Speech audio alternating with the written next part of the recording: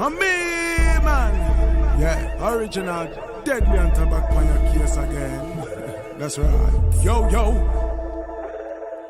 If it's war, then we ready, whatever necessary. Somebody bound for bury, make we sing them like a ferry. No time for dilly-dally, in the dark in my valley. Hunt them through the valley, burn them out just like me Cali. Them don't know the half, get the youth, who them pressuring. Them a make we laugh, them don't know that we are go win. Them a kill we are, but we still living. Them a kill we are, no we not giving. Them don't know the half, get the youth, who them pressuring. Them a make we laugh, them don't know that we are go win. Them a kill we are. But we still living, them what kill we are. No, we not giving. We see them a fire them guns, them into the streets, it's a murder. I want it for you, they go kill and left them dead on the corner. Still how they get to use for less than bread and water. So many youth them left for dead and torture. Take we for criminal, them a plan for a funeral. Effect where we chemical, get we food with no mineral. Them treat we like animals, so the youth them turn radical. I want it for things them try, but still we rise, it's a miracle. It's spiritual warfare, my sister them don't care. The system you don't fear, so tell them we don't scare. It's very clear, make them know, say them judgment very near. If it's war, then we ready, whatever necessary. Somebody bound for bury, make we sing them like a ferry. No time for dilly-dally, in the dark in my valley. Hunt them through the valley, burn them out just like me Cali.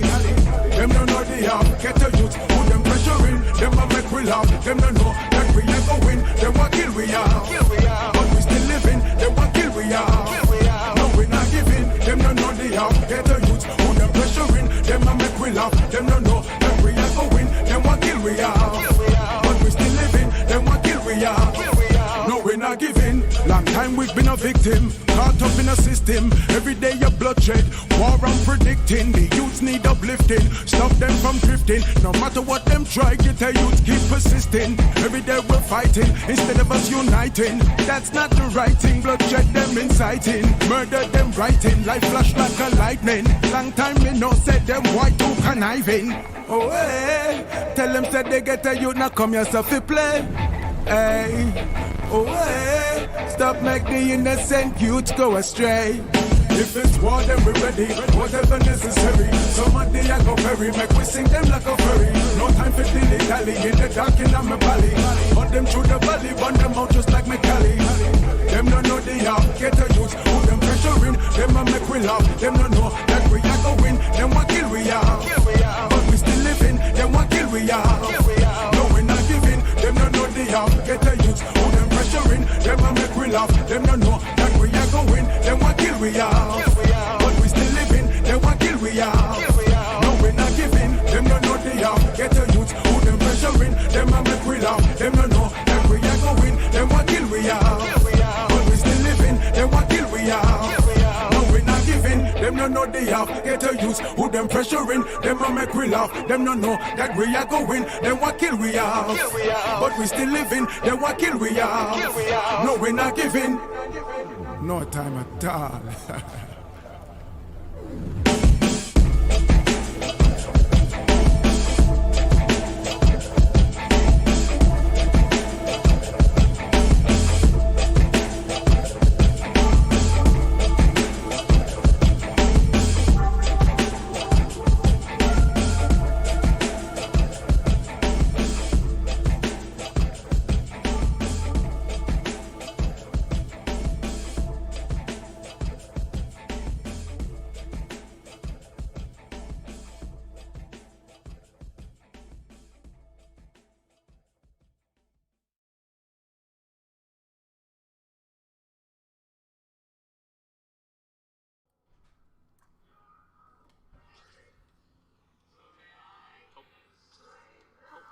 Yeah, I'm watching a streamer right now. He's pretty good. We'll have to go back down and use the funny little drone guy. He's pretty good. That's just wrong.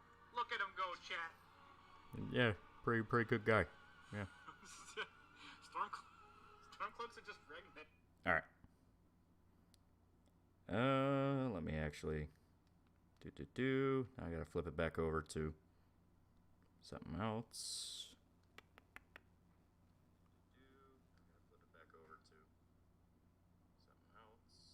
Okay, there we go. Alrighty.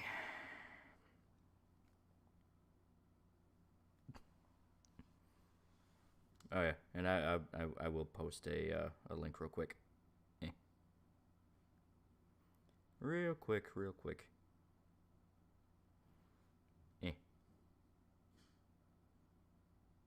Damn it, come on. There we go.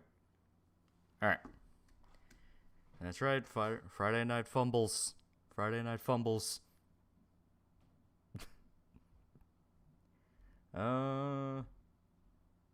just pulled a Linkara. I know.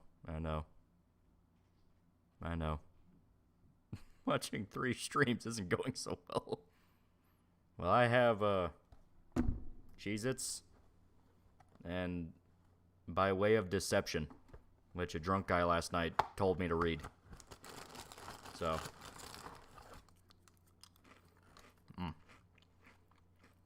They are good Cheez-Its. New Twitter, it is in the description.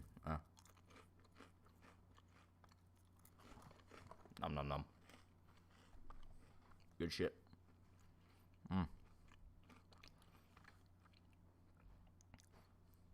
You got your Twitter back? No. No, I had to make a new one because, you know, dudes that will piss, scream, and moan about anime characters on Twitter don't like it when you make fun of them. So, alright. It is what it is. It is what it is. I put you and Shorter together. It'd be like regular stream. Yeah, there you go. He brought me into Berserk entirely. Didn't know something that existed for the video. Love it so much. Yeah, good shit. Playing through Eliza P right now. Feels like devs looked at Sony and said no Bloodborne 2. And fine, I'll do it myself, but in the best way. That's what I keep hearing. I hear it's genuinely pretty good. Stormcloak or Imperial? Neither. You think I want to get involved in that shit? No. I'll fight dragons and vampires. What's the new Twitter handle? Este, it's in the description.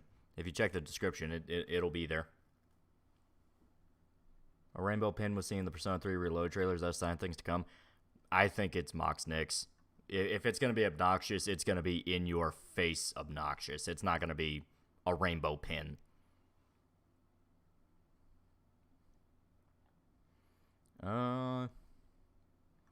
Funny monkey gif. Yeah.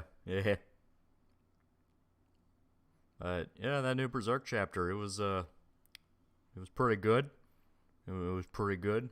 I liked it a lot. It's pretty great. Holy shit. Fucking 8 years since we've seen Record. Like, literally, it's been 8 years since the last time the Bakiraka and Record have shown up. So, pretty big fucking deal. And on top of that, the way they show up is like whoa. It's to the point that I'm genuinely convinced that I'll talk about it more later, but essentially, I think they intentionally tracked down Guts and the others.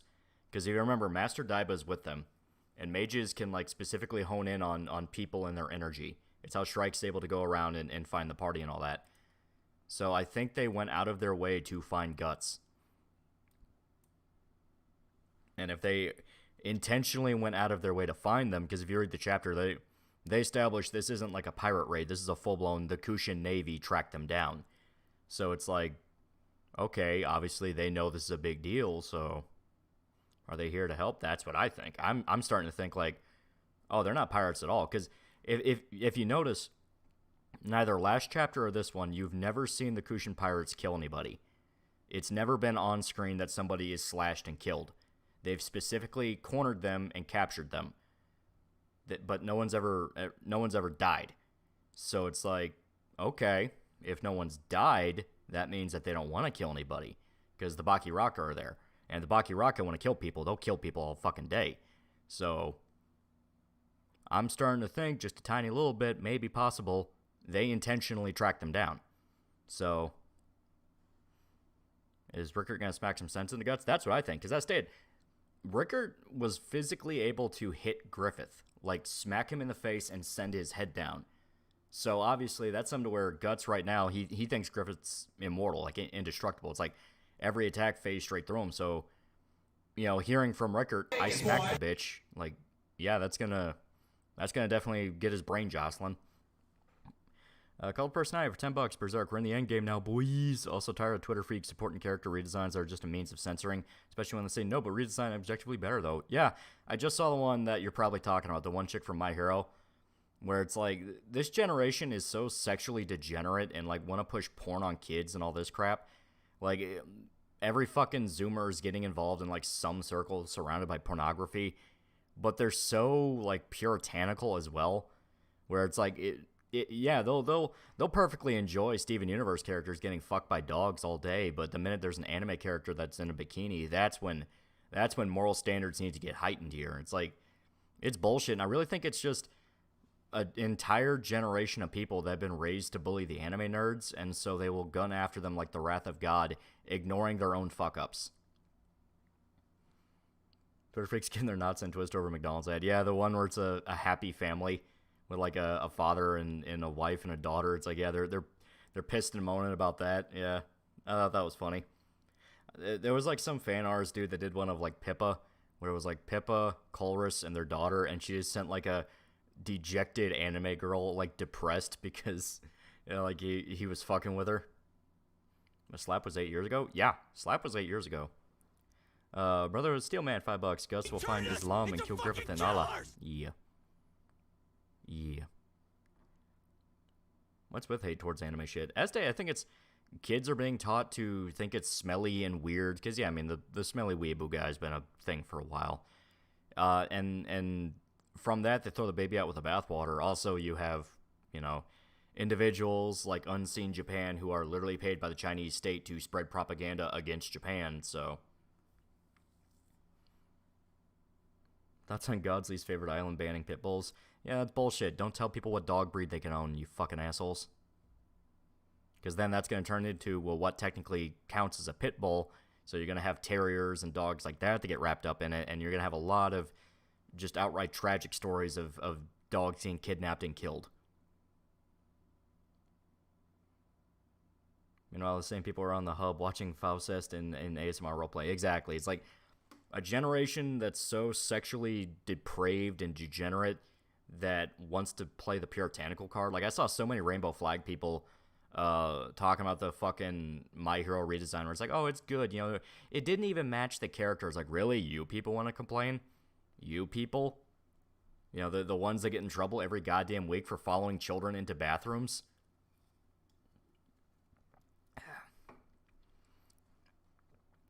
Also, anime is something they can't control that directly compared to other mediums, so they're pissy about that fact. Well, like I said, I think a lot of it is, you know, Zoomers treat it as a weird foreign thing. It's like, oh, that's so weird. And I do think there is an element of not quite PTSD, but, you know, everyone and their mother is terrified of being accused of being a pedophile, so anything that even somewhat broaches anywhere close to that topic has people on red alert. You know, it's like obviously the loli character stereotype, the fact a lot of anime takes place in high school. They go on to like, no, that's not good, and they take it too far. And yeah, state, I think China also stokes a lot of it. Because 2 million CCP affiliated agents across the Western world, and what does China hate more than God itself? Japan. So, not to say China is the reason people don't like anime, but I definitely think there is some incentive towards spreading propaganda about it and kind of convincing people it's a hellhole. Because you see it all the time with like IRL streamers going like, oh man, Japan has like, they have like train cars where it's only women allowed because there's so many women getting groped. And you actually look into it and it's like, no, they just don't want the risk of women being groped. So they already put in place like, you know, train cars exclusively for women. And the fact they're even willing to tackle the issue at all is a lot better than what we do, where we basically say, suck it up. That was once upon a time in the West, accompanied by drunken rambling from your relative. Oh boy, that was an experience. Yeah, I was supposed to do this yesterday, but ended up talking with somebody who is a little bit past the legal limit, I guess you could say, and that turned into a rabbit hole of story after story, and oh boy. Japan's also catching on to the fact a lot of Western people that attack them online is supposed to come from California. Yeah, a lot of them from California. A lot of Japanese people themselves notice that the actual no-joke Western imperialism mindset of, no, our culture is the good one. Our culture is the one you need to follow. and they're calling it out as bullshit. Where it's like, well, fuck you, dude. On top of that, you also have shit like dudes like that Johnny Somali guy who just makes a fucking jackass of himself on the Tokyo street. So it's like, really, we're supposed to listen to you motherfuckers when you do this shit? You clearly don't respect us. Like, you don't respect us, and you see us as like inferior. So fuck you. The problem is in regards to like corporate level, like big corpo guys like Sega and PlayStation and all that. They are hard in on ESG Kool-Aid. It is all about that ESG money. So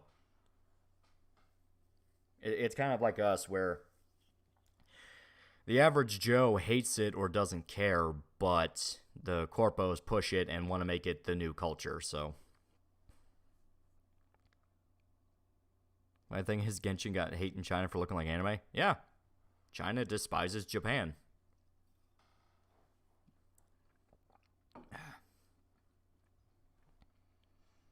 Why do they think the women-only section on trains is only in Japan? My country also has it. Yeah, well, because it's propped up. They're unaware of the concept, and they prop it up and act like it's a special thing for Japan. And out of nowhere, it's like, oh, I can't believe Japan does that. It's like, you had that video from the one fucking activist, chick, who, she went to like a gentleman's club and was taking pictures. I don't know if it was a chick, might have been a dude, but they went to a gentleman's club and they were taking pictures of the bathroom and had like sinks shaped like women's asses and stuff like that. It's like, oh man, this country's so perverted, and trying to act like every fucking bathroom in Japan has that. And people called them out on it, where it's like, you went into a gentleman's club. Yeah, no shit, it's risque. Is Winston still being a demon boy? He's good. He has those times where he is chill, then he has times where he is slobbering all over your leg. He is very good. I gave him a little bit of bacon this morning when I had breakfast. So not get ourselves the suits of these companies, not with the ESG bucks, since it's a nice cushion to rest on their laurels. Oh, exactly. Cult of personality, $5. Think it's that plus the feminism, LGBT stuff that taught anything that appeals to the male gaze needs to be shamed, yet all the weird kink stuff is A-okay. I definitely think that's part of it for some of them. I'm trying to think of the right way to put it. It's, you have the ones that are doing it because they want to be cool. You have the ones that do it because they're true believers. And you have the ones that do it because, oh my fucking god, shut up. Okay, leave me alone. You know? It's kind of a three-pronged dragon, and you do see it. You do see it where it's you do see it where it's the dudes who like unironically believe this shit, and they're the crazy one, they're the psycho, the ones that like are performative, and it's just like, hey guys, current thing, am I right? You know, white guy leftist video essay. Then you have the ones where they'll throw like a half-hearted like, yeah, whatever, just to like get people to leave them alone. How's Ziggy doing? She is very good. Now that all the attention is off of her, she's kind of sad, but we make sure to like still pet her and stuff too. Total safe horny death. Yeah, exactly. It's like that's something to where, once again, that's not really like, I still will harp on my pronouns thing, because that was the worst way of getting about it. Instead of going my fucking pronouns, if you address the fact of like, holy shit, you are all hypocrites. Like, you just wait to be told what is okay to like act like a fucking weeb over. Where like, you know, woke stuff is all great, but yeah, we'll fap off to pure porn from Tears of the Kingdom because, you know, Twitter allows us to. Twitter says that's okay. I mean, it's bullshit. You know, it is all just waiting on permission. It's not about what's actually like principled. It's just, you know, oh, is everyone else doing it? Okay, I'm safe now. You know, that kind of thing. You know, it's following a mob. It's following the current thing and not wanting to get brigaded or booted off of fucking Twitter or some shit. That's all it be. That's all it ever will be. Once Twitch give you a follow there, yeah. Eventually we'll use it. Now that it's getting close to Halloween season, I might use it for like horror movie watch-alongs. That could be fun. Nothing Twitter says is actually okay. No one on Twitter has more than half a brain cell. That's very true. It's like, someone put it best where Twitter is the only website where you'll be brigaded if you talk about like, man, why are my fucking taxes so high? And then in the same, like, right underneath that, you'll find people having like an in-depth, with massive air quotes, discussion on the ethics of pedophilia. So it's like, no, how dare you question why your taxes are so high, or like if any of the COVID shit worked, but Yeah, talking about age of consent and whether or not that's okay. Yeah, that's allowed. It's like it is complete bullshit.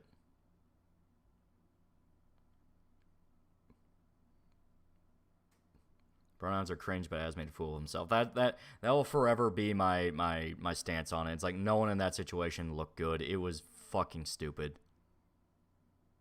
Ackman still seething over heel for his babyface about ranting about modern politics and modern gaming. Looks like he actually cares about pronouns. Well, the thing is, doing the whole like nobody cares thing is like that's not the point. The point is you're still playing the fucking game. If you think it is that bad and it is killing the West and it's ruining your immersion, why play it for 30 hours straight? It's like, just saying.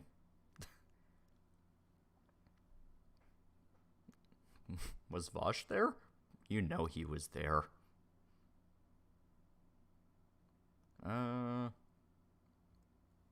To read the super? Which one?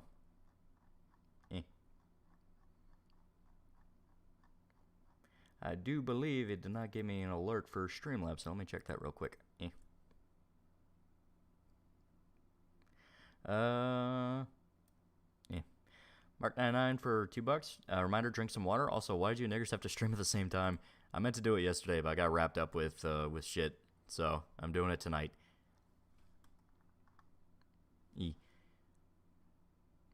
As a pronoun person, I can confirm pronouns are cringe. Well, it's because when you actually like corner these people and get them to really admit it, it's always just childish resentment. You know, like there was a guy earlier today where bringing in the Persona 3 thing with the rainbow button. I don't give a shit about the rainbow button. I think it's fine. It's whatever. Teenagers would have that on their fucking bag. I don't give a shit. But there was a dude in the replies of like one of the dudes pointing that out where it's like, oh god, really, that's there? Like, fuck. And some dude's like, oh yeah, well, everything you like will be turned gay and there's nothing you can do to stop. It's like, there you go. It's little brother syndrome. It's how dare you take the TV away and make me watch as you play Persona 3? How dare this? How dare that? It's just it is absolute bitch made resentment and just contrarianism, pretending like they like this stuff when they know it's shit. They know it's shit and they think it's funny. That and actual unironic fetishization of gay culture. Like, I mean, like I think that's definitely a big part of it, where there is an actual legitimate fetishization of gay culture. Kind of like when they really wanted to push Muslims as like the beaten down minority, and everyone was talking about how cool hijabs were. It's like the same like condescending, like, oh no, but this is actually totally the in thing. It's like, fuck you. Childish resentment or egotism out of control. It's both. Yeah, as made a fool of himself, his full rant was better, but still cringe. Well, it's a thing of its performance. He was playing a character, which at that point, congratulations. All you did was placate an audience and look like an idiot to everyone else. It's like, there's better ways of going about it, And you still gave Bethesda money. Starfield was still a financial success, so nothing was really done. I'd rather talk to Fujoshis. It's kind of all the same beast. Yeah.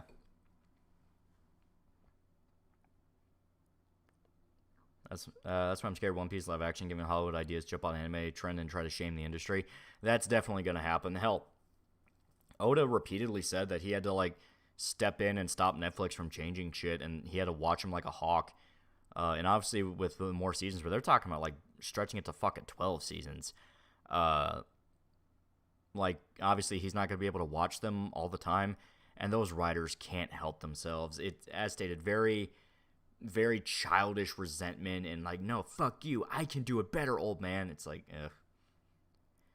Cheaply escape for $2. Shota needs to raw dog you for streaming on his debut. Can't really give as too much shit, but yeah, AAA gaming in the modern era, kind of walking into that one. Well, it's like, no shit.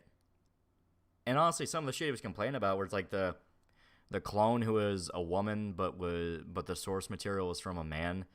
It's like, that's not a trans thing. That's been a sci-fi trope for like 40 years. So it's like, I don't really give a shit about that. And also the fact of like, it was blatantly just a performative rant to placate an audience. So doing the whole like, well, it needs to be called out. It's like, no, you're appealing to your fans. It's not. It is not a call out. It is guys, jangling keys.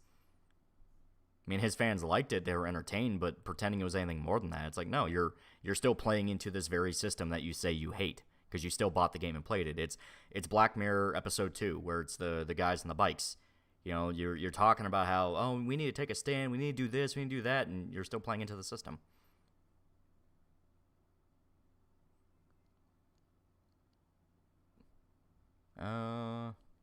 Yeah, Jessica Drew, female Peter Parker clone, yeah. Exactly.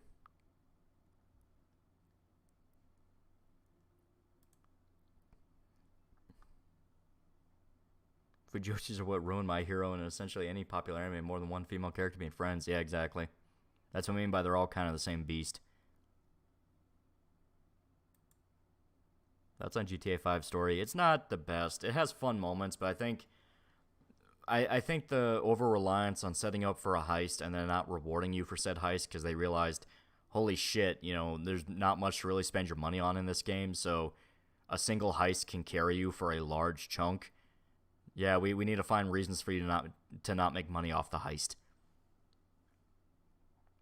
Have you tried the RE4 remake DLC? No. I have not played Separate Ways yet, but I did play Cyberpunk 2077 because the overhaul patch is out. Holy fuck, overhaul patch is really good. It is really good. Yes, it changes up the skill tree. It changes up a lot of the gameplay. It also runs really, really smooth. Like, really smooth. It is nice. And a lot of bugs are fixed. I still ran into some here and there, some wonky physics, basic AAA shit. But the only substantial one, the only one where I noticed it was a problem, was textures would break. Like, it broke once, and that was after I played the game straight for like 7 hours. So the textures broke, and it would like do like weird shit. I saved the game, exited out, closed the game, opened it back up, boom. It worked fine. So they did exactly what we kept saying they would do over and over and over again since the game launched, where it was literally, hey, they're gonna patch the game and there's gonna be a big overhaul probably when the first expansion comes out, and everyone's gonna act like it's this like return to form and it's so fucking good, and it's exactly what happened. Show us channel here. I shall paste a link.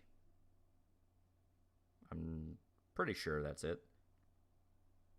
Pretty sure. It was, okay. And he's still going, so if you want to watch Spider-Man.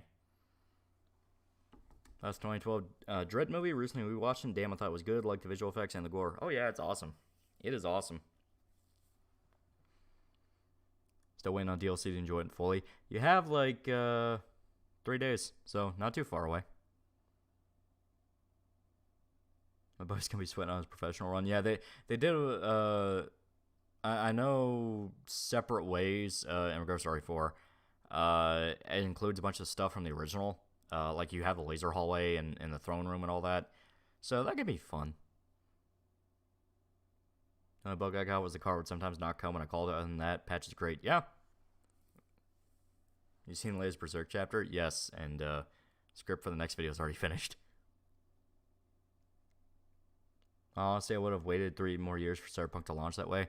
Well, they were kind of caught in a rock and a hard place. They wanted to do 2020 because Cyberpunk 2020. They also had investors breathing down their neck. They also, like, what really gimped the game was they had to make it for previous gen consoles, PS4 and Xbox One, which they just couldn't do. It was just, like, what they wanted to do with Cyberpunk, how it looked, the world and all that, melted the fucking PS4 and Xbox. The only way to get the game even somewhat playable was to get a PS4 Pro. But what they really wanted to do was have it launch on PS5. There was actually a period of time when they were talking about it being a a PS5 launch title, which honestly would have been the better route, but it just didn't end up happening. There was a lot of bad middle management at CDPR. Yeah, they and you could kind of guess it when there were stories coming out about how they were hiring like several fucking 100,000 employees at the company. It's like, okay, this is getting to be the case of too many cooks in the kitchen, and it is what ended up happening. You see the gameplay of Dragon's Dogma 2? I have not yet, but I assume it's probably really fucking cool. No any good Nexus mod replacements. Been looking for a place to replace them for my source Elder Scrolls lore mods and Skyrim. Thanks, Winter Suns. I'm not too sure. There's probably a bunch out there. If it was on PS5, would have given the PS5 the W. It would have at least given new gen actual launch title games.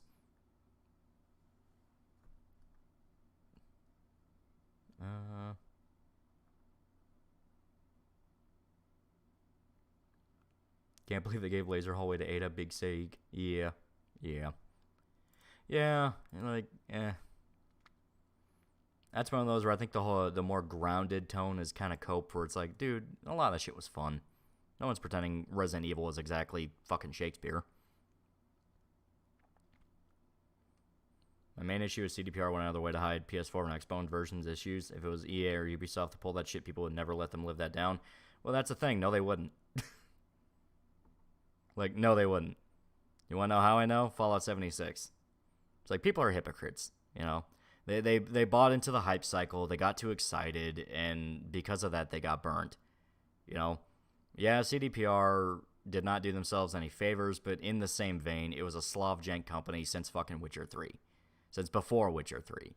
So it was one of those of you had to manage your expectation going in and know it's going to launch in kind of a broken mess, but the foundation will be good, and from there they will fix it.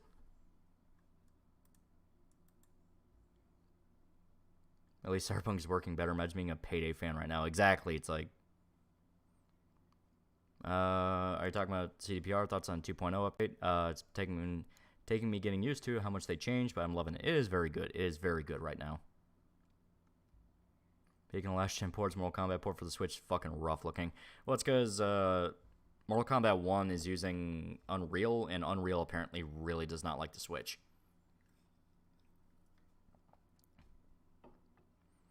Also, CDPR did not get away with it. It took a long fucking time for people to forgive them. Exactly. Like, CDPR was sued by their investors. They lost God knows how much stock money. Bad PR for fucking days. Not even days, a full-on year. They got hacked, and people laughed at him for it. You also had shit like CDPR was literally the laughingstock company for a long time until Edge Runners came out. And when that anime came out, the game was patched enough to where when people wanted to dip into it, it was fixed enough to where people were like, holy shit, this is actually pretty fun now. You can talk about how much you don't want that to be the standard, but the sad truth of the matter is it is the standard. Want to do something fun? Go in the kitchen, Hogwarts Legacy, set the floor on fire, and watch the house elves clean up the scorch marks while you talk about buck breaking. That's pretty good. Group of friends of mine gave me a world of shit for buying Cyberpunk over Cold War. Yeah, you bought the game that's actually being taken care of over a period of years instead of the one that's immediately replaced. What's your take on every manga anime being political? I was talking about Berserk and Vinland Saga with mates, and lefties were making it out to be every anime is political. My retort to that will always be, how convenient that it's always your specific brand of politics where it's political. It's always, every piece of media on Earth just secretly happens to agree with you personally, and they will go back and rewrite history to where authors in like the fucking 1700s were secretly ultra liberal and lefty, and they just had to hide it because society. It's like, it's fucking cope. It's like, fuck off. Since you're watching Bleach, your thoughts on Rukia? I love Rukia. She's a lot of fun. Don't like her as a love interest. She works a lot better as like a best friend or a sister. Which I am happy that that's kind of how the story kind of takes it. They kind of tease that all the girls want Ichigo, but it's fine. He's main character. Remember the backing CP 2077 eSlab sponsors game industry hype. They got an anime announcement for the game launch. Well, yeah, CDPR was trying to make it a big thing, and that's kind of what really burned them because, you know, a bad game is one thing. A bad game everyone sees is another, and it's like, oof, yeah. And once again, it's a thing of like, you know, just delay it, delay it over a longer period of time because they kept doing short delays. And that's really what burned them. Is like, no, instead of it being like 2 months, do like 3 years. Well, not like 3 years, but like a year or two. Where it's like, hey, we have got to fix this. Lefties don't know the difference between in world politics, Bioshock, and hitting you over the head with their views as salty of a brick to the face. Well, that's the thing. It's like the whole get politics out of gaming. That's always been the wrong thesis. That has always been the wrong thesis. It's not. It is not it is not get politics out of gaming. It's get your fucking Twitter feed out of gaming. You are not special. You are not clever because you called rednecks, Nazis. It's like, no, get your fucking Twitter feed out. We say the same thing about No Man's Sky. No Man's Sky was a very similar story.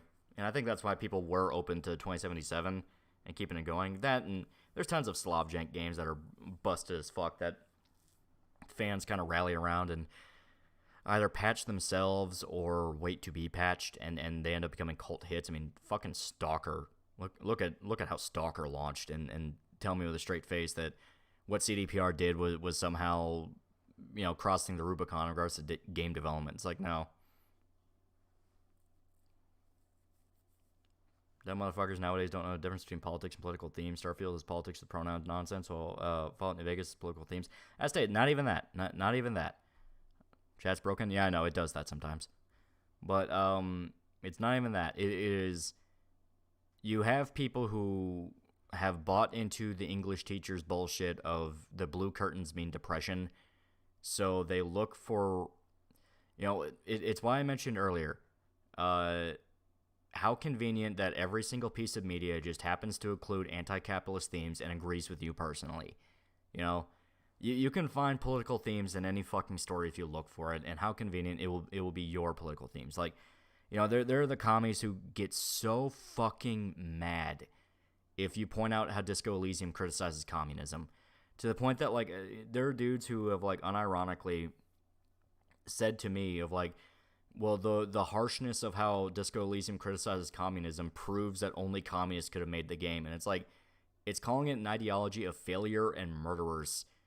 What the fuck are you talking about? And it's that cope of like, no, but it agrees with me. It agrees with me. That kind of thing.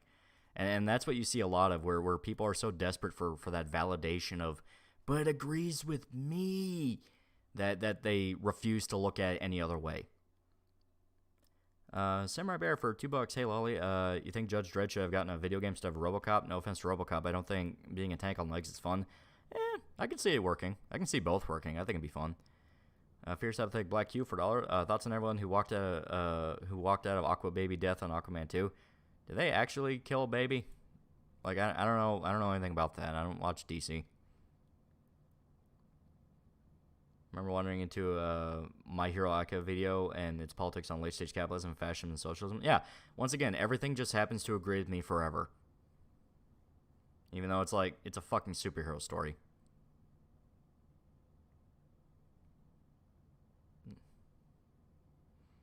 A lot of Bleach side characters are the rule of cool or gag characters. Yeah, which, makes sense. Doesn't the only real comic call you a fag if you identify as one? Yeah, he says you're not communist enough. Which, once again, is kind of the running theme with the commies. They're either in these endless puritanical tests of, well, you're not loyal enough, or they're just blatantly corrupt shitbags.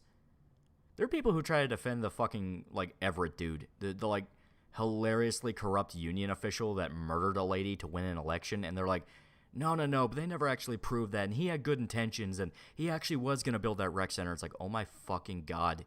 You are exactly the idiot he could manipulate.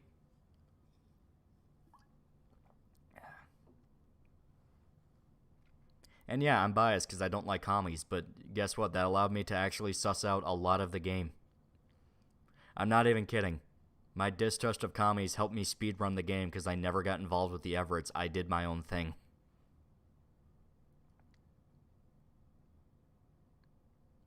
Tankies are retarded. We never actually had a communist government. Not saying it would work, just saying you'd actually need to move past state capital oligarchy and actually redistribute power, which isn't happening because that's not how it works. Like there always need to be a ministry to distribute the resources, and who runs the ministry? Which, guess what? You just made a new government. How far are you into Bleach rewatch? Still on Soul Society, and I'm at the point where everyone is just running down streets. Like, Ichigo's being chased by a bunch of guys, and he's just running down streets, and he's been doing that for 2 episodes.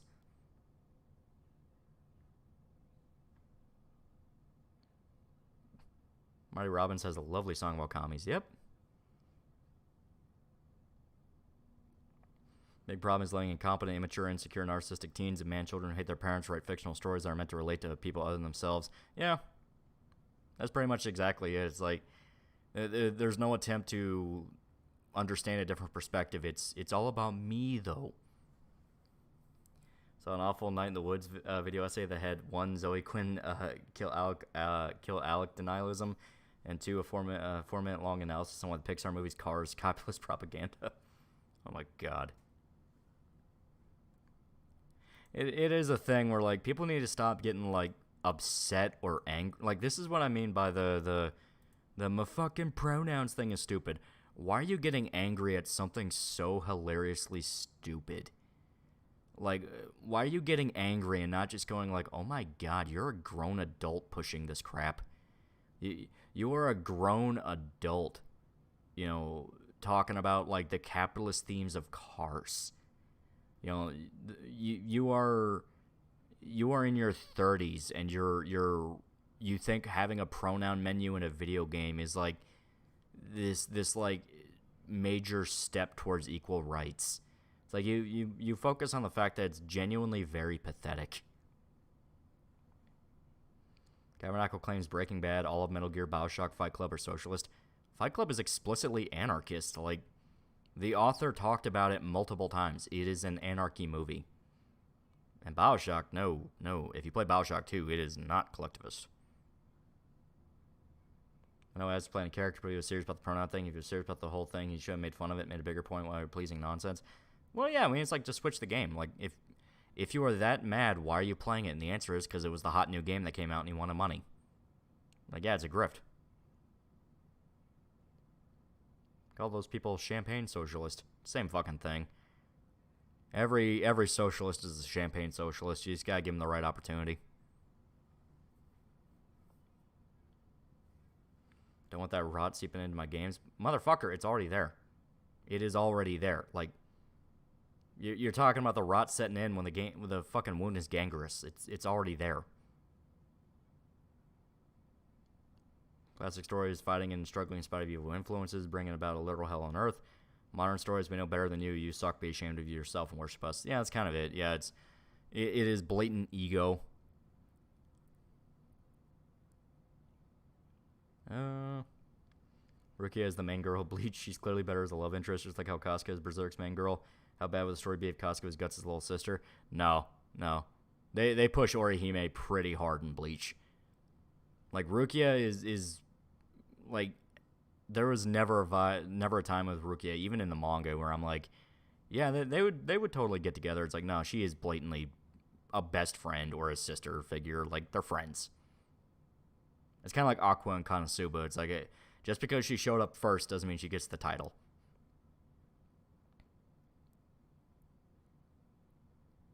And Colton BioShock 2 is collectivist, however, but you know what I mean. Like, it talked about collectivism, but it wasn't nice about it. Does a new Berserk chapter come out? Is that next week? It came out, and it's really good. What do you propose we actually do about it? Starting to sound a little defeatist here. Every fucking time. Like, what the fuck? I literally give you the solution. I give you the solution. Play something else. Stop feeding into the system. You know, you get so mad about it, and you're like, well, I don't want this setting in, and you're still funding it. You're giving it money. Learn how to pirate or play something else. It's not defeat. It's just going, well, I'm not gonna play that game. It's like, it's really that simple. Like, it is the exact opposite of defeatism. The fact that you think you have to struggle with the game in spite of it having things you hate in it, like, that's defeatism, because that's literally shoving the dildo up your ass and thinking you can tough it out. It's like, no, just don't fucking play into it. You know what the most damage you can do to a company? Not give it money. Because when checks start bouncing, shit changes, but no one can fucking help themselves. Seg162, $5. Yesterday, I realized Sekai Kai is Souls-like, but for anime, except Souls in this case is Neon Genesis Evangelion.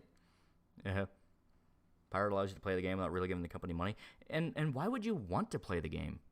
Like, if it has all this shit and you hate in it, why are you playing it? Like, play something you know you like or are more interested in. I'm playing a game I know has shit I don't like, and I'm mad. Exactly.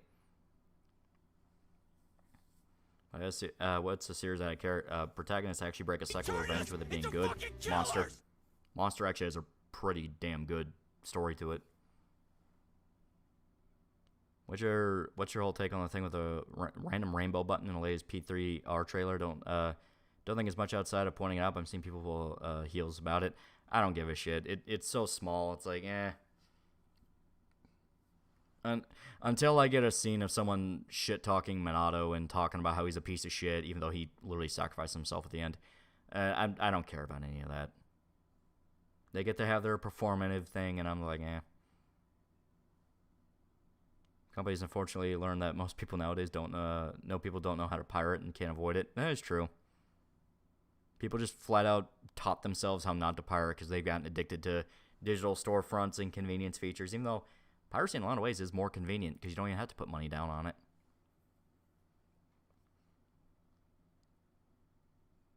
Man stabs his hand, angry hand got stabbed, confused when told not to stab his hand. Humans are confusing. Yeah, exactly. It's like, I talk about this and it's like, oh, you sound pretty black-pilled there. It's like, how is that black-pilled? I'm literally telling you the solution.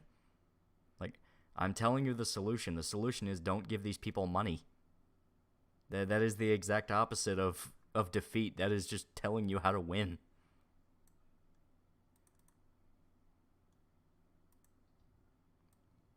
Yeah. Bro, the Steel Man, $5. Random question: does Super Chat convert to USD? Like, if I make a red Super Chat, pesos, that'd be 100 USD. Asking for a friend to troll DSP. It is the value of that currency, but when you convert it to USD, it'll be different. Yeah. I'm still scared of pirate downloads.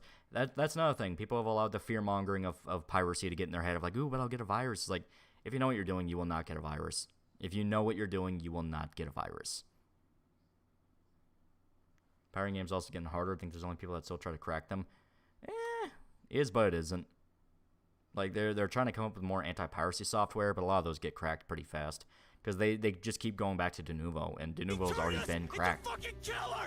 Because they keep going, oh, well, Denuvo's the hardest one, even though it's like there's cracks for that come out like a day after the game comes out. Just certain titles, exactly.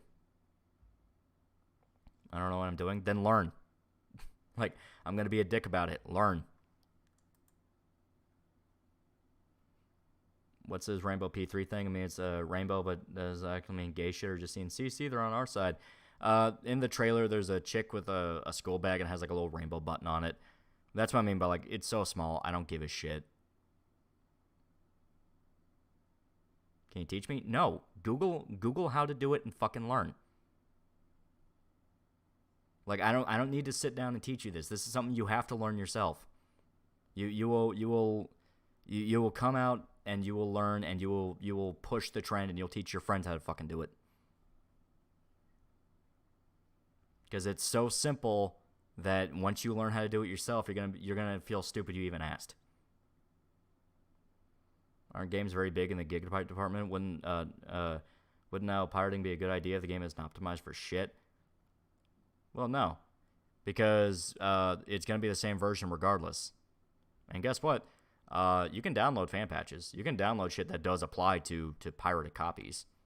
So it's just that, stuff like Steam doesn't automatically. If you don't have VPN, watch out for seeds. That can happen, yeah. But yeah, it's just peer-to-peer. It's like, Yeah, if you see an exe asking you to install something, delete that. Exactly.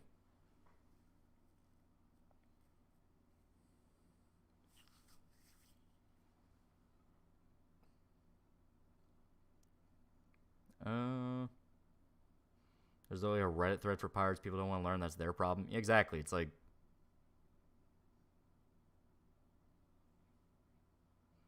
See that P4G mod that removes the problematic scenes? Yeah, it's like... I bring back the statement of, oh my god, this generation is like... They're willing to jerk off to a woman getting fucked by a horse, but like... They can't handle Persona 4. Which is really just... Says a lot. Says a lot about society. Here's the reason why Bob Odenkirk had an attack on set.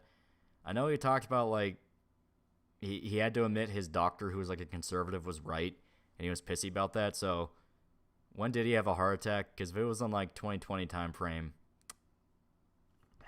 I know what I'm blaming.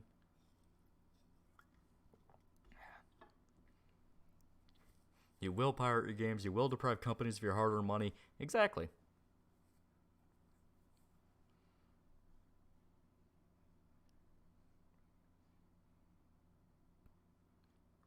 I don't know about you, but the trash taste people of Mother's Basement and their fans are really starting to seem like they actually don't care about the preservation and enjoyment of manga, because they don't. It's a grift for them. It's money. They push themselves as the anime people, and they could give a shit less about the actual industry.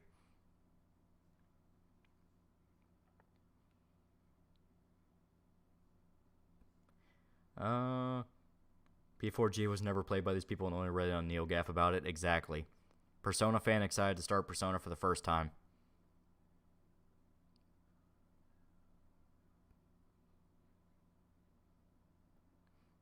Speaking of spurring out over nothing, do you see the tweet for some dumb fucking shit on Marissa from Street Fighter 6 using 2 random mobile games from Korea and China? It's getting really annoying. I don't know. I don't know anything about that.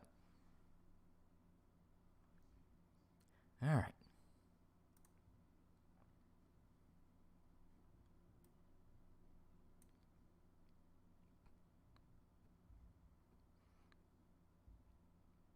Since Right Stuff is shutting down soonish, you know, a good place to buy manga. From what I understand, they're not really shutting down.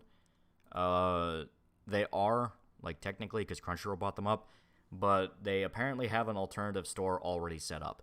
So, I don't know the name of it, but that's what I'm hearing. It's like, it's not completely dead.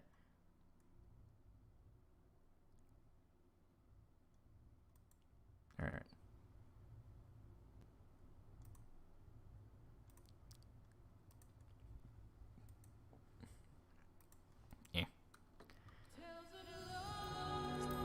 Now we get back into the video game. People are claiming Marissa was made because of ESG. Which one was Marissa? Like, I don't remember who Marissa is. Was that the black chick? The black chick that Shota didn't like? Because if so, yeah, probably. Because she's another black girl who is like a super genius and checks like every fucking modern stereotype.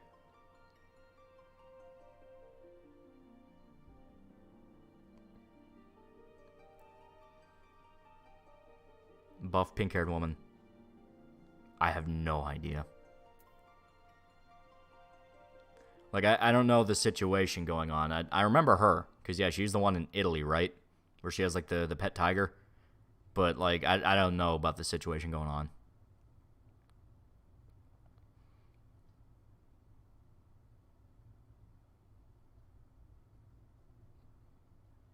Did you see the second trailer for Flowers of the Killer Moon? I think it looks really good.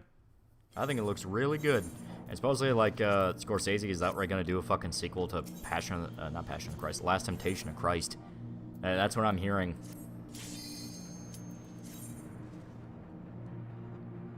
Tiger was a pet lion. You get the idea. It was a big cat. Big cat that eats people. But she had one as a pet.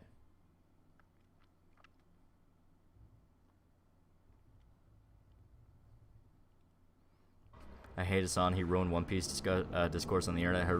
I heard one mentally deficient individual unironically say the One Piece and Oda are pro ACAB. Yeah, it's once again how convenient. This thing happens to agree with all of my politics forever, even though you know, Oda would probably fucking smack Son like a goddamn redhead stepchild.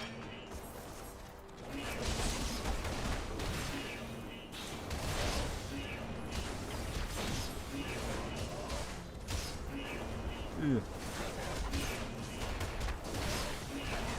Wow. We do a Cyberpunk stream? We did a long ass time ago, but considering the new update came out, I would like to show people how much has changed. Because I've been enjoying it a lot. I've been playing the shit out of it. I just got done with all the gigs in Watson, so now I'm finally getting ready for the heist.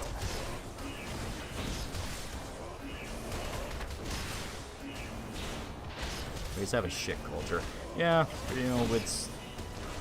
I'm trying to find the right term for it, but it's people who have grown up substantially more spoiled than any other generation before it, and now it's, you know, not even to say that like, oh, pull yourselves up by the bootstraps thing is the way to fix everything. It's like, no, I think it's we're seeing the consequence to each generation becoming less and less competent at their jobs, where everyone is just kind of stumbling through day by day, and they're not really taught to improve.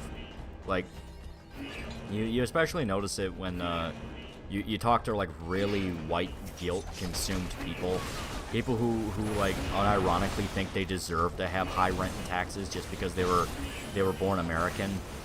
You see this a lot where there's like an actual pathological fear of upward mobility, and like, well, you don't want to be one of those rich stuck-up assholes, do you? It's like, you know what, motherfucker, maybe I do. Maybe I want to be the guy turning down the rec center to put in a shopping mall. You know why? Because I fucking earned it. Maybe I want to have Kanye West power play as like a backbeat to everything I do for the rest of my life. You know? Maybe I want to jump off a penthouse into a hot tub just to say I fucking did it.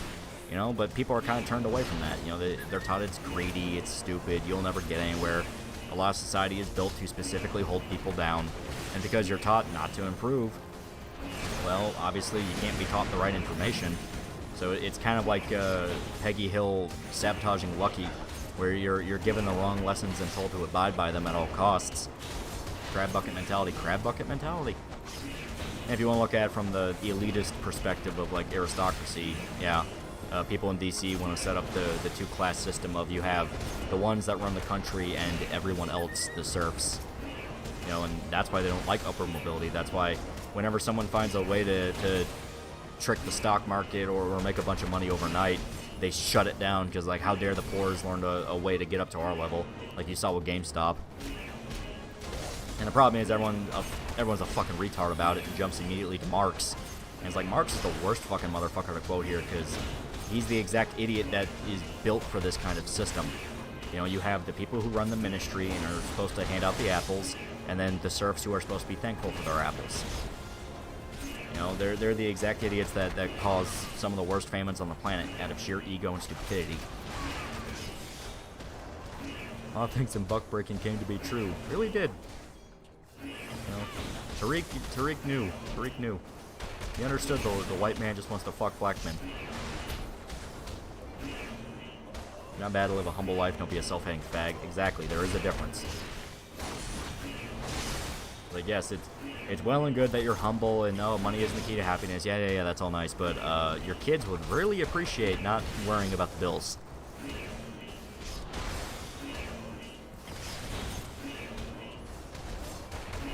Mark's the exact kind of idiot a lot of people follow him today are. Exactly. It's, you know, he wanted to, you know, when you actually look at Das Kapital, he pitched the idea of you would have people that would work for society because they genuinely wanted to work and it would all be happy and satisfaction, and everyone else could live off their back. AKA an entire class of lazy people living off the people that had to clean the fucking toilets. It's serfdom. Which is what makes the whole, like, common romanticization, like, when I watched Oppenheimer and you had the scene where he went to the Communist Party rally and he was kind of shit-talking Marx to everyone, it was one of the most unintentionally funny things ever, where it was trying to show, like, oh, well, you know, Oppenheimer, he's smart, but he doesn't really understand people, he doesn't understand the message, all that, and meanwhile, he's just pointing out the fact that, like, nothing in communism makes any fucking sense, where it's like, oh, yeah, you're not allowed to have property, and the chick's like, oh, you're looking at the words too much, you know, it's about the idea. It's like, yeah, the words say the fucking idea, you're not supposed to have property? Like, what, are you fucking stupid?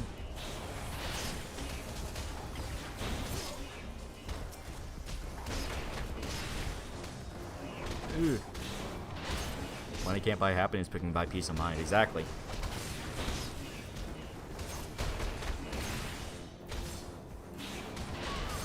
Is having a child even worth it in this economy? I'm the last of my blood and just damn, do I really want to have a kid in the real world? Yeah. You say that now, but when you're 40, it's going to hit you like a fucking truck where it's like, yeah, I really should have. It's actual human instinct to spread your genes. You know, Hiroshima was hit by a fucking nuke. Dudes were still fucking their wives.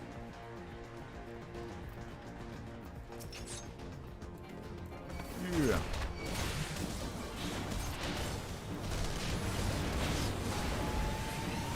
Kid doesn't want to talk to the new trans kid, Mo Lester. Exactly. Oh, seeing Oppenheimer's meant to make commies look bad. It's a modern-day Hollywood movie talking about the Cold War. It was not trying to make commies look bad. Like, that is a thing I'll admit with Oppenheimer. It simps for commie shit. But the thing is, because communism is so fucking stupid, a lot of those scenes are unintentionally really funny. Especially when you do think about the larger context of the Cold War, like the fact that, yes, the Soviets did in fact infiltrate Los Alamos and get into the atomic program and kicked off the Cold War, and the whole thing of like, oh, well, you know, the world shouldn't have nukes. It's like, yeah, that's well and good, but the Soviets fucking have one. Like, the genie's out of the bottle. It's about survival now. Like, stuff like that made it genuinely funny. And while it was kind of like Strauss did nothing wrong, even though he was a fucking asshole. Because in a just world, yeah, they would have thrown Oppenheimer to the wolves. Where it's like, motherfucker, you did your fucking job. We'll give you the medal. Get the fuck out of the country. You know, that kind of thing. It's like, it doesn't matter that, oh, he's an American. He's a patriot. It's like, no, he wasn't. No, he wasn't. He was a fucking autist obsessed with his fucking science and all that shit. It's like, no, he had commie ties. He had commie sympathies. He funded the goddamn Spanish Civil War, which kicked off because commies were raping nuns. It's like, no, he very much was compromised and was a danger to national security. It doesn't matter that he built the fucking bomb.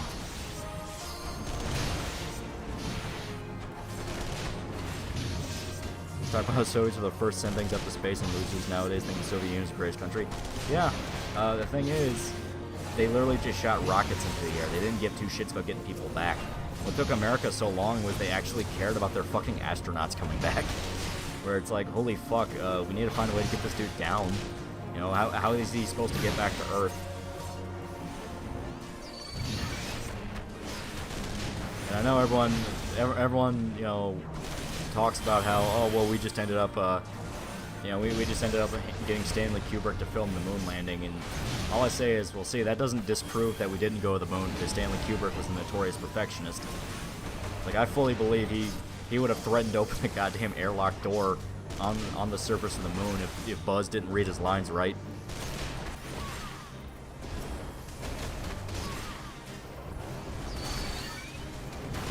Ugh.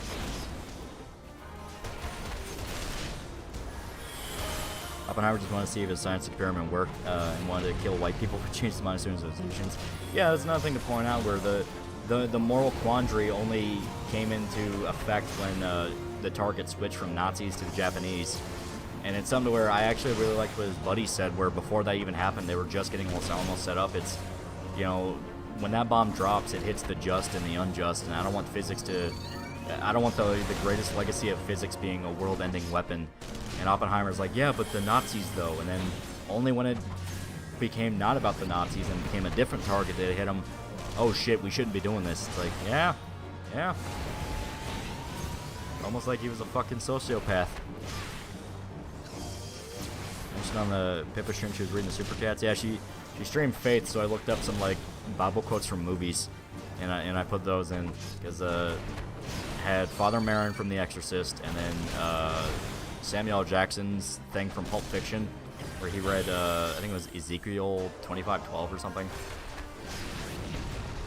Yeah, I thought those were fitting. Thankful military humbled my ass, made me wise up. I'm the only guy taking college seriously. My class of our fellow Zoomers so stupid. Well, because you're not really told to be stupid. Well, you're not really told not to be stupid. Where, you know, everything's a fucking get-rich-quick scheme nowadays, where, you know, kids can become multimillionaires damn near overnight on YouTube if they play their cards right. And on top of that, a lot of the shit that goes on in, you know, public schooling, like, yeah, it's not really useful. So because of that, when you get into college, you're not really told what you want to do. You haven't fostered a skill set that can lean you towards one direction or the other. So when you get into college, you have no idea what the hell you want to do. There's a lot of aspects to society that kind of set people up for failure.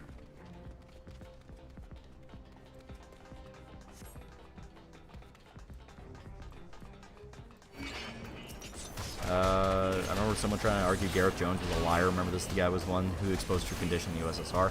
Yeah. You had that. You have like bread tubers try to debunk that Che Guevara was like a dude who ran literal death squads killing homosexuals.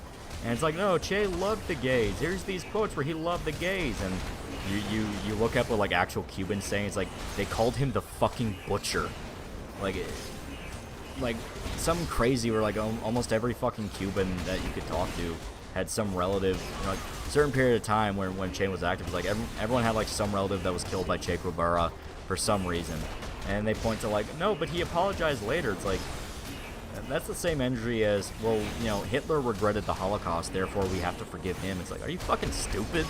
And it's purely out of ideology. It's like, hey, this guy agrees with me, therefore he has to be good.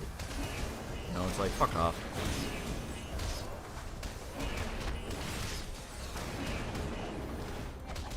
Or we'll make them real men chase and engage the labor camps. Exactly.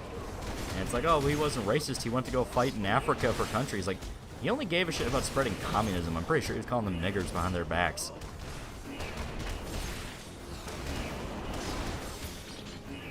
Che also called Mexicans uncultured Indians, hated blacks, and completely screwed over Cuba. That country was thriving until it was invaded. Yeah. Had the chance to become one of the most luxurious first world nations, you know, our side of the hemisphere. And Castro and his little fuck buddy completely screwed it. They got to live in the big mansions. They got to, you know, they got to smoke the fancy cigars and spend all the money. But everyone else, nope. You're not allowed to have casinos. You're not allowed to have hotels. How dare you want that? That's, you know, that's capitalist swine. That's horrible. It's like, yeah, whatever you say. You know, how dare you expect luxuries? You know. Our Keep Square tip for $5. Remember the first mention of the Gulag was one of his prisoners and was a party member before he wrote a book called the Gulag Archipelago. Yeah. As stated, it's almost like communism sets up the perfect system for political scumbags to get in and kill millions of people. He died as he lived, killing people. Che was a rich kid too. Yep. They were always rich kids. Rich kids, and I think Castro was like a gangster or something. I think he was involved with like some organized crime, and that's how he got in contact with the CIA, who wanted to prop him up, but then he fucked them over.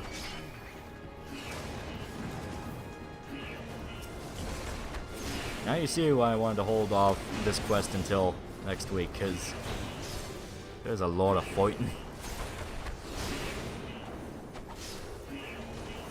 You know, I'm ashamed of the Mexican bartender who saw Che and Fidel planning the revolution, didn't try to kill them. He was Mexican, so he probably was like, fuck it, not my country. What did Castro do? As stated, I think he was involved in organized crime. Like before he became the dictator. I think he was like a gangster or something.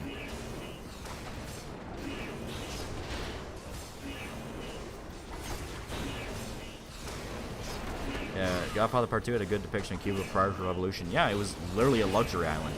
Yeah, you had organized crime trying to build up there, but do you want to know what the American Mafia built? Fucking Las Vegas. So...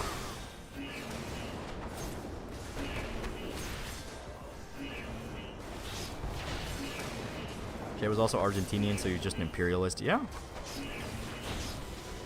One example of why communism is bad, look at the Soviet Union and China's history with the amount of people that died over nothing. Yeah. Once again, people are disposable when it comes time to, you know, to sacrifice, but never the leaders. That's why I love Disco Elysium so much, because it is just like, everyone calls it the commie game, but when you go into it specifically with the fuck commies mentality, it is genuinely one of the most scathing fucking games about communism that you can ever look.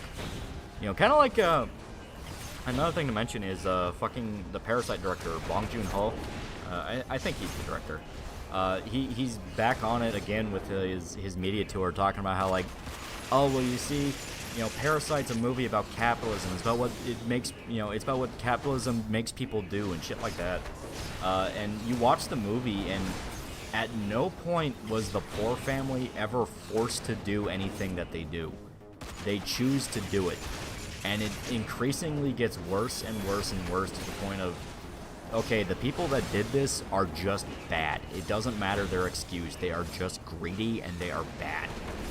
So trying to blame that on society or capitalism is like, no, that's taking personal agency away from legitimately horrible human beings.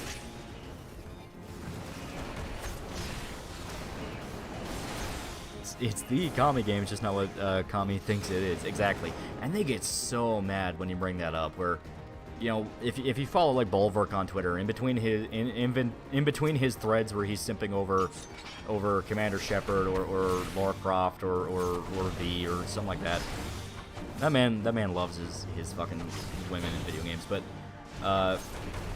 he'll talk about Disco Elysium, and he really likes Disco Elysium. And whenever he makes a point where it's like, hey, yeah, the game's actually a lot harsher to communism than people think. It's actually, like, pretty scathing and really, like, isn't afraid to call it genocidal and horrible. There's all these fucking, like, commie root only fanboys that are like, no, you didn't read the text, you didn't play the game. It's like, yeah, I did. Here's a screenshot. And they're like, how did you miss something that blatant? It's like, it's not like calling communism the ideology of failure. Like, it's blatant. Like, what are you talking about? And that's where you get the whole, well, the only reason they would criticize it that harshly is because it's made by actual communists. It's like, so is Marty Robbins a commie for writing Ain't I Right? Because, you know, it's like, what level of cope are we dealing with here? Because right now it's looking pretty extensive. It's like, I'm starting to think there's just some serious, no, but it's my thing. Which is ironic considering a lot of how these people work. That's what I mean by, like, if you want woke shit to stop, you gotta do, like, the one green text where the one Anon, he had a daughter that wanted to go trans, so to fuck with her, he started going trans and just humiliate her so much by claiming her thing that they stopped wanting to do it. It's like, you gotta have to do that. You kind of have to, like, barge into that and be like, you know, oh no, how could you ever think it was woke? It has this and this and this in it. You know, it's like that kind of thing. Obviously, don't financially support it, but the point is, like, play it up and kind of poke fun at them with that. They want to see the negative and what they believe in. Exactly. They are the people the game is making fun of, and the fact they can't see that is what makes it. It's what's making me love the game more and more as I go through it, or not go through it, but as time goes on and I replay it. We're like, they are the exact person that the sniper is talking about. And the funny part is they think they are the sniper, where it's like, no, but I'm a true believer. You know, we can do this. We can get out of capitalism. It's like, no, you are the LARPer that he is talking about. I'm honest with the fact that I want to shoot the old. I'm honest about the fact I want to shoot the old fuck in the head. But it is so hilarious seeing them not get it. Where it's like, yes, the main writer was a commie. Him and his girlfriend were the commies. The game was written by a hell of a lot more people, and I fully believe they've snuck in some very harsh critiques. Kuno knows them asses are fake. I just mentioned how pathetic the deserter is in a few conversations, and man, they went full copium. Exactly, like the deserter lives all alone on an island after he deserted his fucking friends. So already being too much of a pussy to die for the revolution, like what he kept claiming. On top of that, he did not shoot the guy out of any actual higher cause. It was purely, how dare you cuck me and fuck this girl that, you know, if we met, she totally would like me, you know, for real, you know, I'm in your DMs, babe, shit. Because that's all it was. It was, the mercenary was fucking a chick that the sniper liked, and out of petty vengeance killed him to punish her. And that is what sparks off the entire plot. And they try to be like, oh no, but it was tied to this whole other thing, and it was actually a corporate plot. It's like, no, they didn't hire the sniper. It's like, no, the sniper chose to do it. Yeah, he was a chud. Exactly, he was a chud.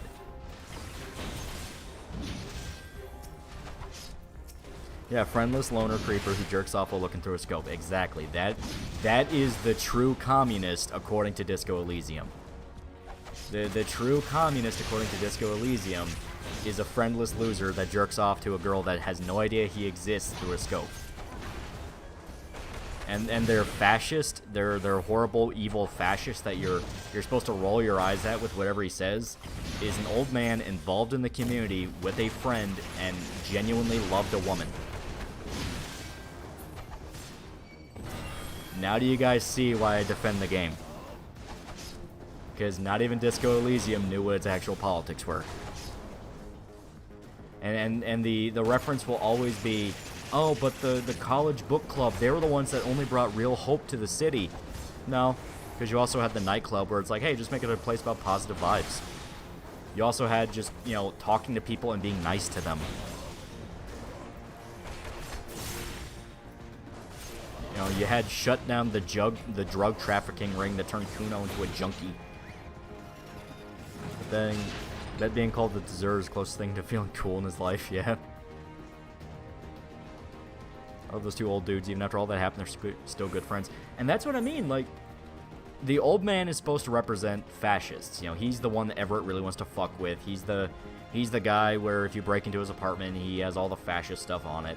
He's supposed to represent that straw man, but he is a nice old man with a best friend who actually has a pretty compelling story. Like, everything about it, I'm just kind of like, I don't really think the game understood what straw man was. Shame that the commie dev had to come and poison all talk of Disco Elysium thanks to a Marcus dick sucking when he was talking on interviews. Also back to VAs from Commie Podcast. Yeah, and once again, that's what makes a lot of the stories that came out afterwards where people clarified, no, he didn't write anywhere near the amount of the game that he says he did. All the more funny. Because it's like, you are an asshole that stole credit for work you didn't fucking do, and now you want to turn the game into your fucking political spiel. Renee is a cum dungeon prick to his best friend's soulmate, romance rival, but loved his country and friends. Man was a war hero. That's the thing. Like, yeah, he was a dick to his best friend, but it was never out of a degree where I'm like, yeah, he's an old man talking with his buddy, and they both like the same girl, so of course this is gonna be their fucking dynamic. They're bickering old men.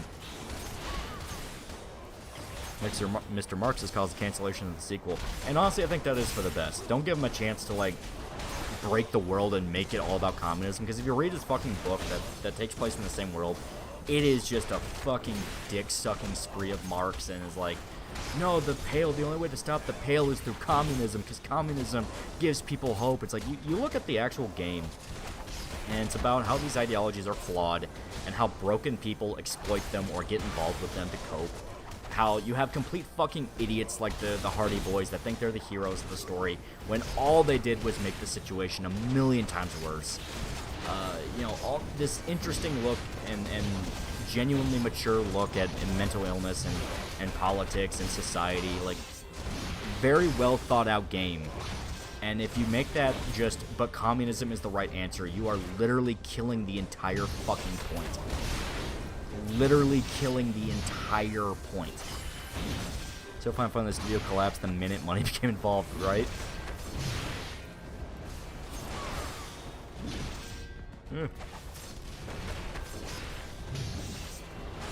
Yeah. Jesus Christ, what a fag. Exactly, like, there isn't, like, unironically, there is a line in the book that all the commie fans love to spout, where it's the only way to stop the pale is through communism. It is word for word that. Word for word that. And it's something where it's so fucking childish. When you look at it is a book that Commie Harry would have written, and that should tell you immediately why you don't take it seriously. Yeah. Well, intern was entirely justified to stop the revolution that ruined Revachol. Exactly. They were completely justified. They once again, that's a thing where if you base it off of just the commie route, of course all the capitalists look menacing, and they're like, ooh, but they're planning something. But if you actually just talk to them, they're very open.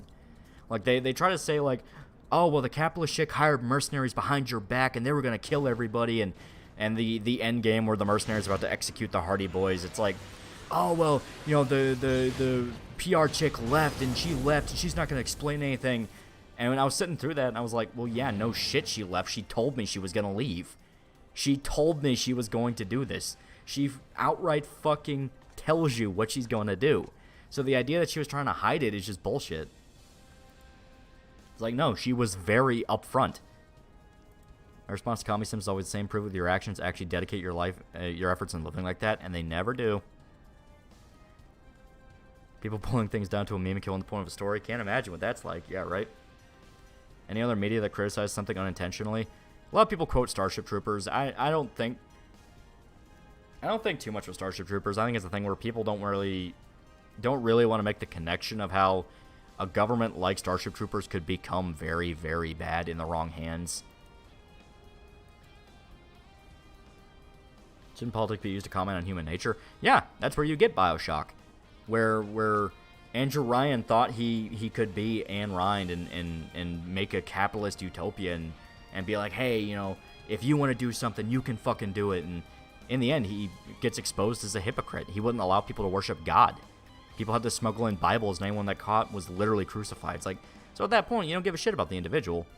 It's like, you're not living by your fucking word. I blame Pat and Bully for people not getting into disco. No, it was purely the lead writer quoting Marx and thanking Marx was what got a lot of people to not try out disco. Even though, as stated, if you play it, genuinely fantastic game. You know, it's a thing where the game will try to shame you for being a centrist, where it's like, oh, well, you know, how dare you not get involved with any of the politics? And the worst criticism it has is, well, that's boring. It's like, I don't give a shit about, you know, I don't give a shit if you consider that boring, motherfucker. You know, it's like, you know, I'm not, in the logic of the game, I'm not there to talk about politics, you know? I'm there to do my fucking job. I'm a cop.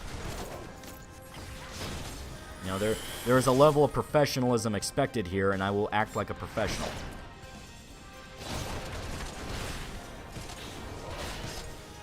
Ryan did that in Bioshock? Yeah. Starship Troopers was very blatant, pushing the book. Servers blatantly includes regular indoctrination to strengthen your mind. That's what I mean. That's where a lot of people are like, oh, well, you know, Verhoeven didn't understand it. It's like, no, you watched a video from a guy who said he understood it, and even then he missed a lot of the very blatant, hey, this is not the best world to live in. Oh,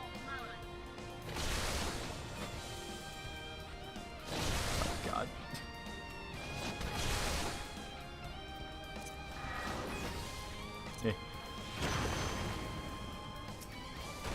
There we go. Early ever stream while we talked about Disco Elysium, some guy. I'm not playing a comic gobbledygook. Yeah. Eventually that dude will. Eventually, whoever said hypothetical dude will come back and be like, yeah, I tried the game out. You're right. Holy fuck, it's good. It's like, yeah, it is very good. Potion, you don't really need it. All you have to do is avoid the AoE. You have healers, you know, so they will watch you. My bro over Persona, I call him a Twitter Persona fan anyway. He wants to know if you played Persona 1. Not in a long ass time. Shoto's the one that went through the entire fucking series regularly. I played one, but I think I played it like once. Because it was just kind of like, well, why am I not just playing SMT?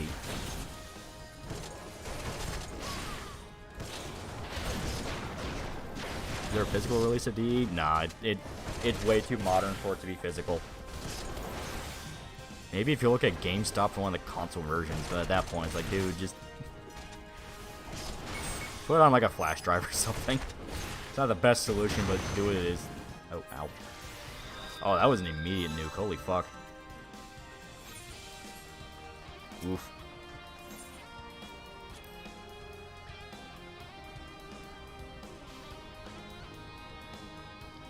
I don't get why people say Bioshock 2 is a derivative sequel. Is very fun and critique about communism. Honestly, it feels more true than how Bioshock 1 critique capitalism. Yeah, a lot of what it talks about in regards to like collectivism and the greater good is genuinely fascinating, especially with the character you play. You know, since you're the big dumb big daddy, they think that you can't comprehend what's going on, and then you surprise them with your actions, and they go like, "Huh, maybe you're right. Maybe Sophia's lying to me," and just that little seed of doubt can sprout into a full-blown fucking chain reaction.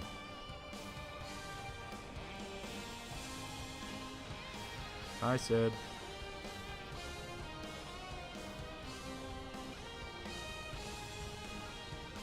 Ew. Finally reached that point in life waiting for the license for ditching my streaming boss. Yeah. You do what you gotta do. Eh.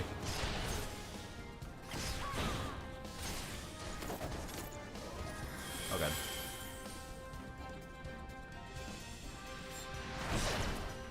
Eh.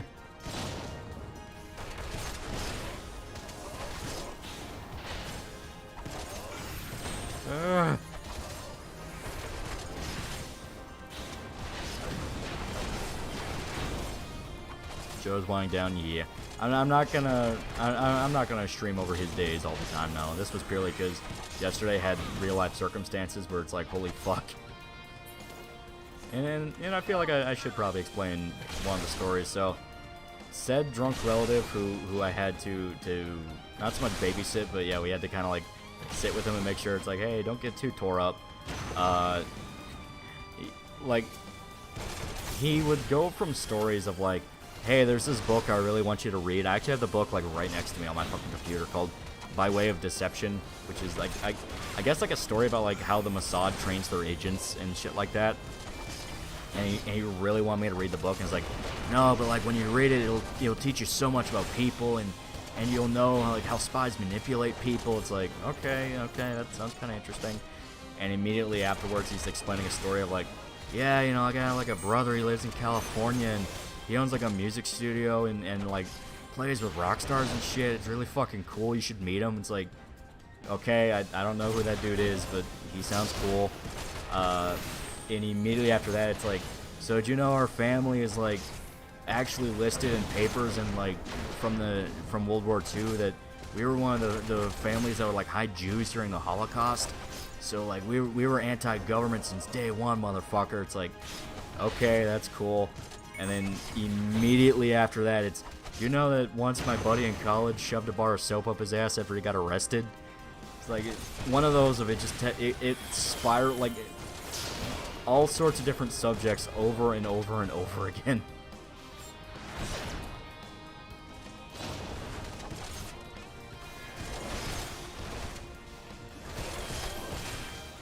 Your chat was on shoulder screen. Yeah. Yeah. Too lost in the sauce. I'm not the one who did it. It was the drunk relative from last night. It literally was like telling a story about how like him and like two buddies were getting drunk one night, and they were drinking with what was basically the preacher's kid, like literally a preacher's kid, but they were friends, and it was the first time the guy ever really went drinking. So while they were partying, the preacher's kid got so fucked up that they outright threw him out. Like basically like, get this dude out of here. He's being a fucking asshole. Like, you know, he had his fun, now go home. That kind of thing. In the process, said drunk as fuck preacher's kid did not want to leave, and they had to like force him into the car. Well, during the scuffle, he, I guess, started feeling sick, so he puked in my relative's car. Like got fucking so hammered he like puked in the car. So my relative pulled over, and the dude was scared shitless that he was about to beat his ass because it was a brand new car that he just bought, and this fucking drunk ass preacher's kid just puked in it. Well, during the situation where they're going to clean it up, said drunk preacher's kid panics and runs shirtless with no shoes out into the night when it was like midwinter in the middle of fucking Indiana. So this drunk as fuck dude thinks he's about to get his ass beat and just charges out of the fucking car. And the thing is, this was during the 70s, so they had no way of contacting him. And it's like, dude, what the fuck? So he just kind of was like, all right, fuck it, you know, he'll be fine. We stopped off at a gas station. You know, he's not too far away from like a building or something. He'll be fine. And so he goes take his buddy home. Well, while he was trying to get his buddy home, the buddy, I guess, got like angry at him or something, and because he wanted to go back to the dorm yet. So the relative had to, like, knock him the fuck out.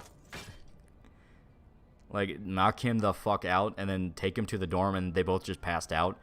And he woke up to, like, a phone call the next day where it's like, hey, yeah, your buddy's in jail. You gotta, like, you know, you gotta get him out. So he drove over to the jail, and then he finds out, the preacher's kid says, okay, you know, because now he's sobered up. He was found after he passed out in some dude's front lawn. And all he says is, I don't know how it happened. I don't want to know how it happened. But there's a bar of soap between my butt cheeks. And that's all they said, and then they just left. And they went home. That was a story I had to sit through.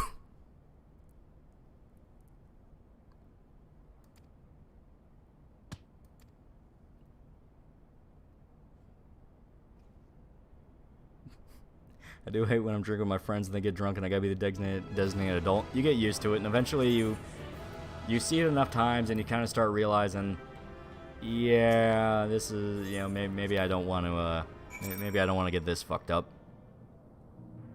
Where do you live for that to happen? This happened with a relative, and this was like mid-70s in the Indiana.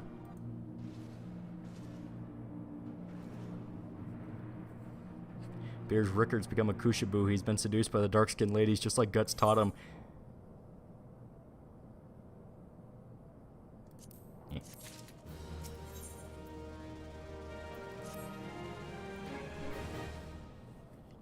Alrighty. Sounds like a Hangover movie. Kinda was. But I heard that and I was like, okay, that is really funny. That is actually really funny. Oh, fuck. Yeah.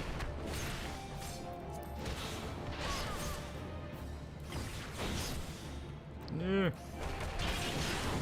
It's implied Kasuga's Kushin, right? They say that she lived on the border, but never exactly where. And she looks Kushin. She looks it. Because you see Kushin children, and some of them look exactly like what Kasuga looked like. So, I think she is.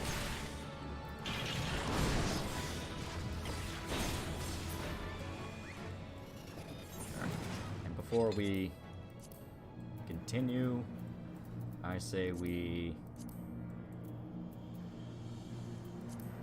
Where was I going again? Should be... Yeah, here. I say we get some repairs. Is Monk a hard class to play? I haven't fucked with any of the, like, raids with other people, so I haven't been forced to learn it. But it seems simple enough. I wonder how Salat reacts to meeting Guts again. Like, that's got me interesting. I am very interested in that. Because he genuinely feared Guts for a bit. Like, Guts legit humbled him when he was still the prince of the Bakiraka. He kind of had that ego about him and was like, oh, this is stupid. Why am I even here? And then Guts humbled the fuck out of him. So seeing Guts so beaten down is probably going to be, like, insulting to him. You know how Vegeta gets, like, kind of pissy with Goku when Goku gets his ass beaten? It's like, Kakarot, how dare you? I feel like it's going to be kind of like that for Salat, but a lot more, like, bitter. Where it's like, really? You whoop my fucking ass and you let this get to you? Are you fucking kidding me?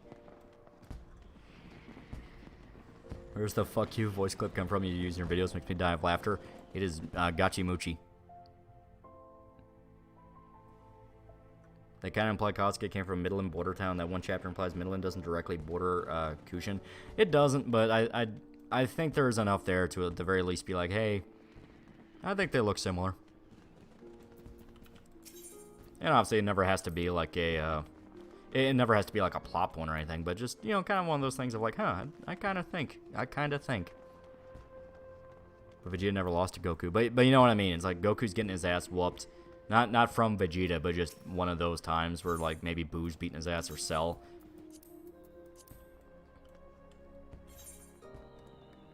Are you Demo Ranch or Kentucky Ballistics? I kind of like both.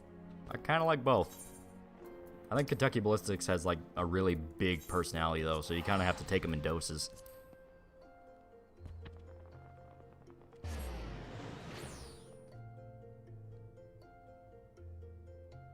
Rip Anarchy. Yeah. Yeah.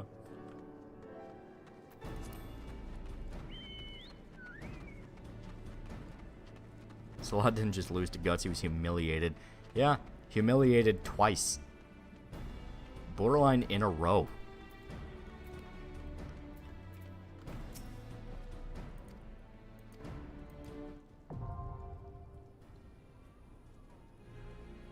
It could be a Turkish case where you have diaspora in a country that doesn't directly bore them. That is possible, yeah. Because, I mean, you know, the Kushan Empire was basically built based off, like, medieval Arabia, India, that kind of thing, so. Did we see that many Kushan women? Some of the Bakiraka were women. At least there was the one. You also, as stated, when you go to Vertinis, the port town, you know, the one with the big ship, they talk about, like, Kushan children that are sold as slaves, and some of them were girls, and they looked kind of similar to Casca.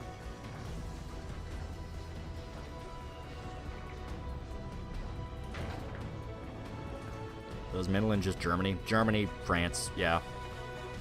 Dark Ages, Europe. There you go. Because, Vertinis is implied to be almost like Italy.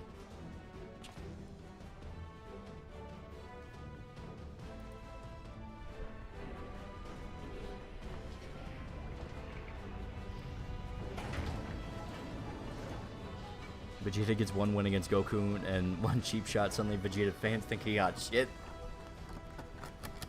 I'm eating my Cheez-Its. Don't you dare bad mouth my boy. I love Vegeta. Oh.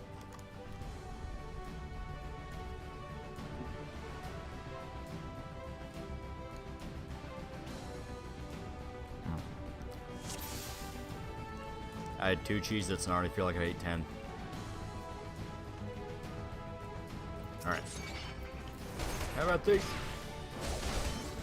Yeah, when you start getting to the end game of certain areas, you unlock basically the special currency. Heaven's Born in a Realm Reborn, it's tombstones, and they get you like special armor and shit. It's why Gil ends up being really worthless, because you get the other currencies. Cheez-It? Yeah, Cheez-Its. I have a box. You know, Dark Ages pop culture term historians refer to as the early Middle Ages. Dark Ages sounds cooler. We can celebrate one thing, we finally reached the East! That is true. They outright... So this new chapter that just came out... actually, if you want to think about it, also the chapter before it technically is... they have started off what is now known as the new arc, and the new arc is called the Eastern Exile. So it could be a mini arc within the larger finale, or it could just be that this is going to be the arc. It's the Eastern Exile arc.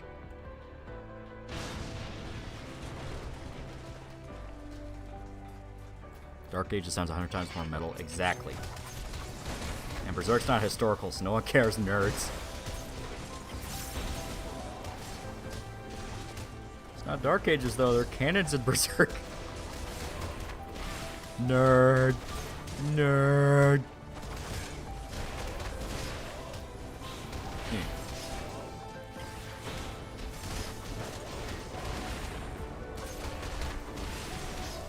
Very good chapter. Glad they're giving us proper dialogue again. Yeah, I know some people are complaining that the language that the Kushan speaking is no longer like proper Hindi or like Arabic or something. Because the older chapters, if you actually translated what the Kushans were saying, it would match with like actual sentences. Because Miura was a fucking detailed nerd perfectionist, and now it's just kind of like a sort of gibberish.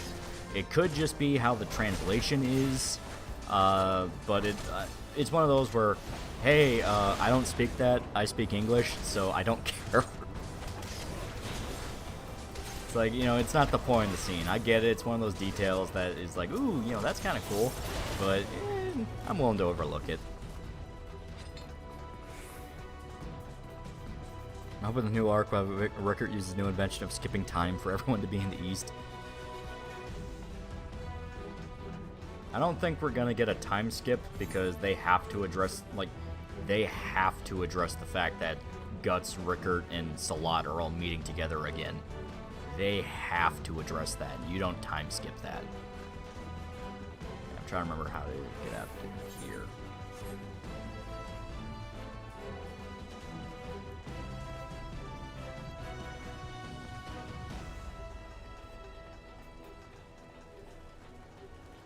That means Berserk takes place around the mid-1400s if we're to go by the technology. Yeah, and Falconia is kind of in... Oh, yeah, it's right there. Falconia is kind of in a... Falconia is kind of like the Renaissance, where there's, like, more... Like, they outright say the technology in Falconia is substantially better. But they have, like, running water. Like, people can use toilets. It could also be that it represents how the party's disoriented. Also, Eastern Exile to me sounds like this would be the penultimate arc. Yeah.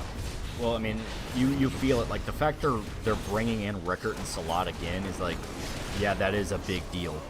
That is a big deal. No more boats. We need less boats.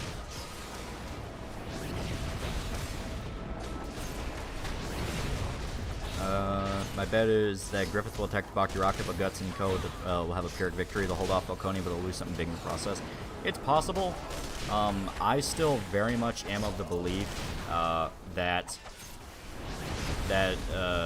Rickert and Salat and all them intentionally tried to track down Guts, and they are trying to get him on board with, like, hey, we think we know how to kill Griffith. You might argue that's too convenient. I argue, well, like, magic users know how to track people down, so it's fine. You know, they tracked them down to a point in the ocean, and from there sailed. There you go.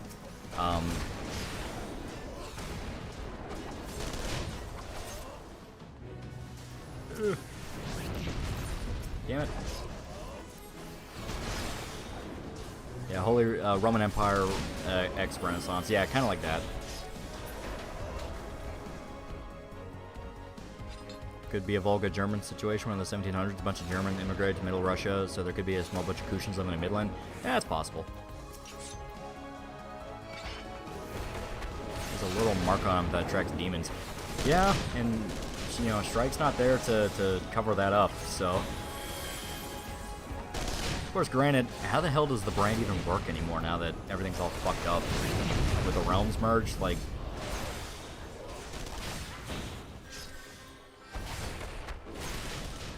But my guess is if they do want to do a thing where the demons attack the Baki Raka, I think it's going to be Roxas out of vengeance. Because remember, Rickert and the Baki Raka fucked him up. Like, damn near killed him. So he wants to go for revenge and lead like a strike team into it, and from there you can have the Baki Raka kill him. And that can be kind of your turning point of, not only did we win the fight, we killed one of Griffith's top demons. You know, also, it hypes up the Baki Rocket. You know, let them get a kill. They're really fucking cool. You know, Salat's really cool. The Tapasa are really cool. It's like, let them get a W. They earned it.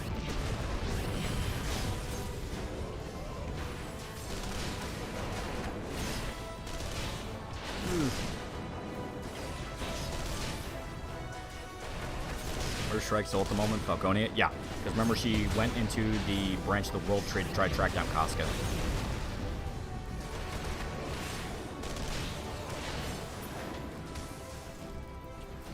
I always assume that the stuff that merged into the real world isn't directly tied to that evil like apostles are. That is a good point. Like, you know, just because the realm of fantasy merged in doesn't mean the realm of the dead merged in.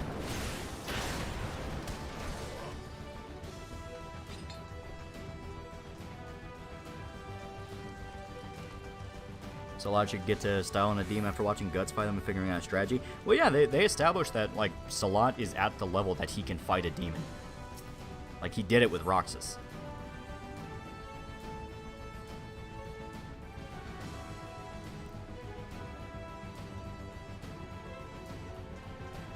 How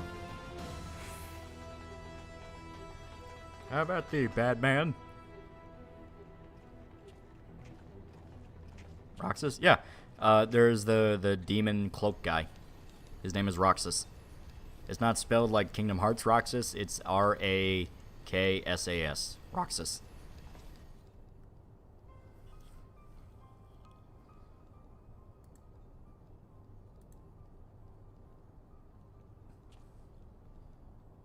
Eastern Exile is Rickert? Yeah. I mean, technically, because he left Falconia and was forced to stay in the East with the Bakiraka, so...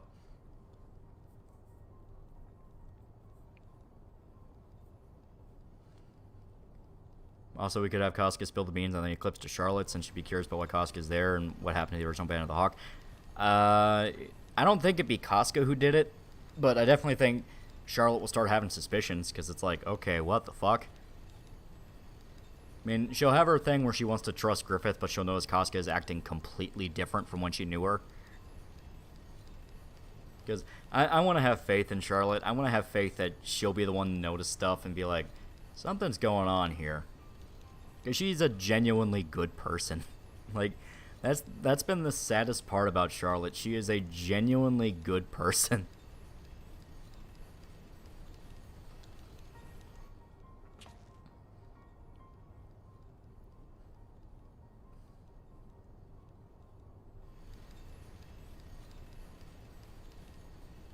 Shrek will haunt Sonya into jumping from her balcony, freeing Casca from mind games. Would Roxas or other apostles know about Casca being in the castle, or Griffith keep it a top secret from everyone other than his top people? The other demons know, and there's no way Griffith would even be able to hide it from them because they can smell the brand, and there's no reason why Griffith even really would. The demons instinctively know to follow him, and they're not going to talk about it.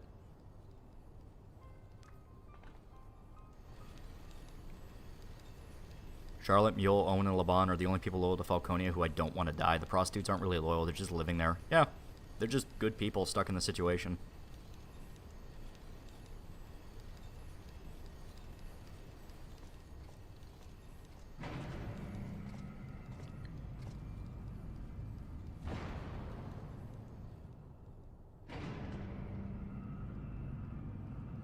Far needs to kill Sonya, bring out that fire rage she used to have. I don't think it'd be like that. I think it'd be Sonya getting too close with the demons, and when Griffith says fuck it and lets them kill people, I think she'd be one of the first. Out of sheer collateral damage. I don't think Griffith would ever want her to intentionally die because she's a very powerful psychic. But I definitely think, like, yeah, she will die or be mentally broken like what happened with Casca. Something like that.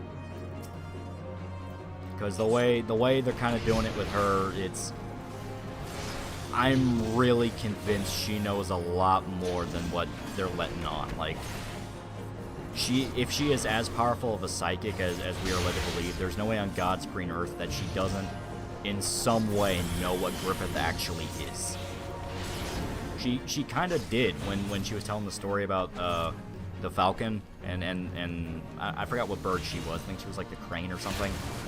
And everyone else was the ducks. It's like she knew he was different and all that. I definitely think that she knows more than she's let on.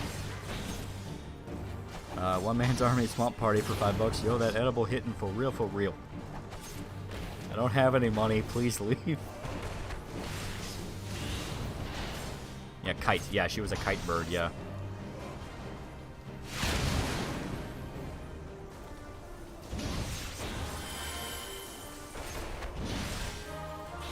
If we see Japanese Spider-Man to be on Spider-Verse, do you think they'll treat him seriously or be a joke like Ben Reilly and the Cross? He'll be a joke.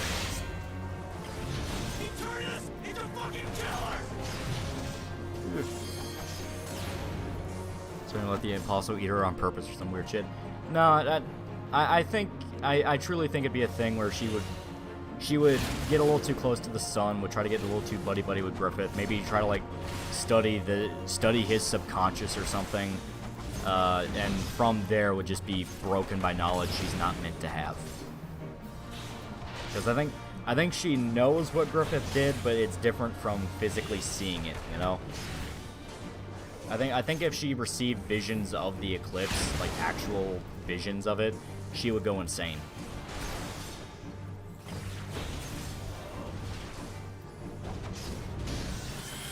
Did you hear Hunter x Hunter's doing the magazines? Huh.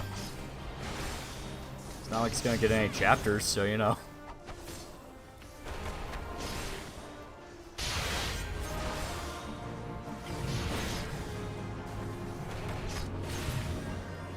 So I turned to be the god avatar, and turns out it was just the femboy man. It's the dumbest way for it to turn out.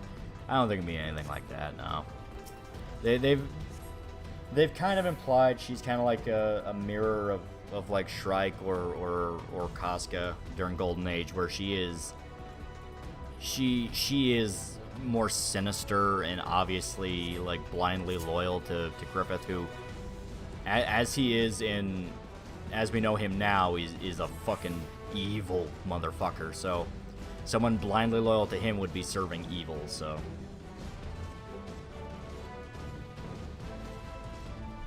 you say that, but she seems legitimatately fine with being around apostles and watching people get slaughtered and eaten by the apostles. I don't like the Eclipse of Scar very much.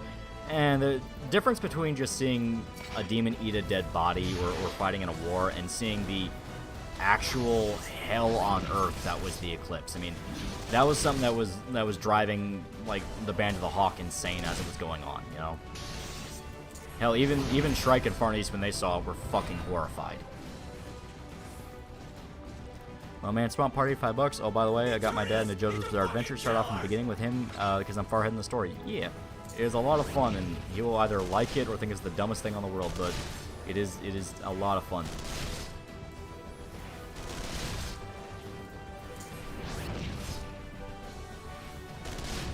How drunk are you? I'm not.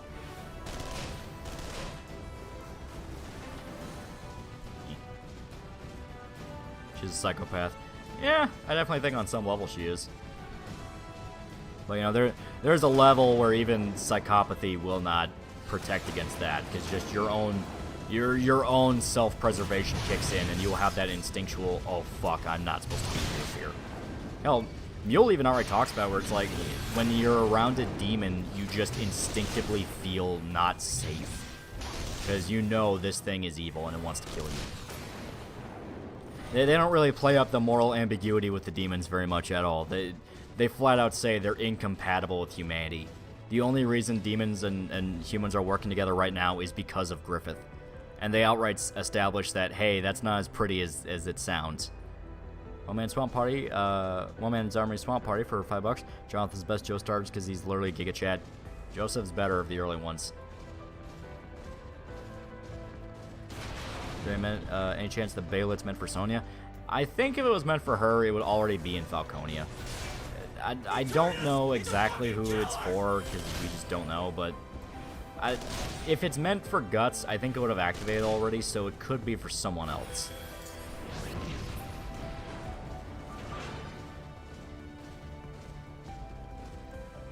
Reading Punisher Max on the Slavers arc right now. I understand why you like it, but personally I think you don't give enough credit to other arcs like Mother Russia or Up is Down and Black is White. I like those a lot too, it's just Slavers was my favorite.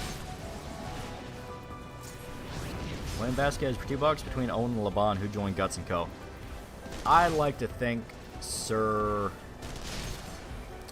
trying to remember which one was which. Laban's the one with black hair, right? Because he's the one I think would join Guts, because he was in the capital when Ganishka was occupying it. He saw what demons can do.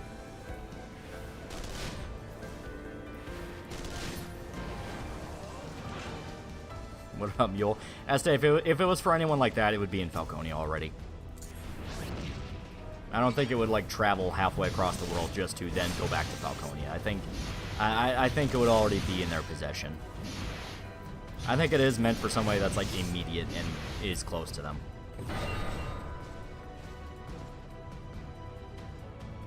Yeah, backwards? Okay. Yeah, I don't remember. I always get them confused. But the point is, yeah, black hair guy I think is meant to be the... If he was going to fuck over Griffith, you know, if either of them were, it would be him. He'd be the one where it just kind of makes sense, you know? Not even saying, like, the other guy is a piece of shit. It's just the fact of, like, he's the one where I think he'd just go along with it because he doesn't really realize, and he's more about the... Because he was the one that was trying to get, like, the nations to help out Midland after it was invaded. So... Well, man's Army Swamp Party for $10. I like Joseph as well, but Jonathan's my favorite. Got root for my favorites. Sometimes also going out in St. Petersburg, Florida. Might stop at Hulk Hogan's bar that night since he's there on Mondays. That's pretty fun. That's pretty fun.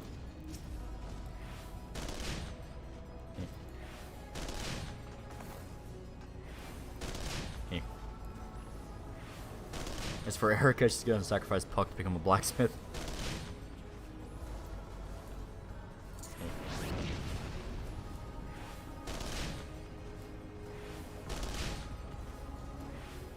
Zod's in an interesting position right now since he's kind of distant from Griffith. Do you think he may switch sides? I don't know if he'd directly switch sides, but I definitely think if it came down to it, he would fuck over Griffith in a heartbeat. Like, I am still of the belief that Zod is not working for Griffith, he's working for the God Hand, and there is a difference. I fully believe the God Hand will fuck over Griffith when time comes for it.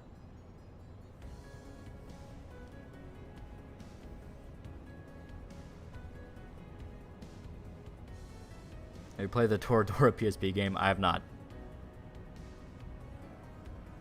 LeBron's the only one so far who actually got hints that, hey, maybe Griffith is evil. Thanks to Salat's Don't Dedicate Your Life Worshipping Someone speech.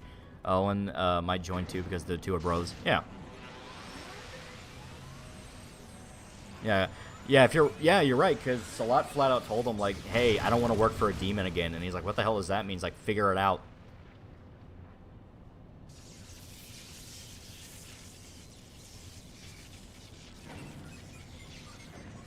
My brother had a theory Zod's Guts' dad. I don't want to ever find out anything like that. I don't want to know who Guts' dad is, because that's not what makes him interesting to me.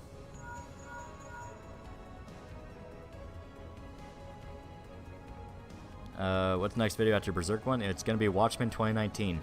And oof. I tried watching the first episode of it again just to, like, prep for it, and I forgot, like, it is literally a different show calling itself Watchmen. It is literally a different show pretending to be Watchmen. It has nothing to do with the original. Not even the comic. It has very mild references to it.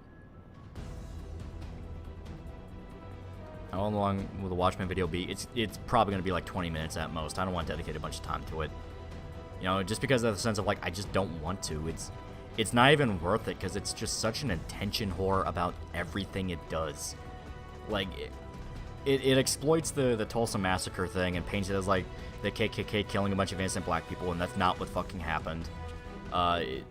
It took a fucking series about nuclear war and what the end of the world could turn people into and made about nothing but racism. It is just pathetic in every single way. Why even make the video then? Because a guy requested it. You know, he requested a video, so it's like, I will talk about it, but I'm going to make it clear. It's like, this is the worst thing you can give a bunch of time and attention on, because all it wanted was to wear the name Watchmen and pretend like it could stand shoulder to shoulder with it at all. You know? Like, you call it out specifically because, hey, this is bullshit. Like, this is actual exploitation. Like, I think some of the political aspects of Watchmen have aged pretty bad.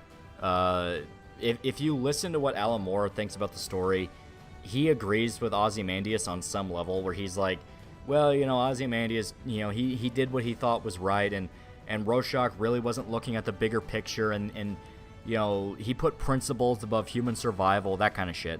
And obviously you listen to that and you're like, so you agree with the guy that killed millions of people. Okay, interesting. You know, what did you mean by this, Alan? That kind of thing. And it's one of the reasons why Rorschach became such an ironic aspect of it, where he's meant to be a parody of The Question, where Alan Moore famously had a lot of issues with Steve Ditko and kind of wanted to jab at him. And from there made Rorschach, who is meant to be like this hyper version of The Question, where he's every aspect of him taken to the extreme, where he's racist and homophobic and shit like that. But people like Rorschach because even with, you know, his personality and the fact that he's meant to be like a lunatic. He's literally like a homeless guy that has like an end is nigh sign and is walking around the street. He doesn't have a normal life. When it came down to it, and the choice was put in front of him, he wanted people to know. It's like, people deserve to know what Ozymandias did because he's a fucking evil piece of shit, you know?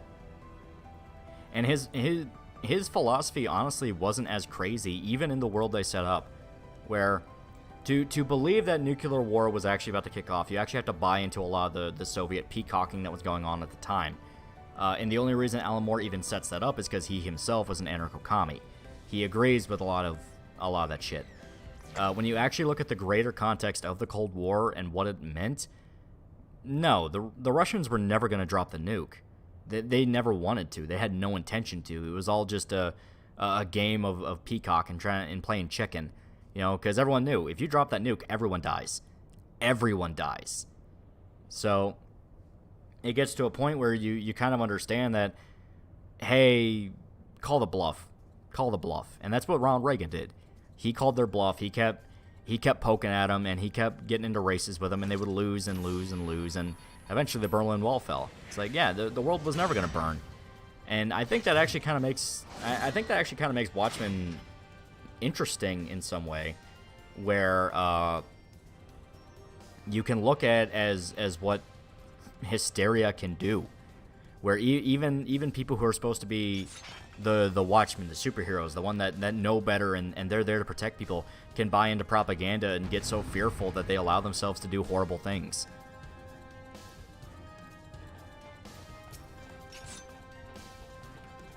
'19 show is essentially just the IP trying to get rid of any fans who rightfully thought Rorschach was a flawed but compelling hero.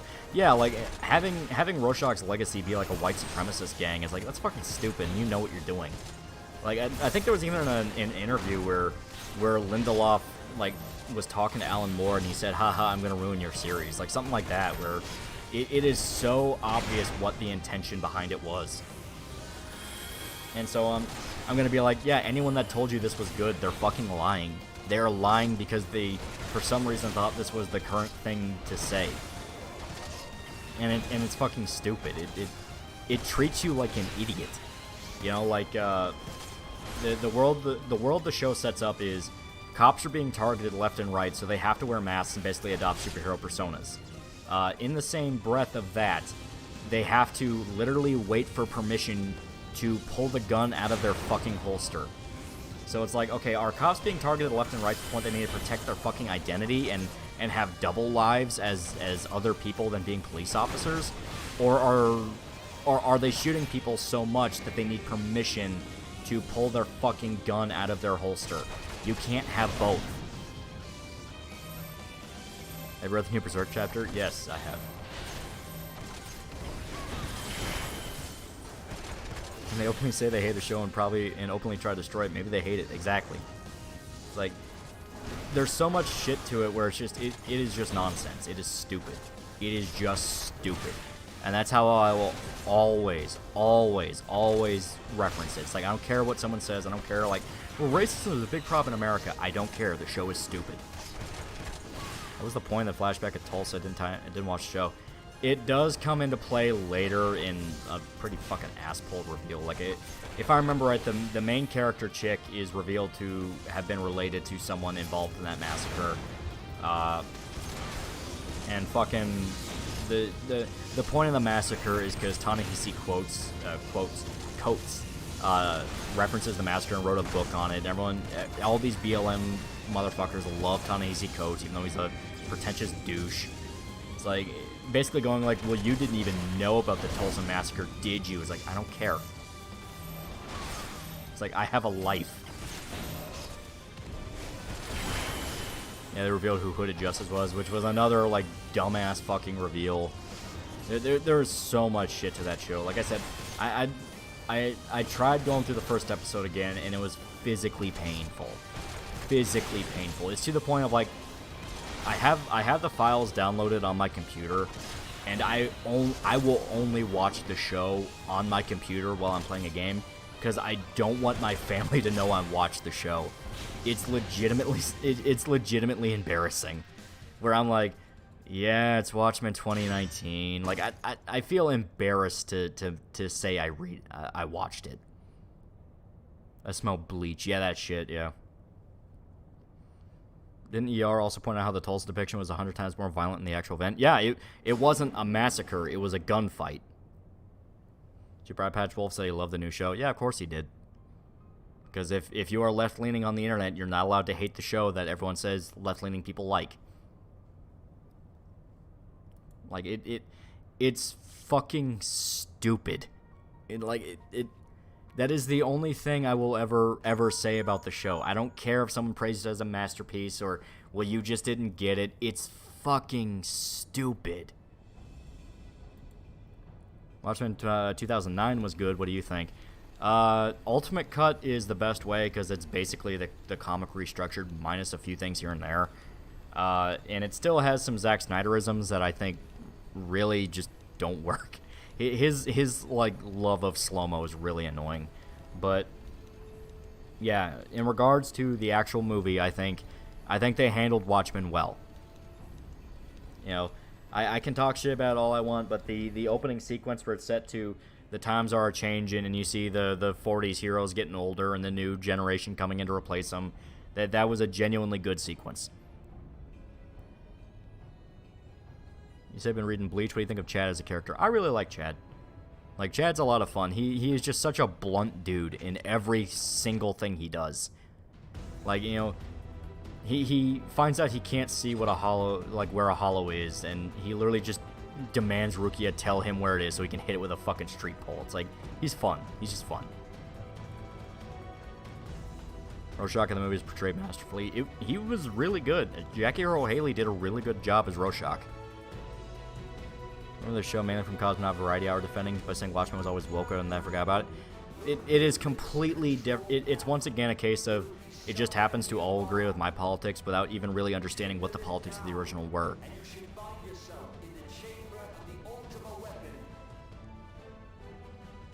Yeah.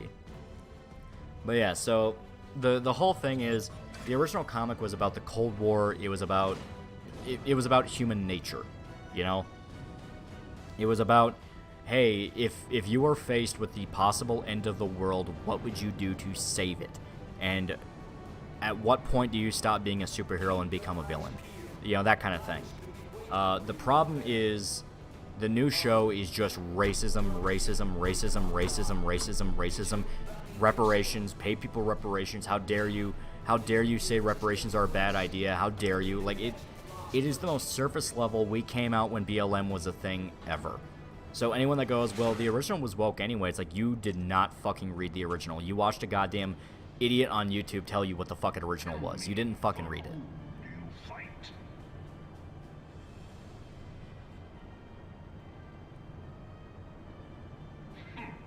Do you believe in Eorzea?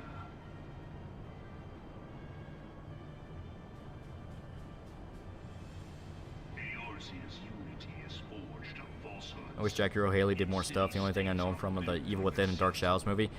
He played the CEO guy in the first season of Preacher. It is not but a cobweb of lies. To believe in Eorzea is to believe in nothing. In Eorzea, the beast tribes often summon gods to fight in their stead, though your comrades only rarely respond in kind, which is strange. Super Patch Wolf is a retard bundle of sticks. He shoves his leftist shit more and more in each video. When I find out he's friends with Dan CP Downloader Olson, what's the point? Stop watching. Yeah, they associate with people who are just bad, and it makes them worse.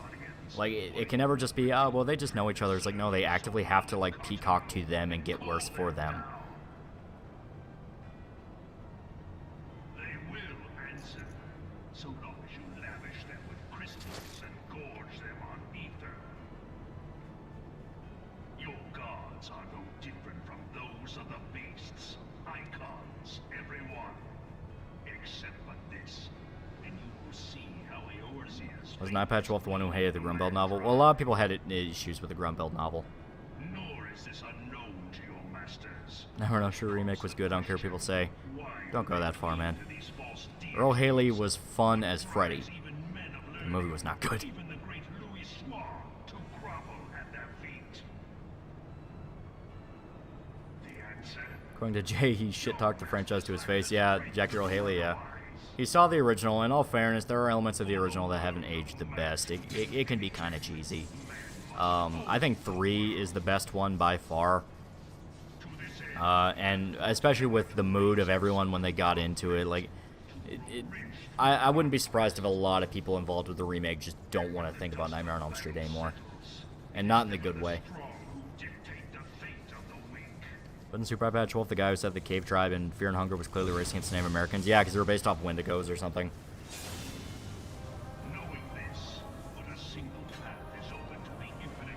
I haven't read the Grumbuild novel. Is it good? Is it a waste of time? I think it's fun.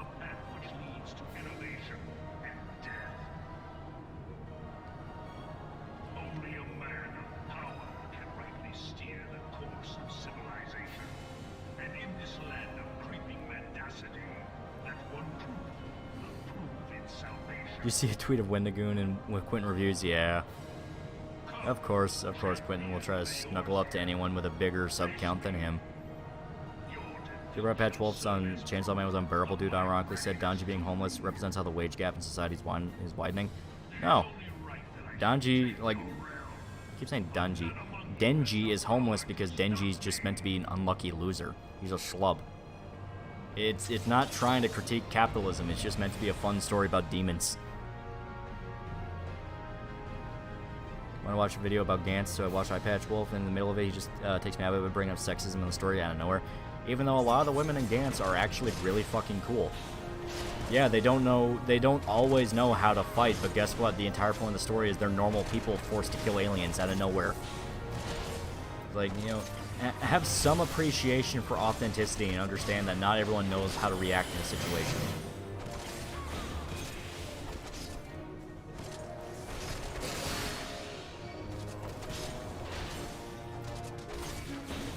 He's going down the iDubbbz path. I wouldn't go that far because they never even pretended to be edgy. It's just one of those of very desperate. It's not iDubbbz path. It is every white guy video essayist ever. Where there has to be some mention of like, hey guys, current thing, you know, to get a bunch of fucking ass pats, and they always have to, you know, adopt the same fucking personalities, have the wide mouth fucking soy smiles, like that kind of shit.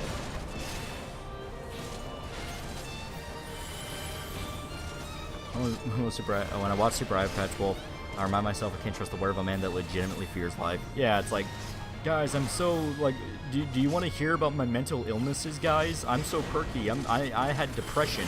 Here's why Silent Hill 2 is my depression game. It's like, fuck do I care?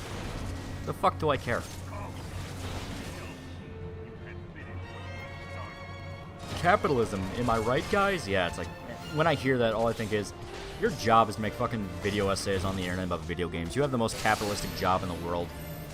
You should be sucking capitalism's fucking dick and worship it as your god.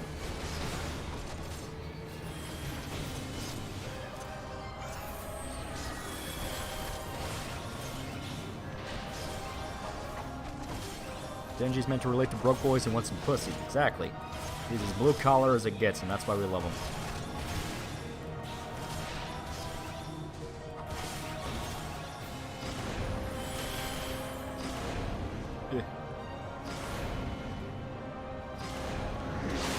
There we go.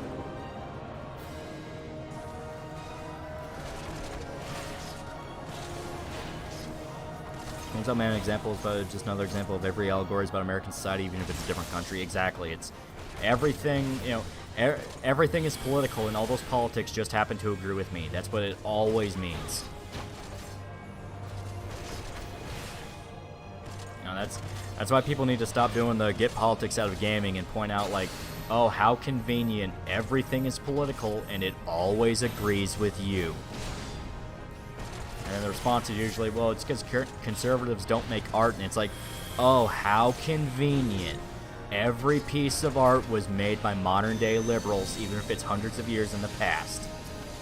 It's like, you know, calling out the absolute, I guess, hope of that, of like, you know, how dare you insist that other perspectives exist?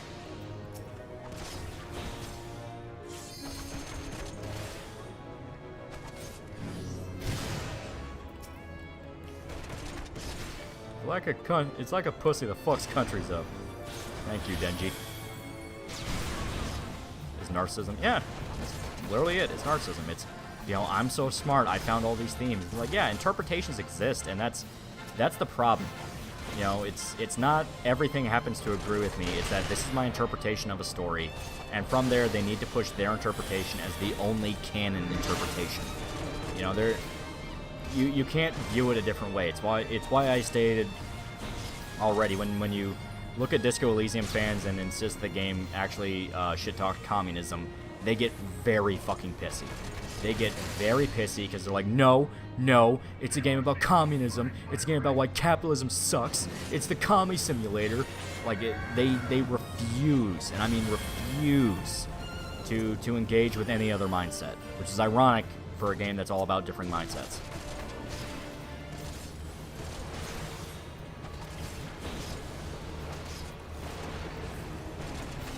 Thank you, Denji. Very nice.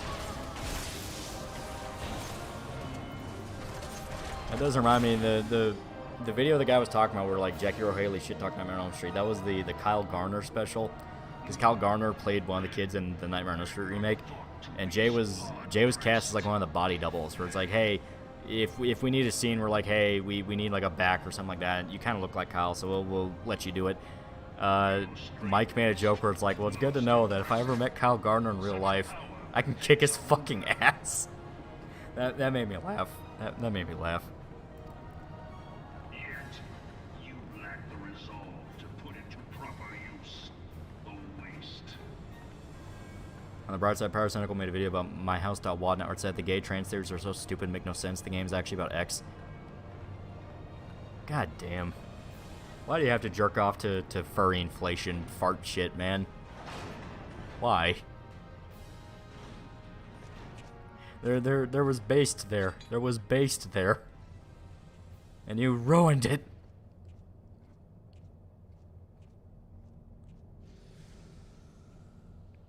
See, the government in Chainsaw Man is perfect because they're all shadowy individuals that have complete control over their citizens' lives for their own safety. Nothing can go wrong.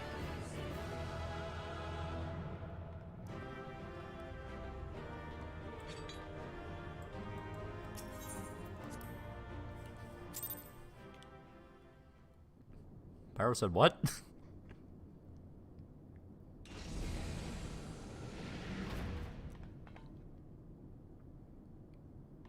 Why do you have to tell us? Just keep your fetishes to yourself.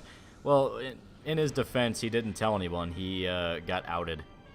Like, he was in DMs with some dude who was like a kid who was like trying to catfish him so he could then call him out for doing ERP with a minor. And it turns out he was like kind of fucking crazy.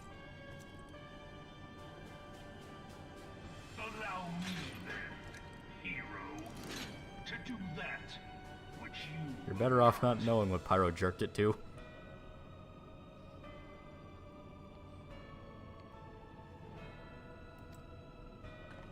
Absolutely despise Pyro's fans, though. His entire comment section is brain rot since it's literally all the same 5 jokes on repeat. He's a post-million sub channel. That's the name of the game. In case you're curious, as the real meaning, myhouse.wad is the creator expressing his grief over his divorce. Yeah, I know a little bit about My House. I know the gay stuff is possibly there, but I mainly looked at it from, holy shit, this dude could make the Doom engine do all sorts of stuff.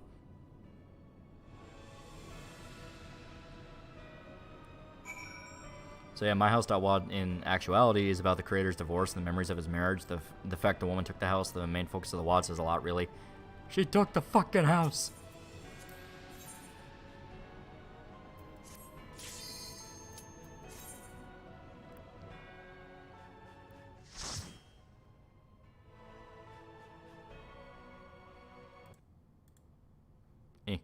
Like I said, I knew bits and pieces about the story of it, but you know.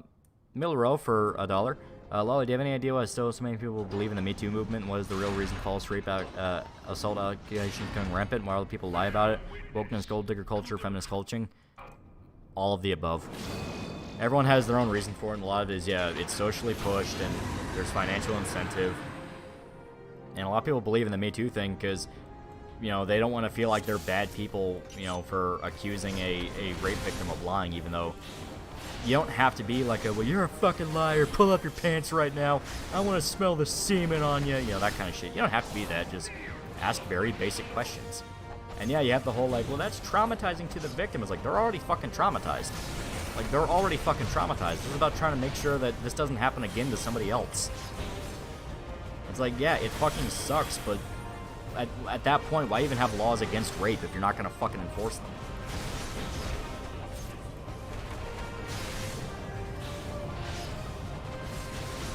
Scalps and clout. Yep. Classic.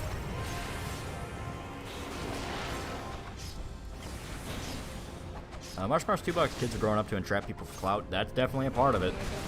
Like I said, there's financial incentive. You know, you used to see it all the time when it was really bad, where a chick would make a big call-out post against a dude, and right under that would be showing the GoFundMe.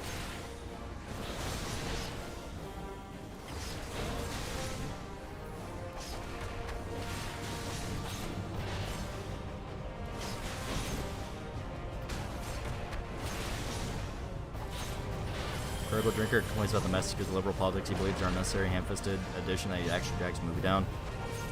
I don't remember shit talking Critical Drinker. The only thing I really disagree with him on is I think Midsommar is actually really good, and I really fucking hated The Last of Us show. Especially episode 3. I fucking hated episode 3 so goddamn much.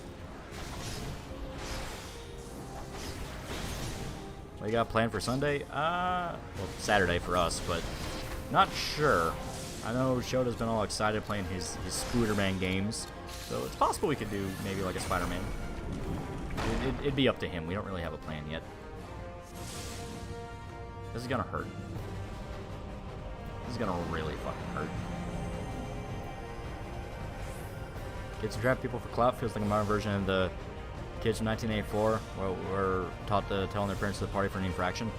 Well, I mean, this is more along the lines of kids weaponizing false allegations for their own gain, namely financial and clout. And really, that's been a thing for a while. What we're dealing with is not new, it's just the code of the pain is different.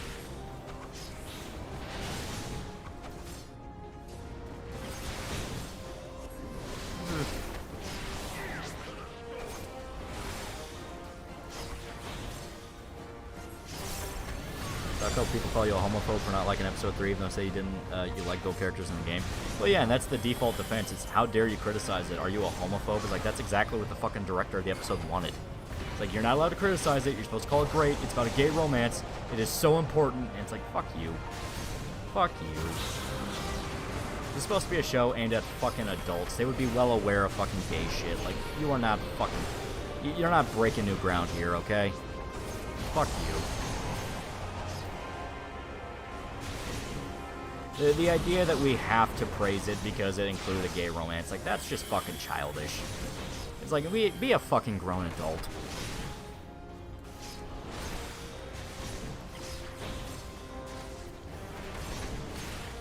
What is your take on centaur girls like Centauria from Monster Musume? I don't like horse body. I do not like horse body.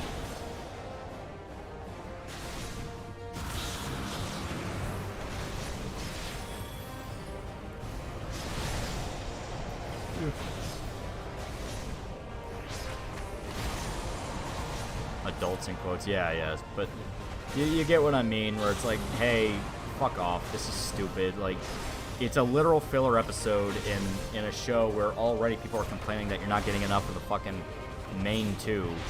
On top of that, it's cutting out a segment where you would have had really good character development between them. And it's all for what? To water the world down and make it seem actively less dangerous than the fucking video game. It's like, oh, but it's more realistic. You know, there are not zombies everywhere. It's like, in a world devastated by a zombie apocalypse, it's more realistic to not have zombies. It's like, it's stupid. And it reminds me of the green text of,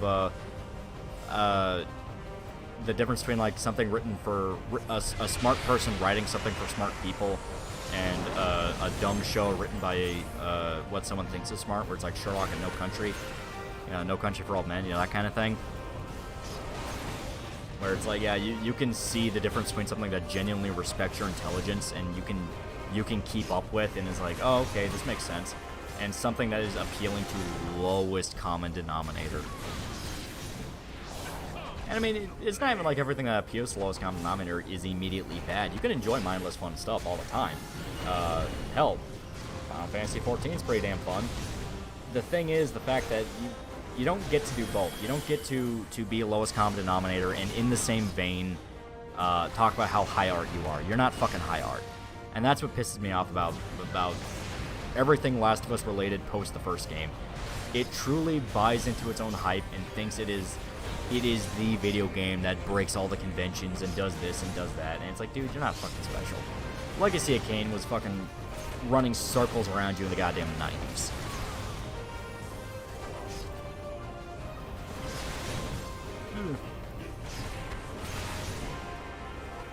Which gay romance do you think was done better in the show? In the show, like with Last of Us, you only had two. It was like Bill and Frank, and then Ellie and her friend. And I think both are very like eye rolly, where it's like ha ha ha. Cause yeah, I mean, I'm at the point now where I just default to I don't like any gay romance in media because it's always done fucking bad. I have to go out of my way to find a good example, and at that point, fuck it, I'm not gonna look for it. It's like, you know, you used to have movies like Tangerine that were actually fun and were willing to poke fun at their own culture and be entertaining in its own right. And you look at stuff that comes out now and it's so fucking up their own ass and everything has to be like, they're gay. Did you know that? They're gay. And it's like, fuck off. Fuck off. It's like, yeah, don't break an arm jerking yourself off. You're so fucking brave.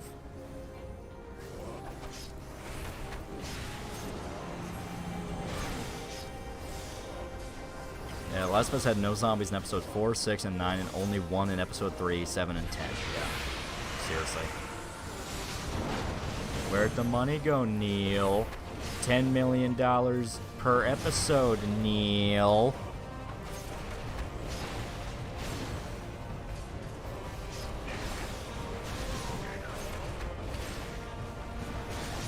Miss Shakespeare and sophistry in video game writing? Yeah. Or at the very least, a little bit of goddamn self-awareness. Not like James Gunn MCU self-awareness, but genuine, you understand how you look to the rest of the world. You know?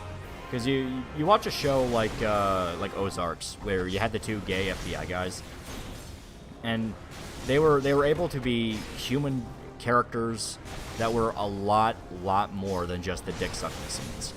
They were a lot more than that.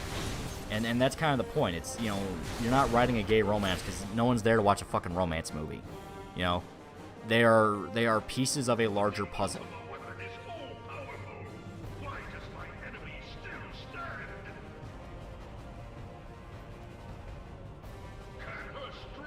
That's a good LGBT couple I can think of is Dion and his lover in 16, FF16, even in the LGBT community wanted to be just stereotype. Yeah, exactly. Like, Dion was way more than that. He had motivations, he had a history. I mean, like, there was a lot to Dion. And people were complaining he wasn't gay enough. And it's like, fuck off. Fuck off. You're the exact reason I'm just like, I don't fucking give a shit. It's like, no representation. You're not allowed to have it until you prove that you earned it. And you're not allowed, you know, and you keep fucking it up.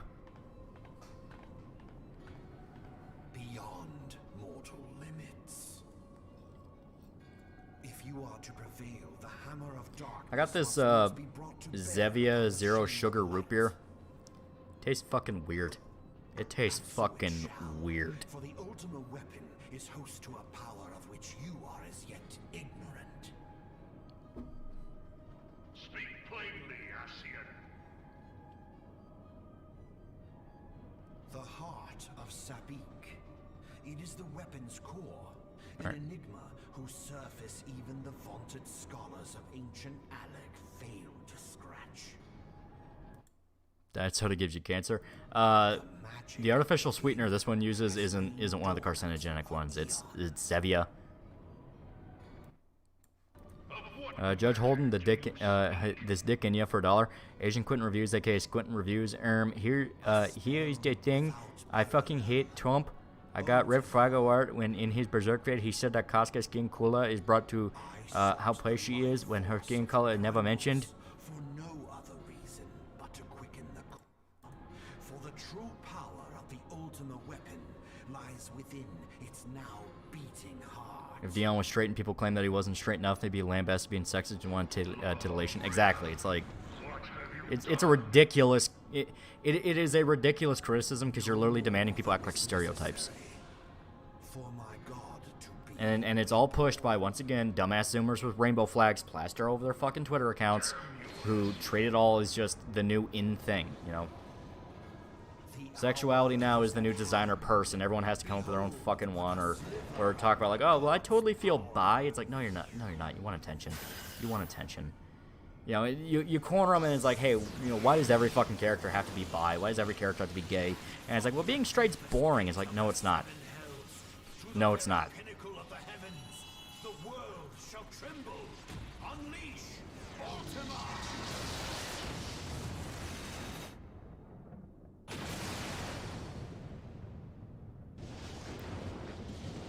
Aaron and Eric from The Walking Dead are the only good gay couple I can remember because it's not about being gay. It just treats them like a couple who argue, jokes, talks things out. Yeah, they just kind of suffer what every character in The Walking Dead suffers, in that they get kind of melodramatic, but as stated, everyone is.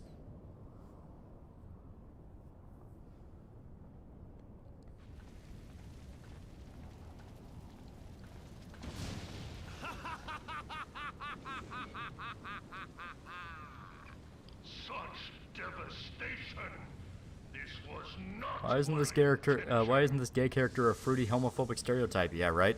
Oh, Heidelin. This is so fucking cool. Yeah, and this is like the weak part of 14. Exhausted what strength you had left. Van Belsar, your enemy's shield is broken. The rest I leave to you. We will speak later, Ascian. I'm digging this game. It is a fantastic game. I must People have put thousands of hours into it for a reason. the question of who is mightier. That's a new Berserk chapter. It was very good. It was very good. Come, adventurer. Let us find the answer to. Other issue I have with gay couples in media is they can't have them be flawed or even rocky. Shit like Hell of a Boss, completely guilty of that. Yeah, as stated, it's what I brought up in the Last of Us video. When you make a character out of representation, they can never have negative traits. They can't have negative traits because the entire idea of representation is that they represent a group. You know, it's not, this is a character I made and I thought they would be interesting if they were this. It is, they represent everyone of X group.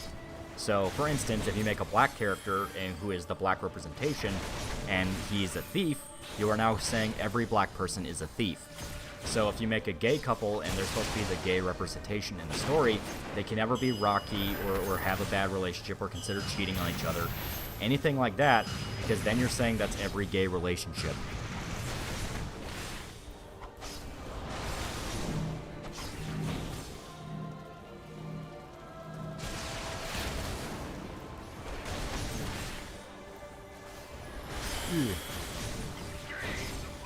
For 5,000 years, men cursed for nothing but gay sex till his golden ring is removed from my cock.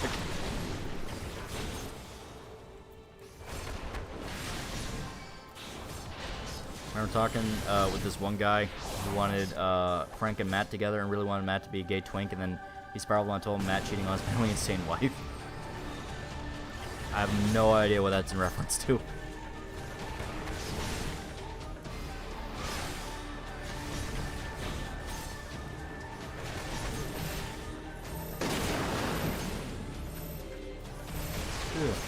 It's Daredevil. Ah, there you go. That's your problem right there.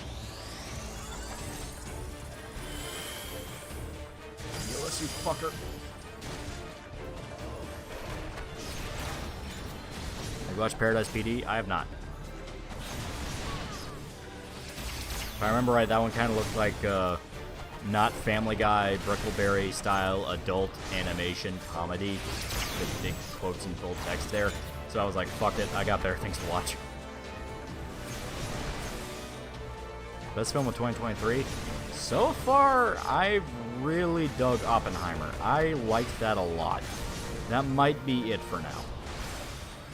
I have to remember what came out this year, though.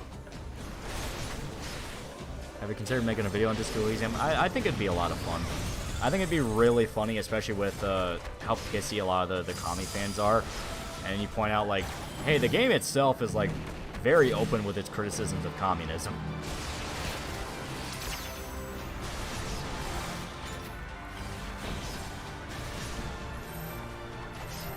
The Covenant, best movie this year. I liked it, but I wouldn't know. I don't know if I'd go so far as to say it's the best.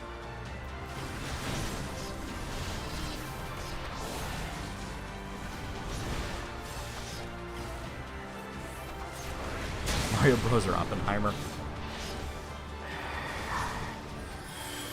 I don't want to be that guy, but it's like, guys, watch more movies.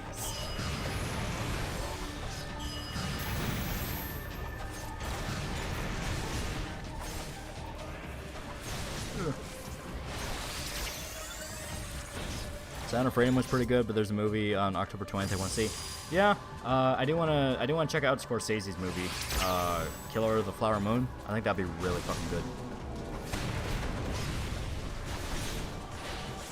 How many health bars does this thing have? This is the end of it. If I remember right, yeah, this is the final phase.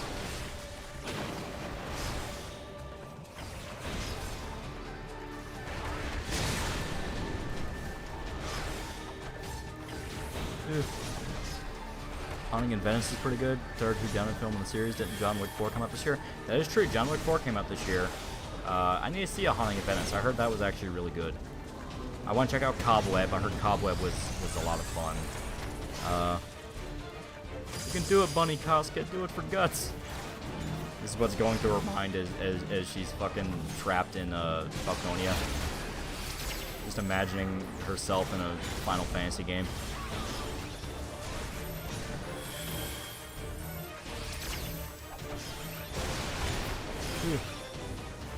John Wick 4 didn't hit the same as the original. Well, I mean, it is the fourth sequel, it just won't. But I really liked it. It's one of my favorites of the series. I think I'd put 4 at the top in regards to sequels. 2 underneath it, 3 at the bottom, and then 1 is in a league of its own because it is so different from the sequels. I mean, it's its own thing.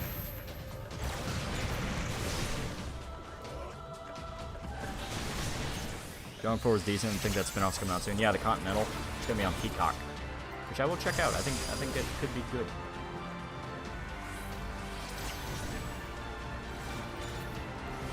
But she's been only doing the whole time. She's mind broke as soon as it's lingering brain damage.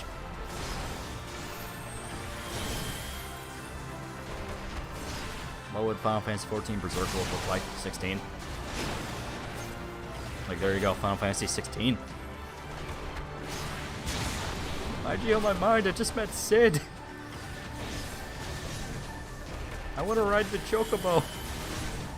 I had a whale. Yeah, we have no idea what she's talking about, but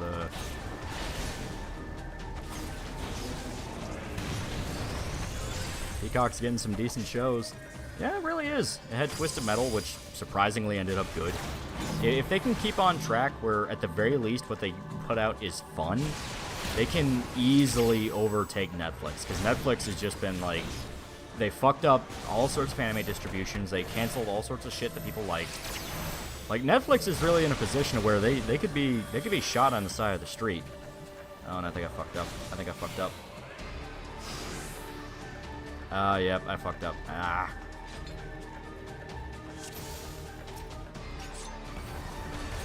Going for twosies. And yeah, because it's the final battle, they'll literally just respawn you with a buff. Where it's like, dude, just get through the fucking fight.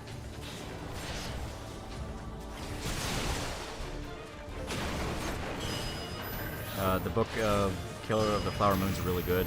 I need to check it out, because I know it's supposed to be like early 20th century, and they're like investigating a serial killer on a Native American reservation. That actually sounds really interesting, so I'm kind of tempted to check it out.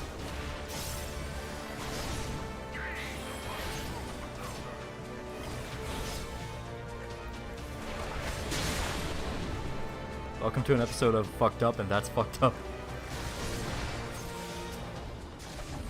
Netflix says Baki. That's it. Yeah. I mean, hell, look at how Zom 100's been handled. Like, people got annoyed they did the batch episodes with fucking JoJo, but holy shit, like Zom 100 is one where they probably needed to do that. Like, wait until it's out and then put it out. Now, granted, from what I understand, it's like actual production issues going on with the anime studios doing Zom 100, so it's, even if you like wanted to pirate only, you'd be running into the same problems. But it's like, oof, something's going on over there. Comey too. Yeah, they did put out Comey. And then Comey ended up kind of like, everyone hit the same thing that happens when you read the manga, where you get like 40 chapters in and you're like, oh, this is pretty good. Then you just drop it and you forget about it. Because Comey goes on a little too long for its own good.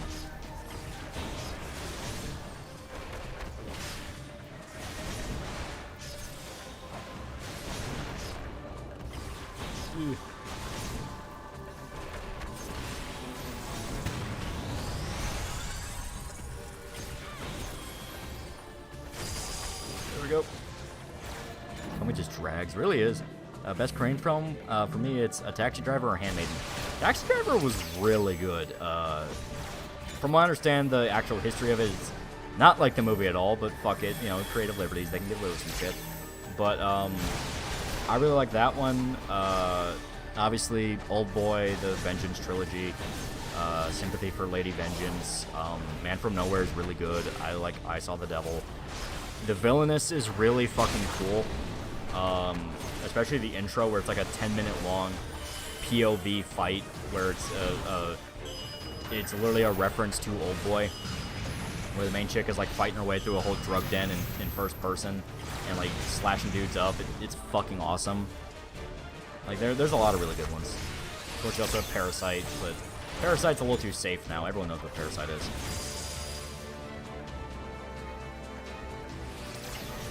Wasp made a Berserk soundtrack. Wouldn't say no. Get Blackie on the phone. Get Blackie on the phone. Not a romance anime, guys, so I don't know what it means for one of these shows to drag. It's not really, like, Comey isn't really necessarily a dedicated romance. It was kind of like a gag slice of life thing, because you had other students who had their gimmicks. But it's just the fact of the gimmick would go on too long, where, you know, it focused too hard on one kid for a little bit. The cast got a little too big, and now it's just kind of spinning its wheels, waiting for it to end.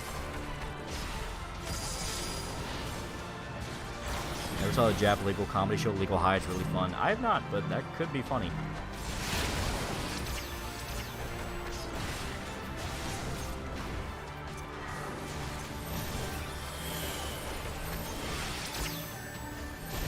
There we go.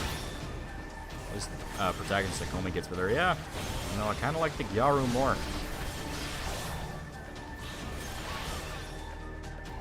Not gonna lie. I can't even lie. I'm feeling that feeling with fatigue with Nagatoro at the moment. There's no real reason why they're holding off the confessions now. Yeah, that's what a lot of them do. You know, famously, the joke is, oh, you just started this romance manga. Don't worry, in 300 chapters they hold hands. It's like they really like to pad that shit out. In their defense, it does lead to, like, you know, big moments where it's like, oh wow, they finally got together and shit like that. But it can also just be like, holy fuck, just talk to each other, you autistic weirdos.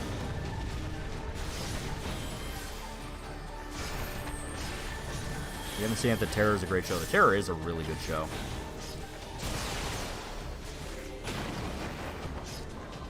Sign in rom-com dragging say it ain't so. Yeah, right.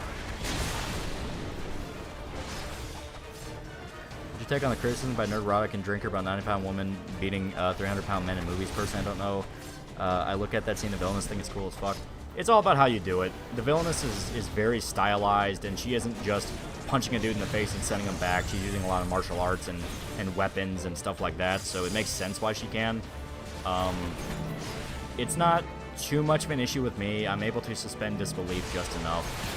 as stated, so long as you address the fact that, hey, she's using like a martial art, she's being a lot more agile about it and is being smart about it, I'm cool with it, and I think it'd be really interesting.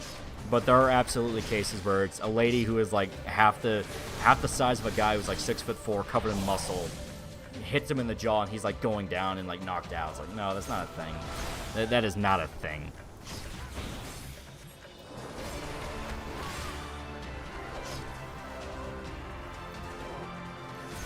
Ugh. Fuck up the Ultima.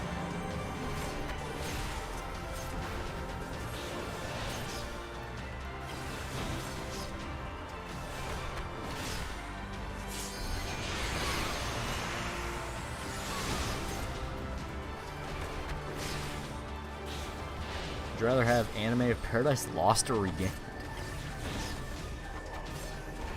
I'm not sure. I don't know.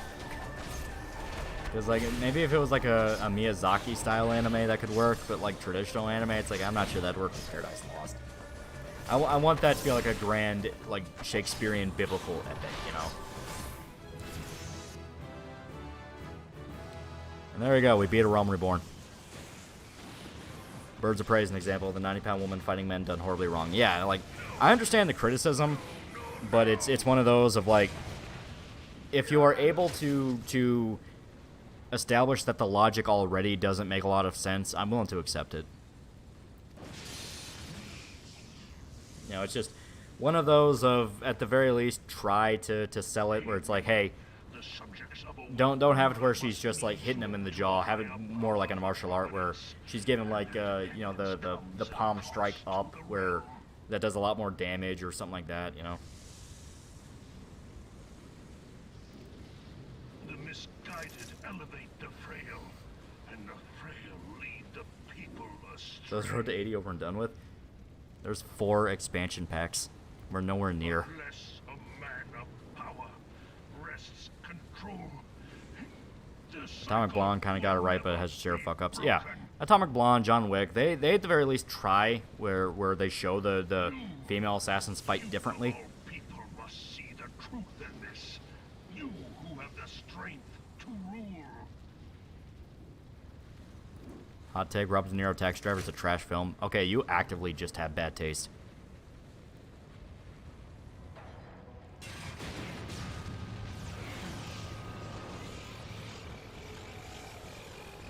It's like action scenes. You can ride a guy winning a gunfight 1v30, but you need to sell it better than him standing in the middle of the street with no cover. Exactly. It's like, it's all about how you sell it. Any idea can work, just sell it right. Almost got Band of Brothers for $7 at a thrift store, but the discs were fucked up. Sucks because it was steel case set too. Oh yeah, the classic steel case, yeah. My family has that one. Fucking, like, classic. I hear Ryan's voice from Injustice. So we did it. Yay. Now we go home.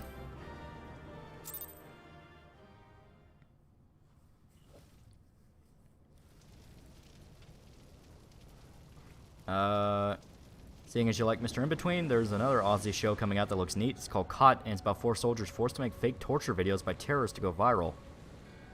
Huh. That could be interesting. Pathetic.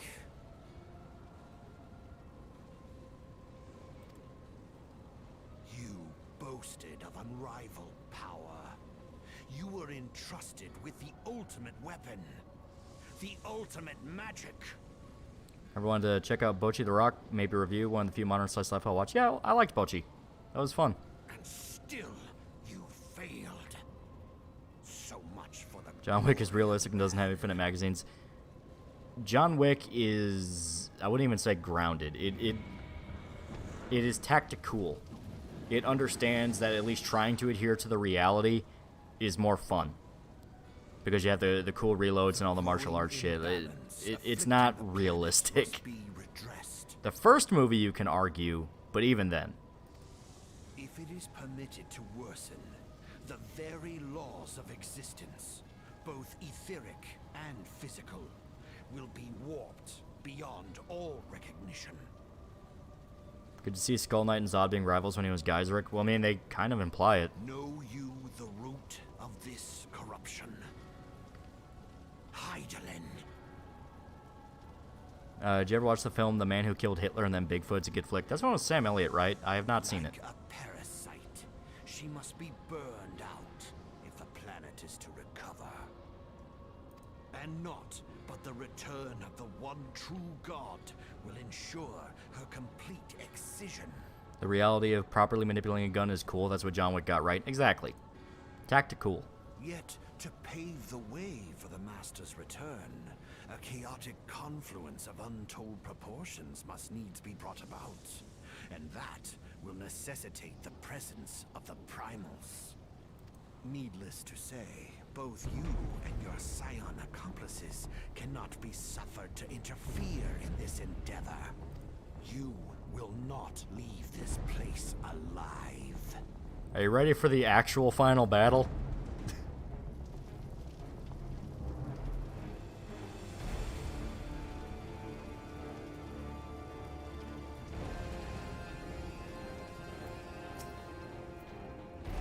Hey.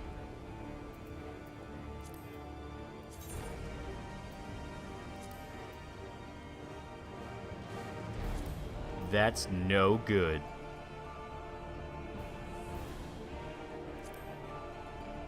Not very cool. Mister.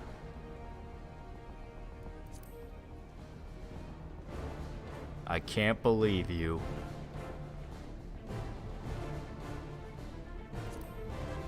I don't think so. Eh. Can you give him a hug? Oh god, she's becoming a sassy black woman. You know what we should actually see? Okay, here.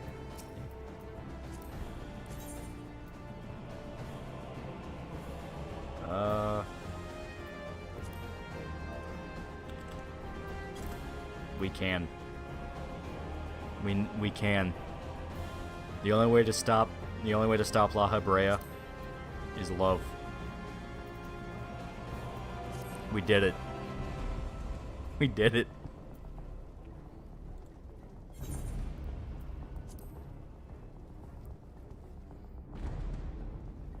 I love he was down in one hit after all that. Give him a hand job. I love it because in chat it's like, love saves the day, and immediately under that, give him a hand job.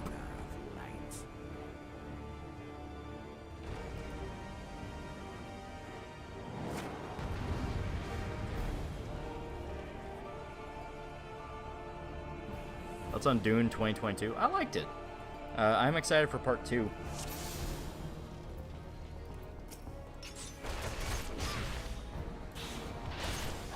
If Choco Rabbit Tomboy gave me a hug, I call it quits my evil plans too.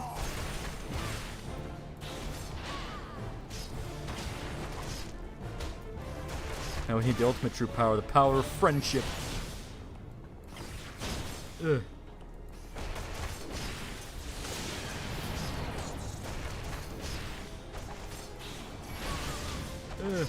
I can do it.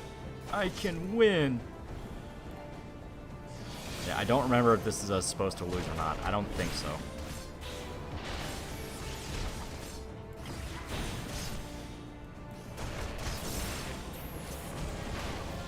Ow.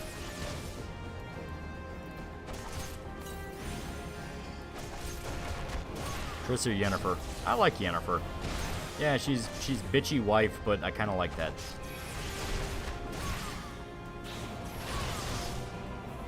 Oh fuck.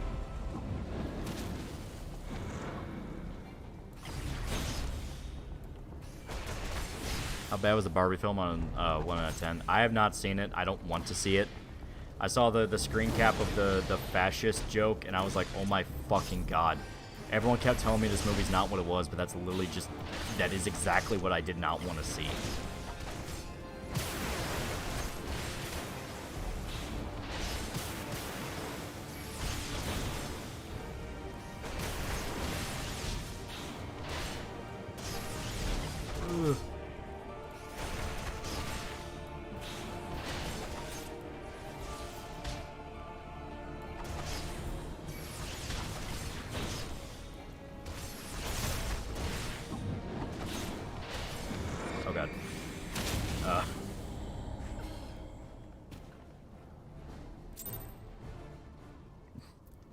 Fuck you.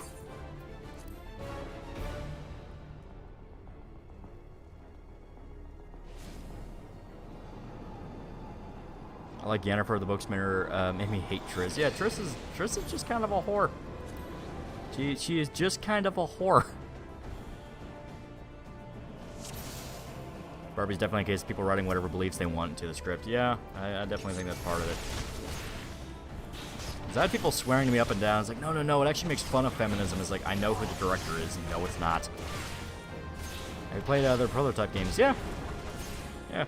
I liked them. Prototype 2 is kind of more mindless, but I put a lot of hours into 1.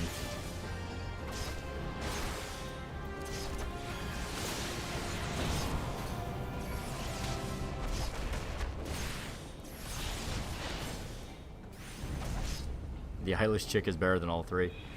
Yeah, eyeless chick is fun, but like I said, I like dark hair. I like kind of the naggy wife vibe with Yennefer. It's like, I don't know why, she just kind of clicks with me. When she's trying to be manipulative and outright fuck over Geralt, I don't like that. Where I'm like, really, you're doing this right now? But when she's trying to like care for him in her own way, that's what I like.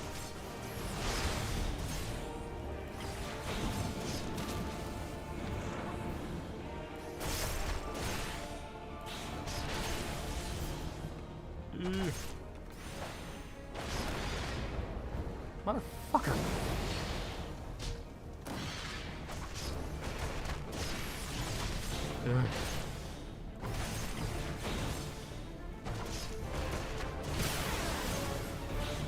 Oh, his thing for Mommy GF.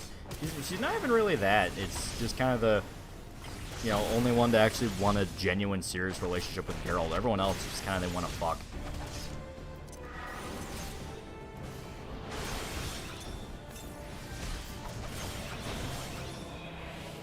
There we go. Not today, Satan.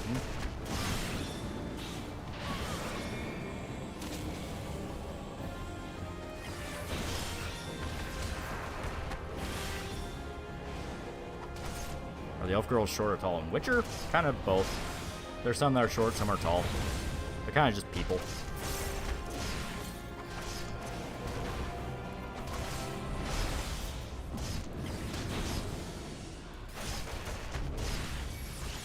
There we go.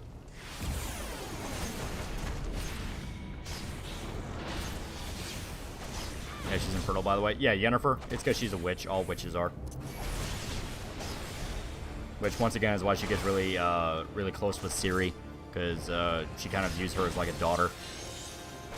How bad is the new Witcher season on Netflix? I stopped after 1. I'm not watching that shit. It's like, I knew something was off by like season 2 when I was hearing, yeah, they wanted to kill off Roach and then make a joke about it. And it's like, okay, no, what the fuck?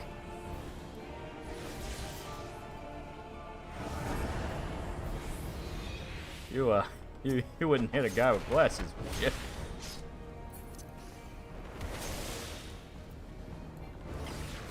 He would. He would, in fact, hit a guy with glasses. He would very much hit a guy with glasses.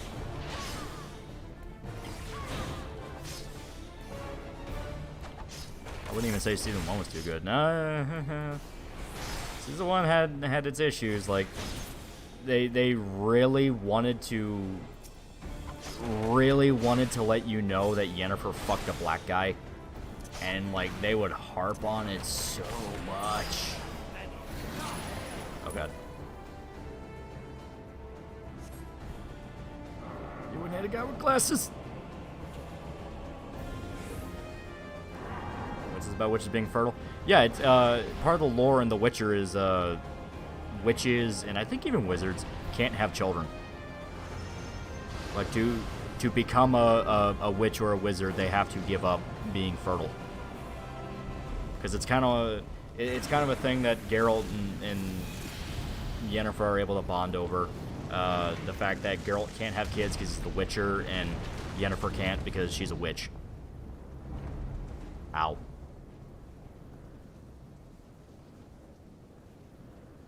If genies are a thing, does that mean you can wish to be fertile? That was literally a plot point in the book.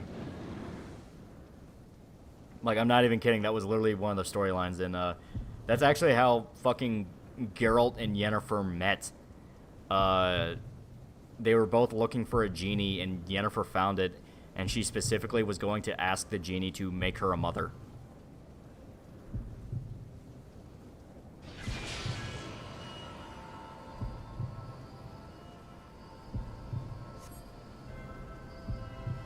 You must give yourself up to the great red ape. Sexually. On your way to the slog of Endgame Rome Reborn, that you know it.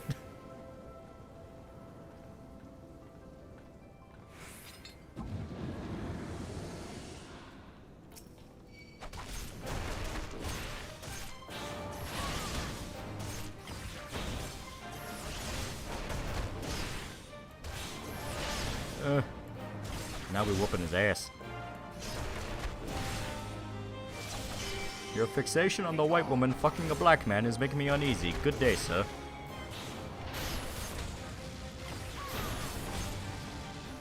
I read Hakaiju. It's really fun kaiju survival manga. I think I've seen some posts about that. Yeah, it actually looks kind of fun.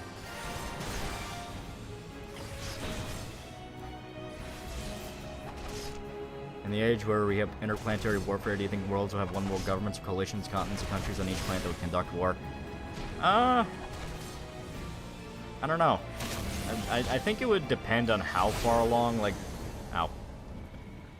Well, we got hyped up by the good god, and we got fucked. Oh, and we have to do all this shit again. Fuck.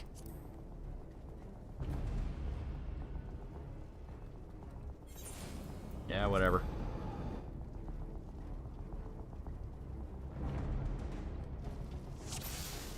Alright.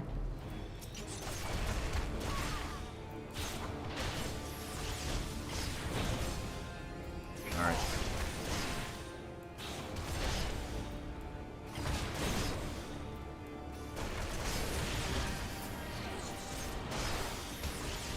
This is why I miss being a tank. Being a tank, I could eat a lot more.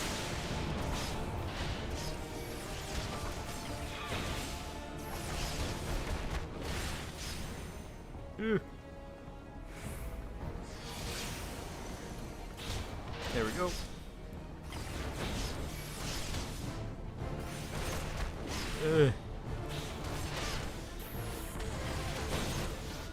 Ow.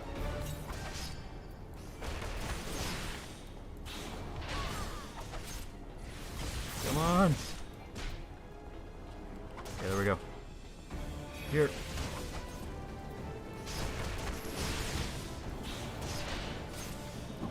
Not today, Satan.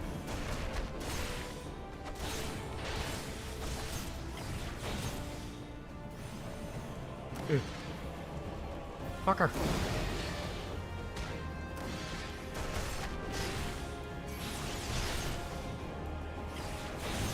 Aren't you like level 70?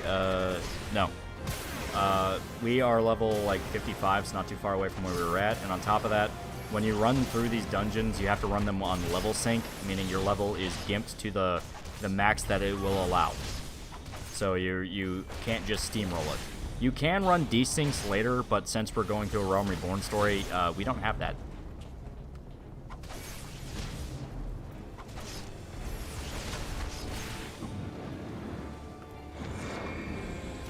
Do you prefer grunge or punk? I think I listen to a lot more punk than I do grunge. I don't hate grunge, but it's one of those where I can definitely stumble into a bad grunge song more than a bad punk song.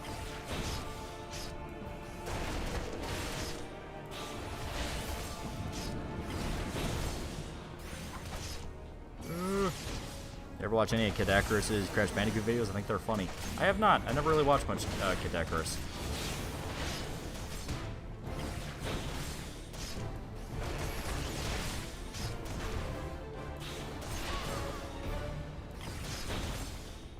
That's on Russian Badger.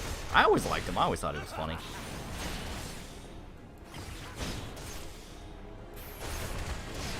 What genre of music do you think Guts would like? Probably something like, you know, medieval folk music, because that's the setting. I think if you listen to anything like metal, he'd be scared.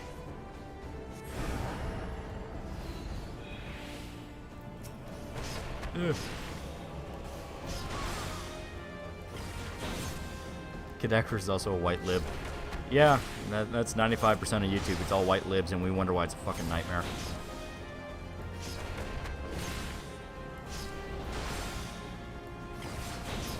Ugh.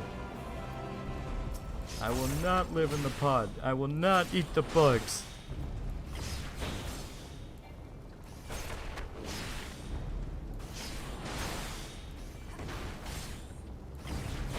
Oh God.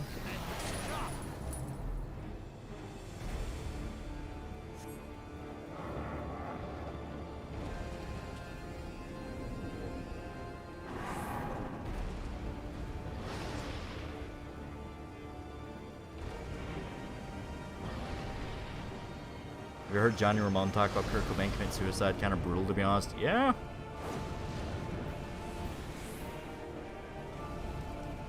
I mean, not to be a dick, but everyone saw it coming from a mile away.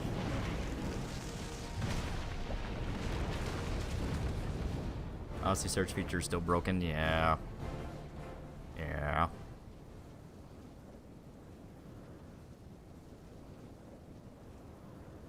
I always remember when the Russian Badger showed me his wiener. Dude said he'd show his wiener and I won million.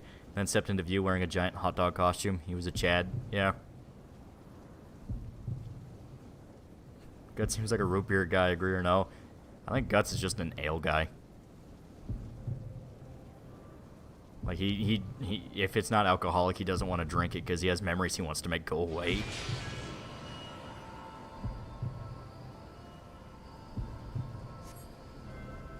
You mean after Kurt was murdered? Hey, you know, we won't talk about that part.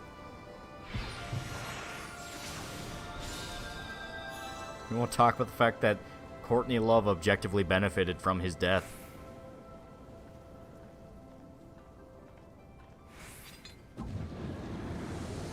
When asked what he thought of Kurt Cobain's death, Dave Mustaine said he has good aim.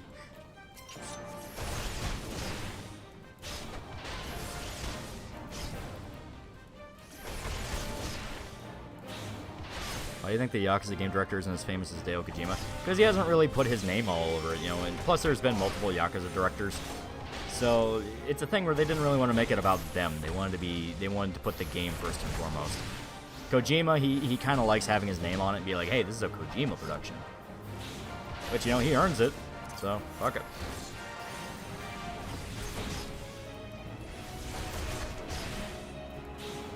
I will not eat the bugs. I will not live in the pod. I will be happy. I will own things.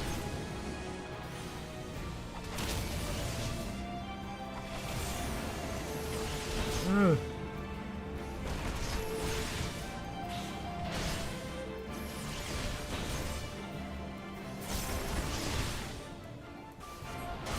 Ugh. The West has not fallen. Billions don't need to die. I will replace the battery on my smoke detector. My kids will not be reading porn in their schools. They will not wear the rainbow flag.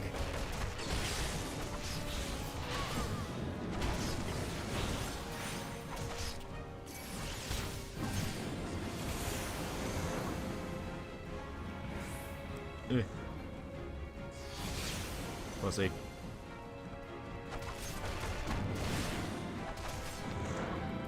Beep.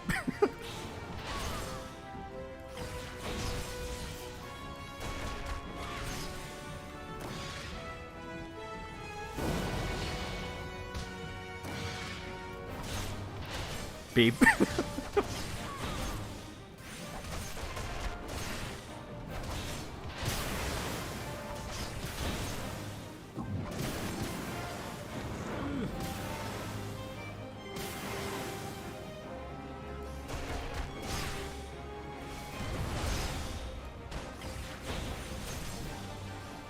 It's over. I didn't hear no bell. Chirp.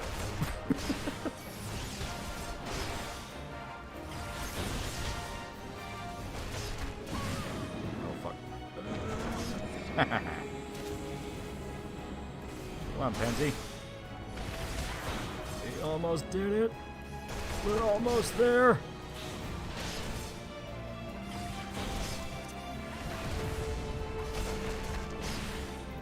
Beat his ass, World Star.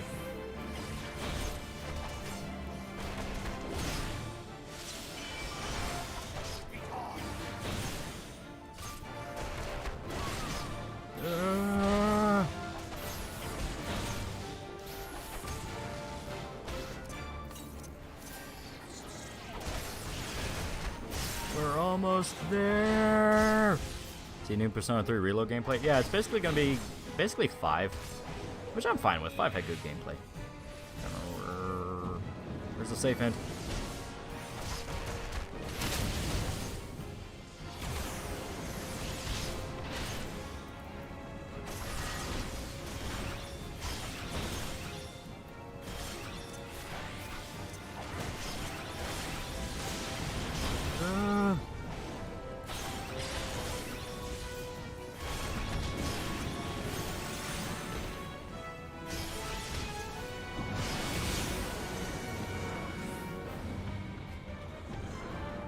We're almost there. It's not over until Shaniqua changes the batteries.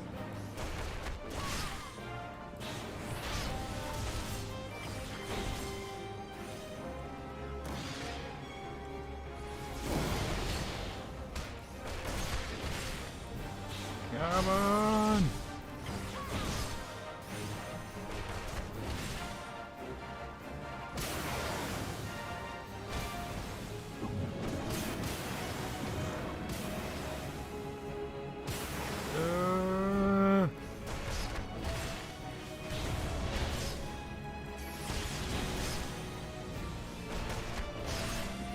Almost there.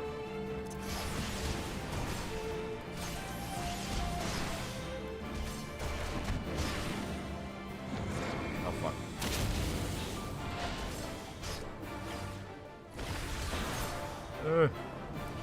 We did it! We did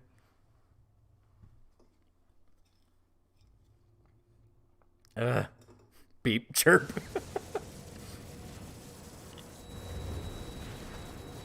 And she has rabbit ears, so there's no way she doesn't hear it. When Apocalypse Now style Gundam series worked, well, that's basically IBO. I mean, like the very gritty, grim world, but yeah, no, I think a story like that would work. Get bunned.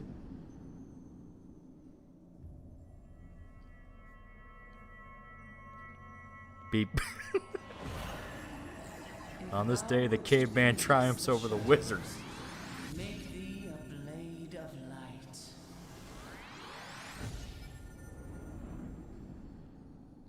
Pulp or no pulp? I don't really look into too much pulp stuff. I mean, I read Conan and stuff like that, but eh.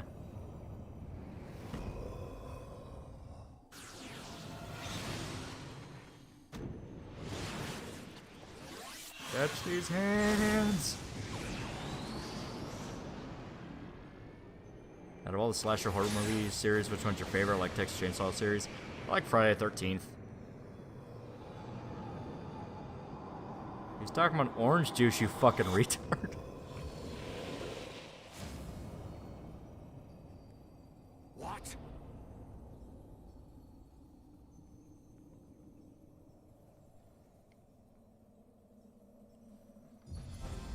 And this is gonna take a little bit, so I'm gonna grab a drink.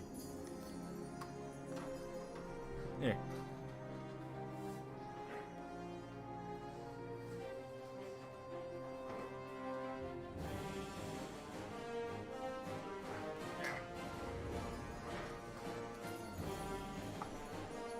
Alright.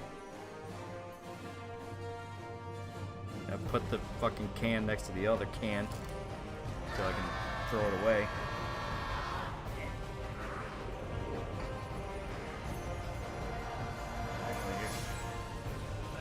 Little box here. We're gonna toss out tomorrow. So I'll put the can in that. Alright.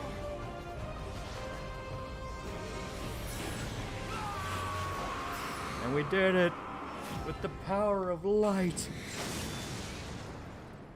Bunny. And this sugar-free Zevia root beer, which is fucking weird.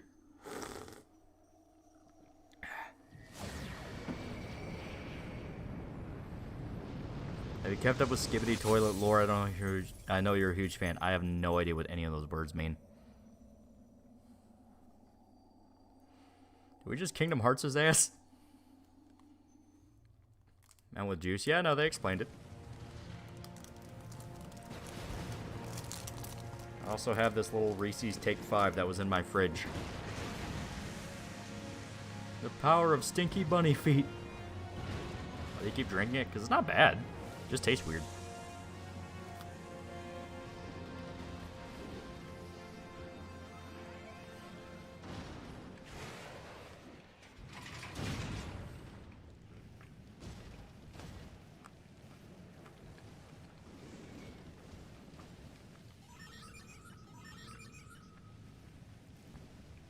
Reese's Puffs? No, it's a Reese's Take 5, which is like Reese's chocolate and peanut butter, but it has like a pretzel and caramel in it. I had one that was in the fridge, and I thought, you know, that sounds pretty good.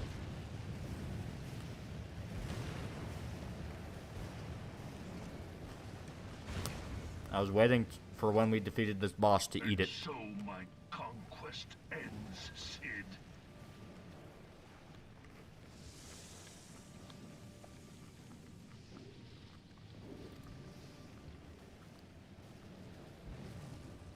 In smoke and ashes.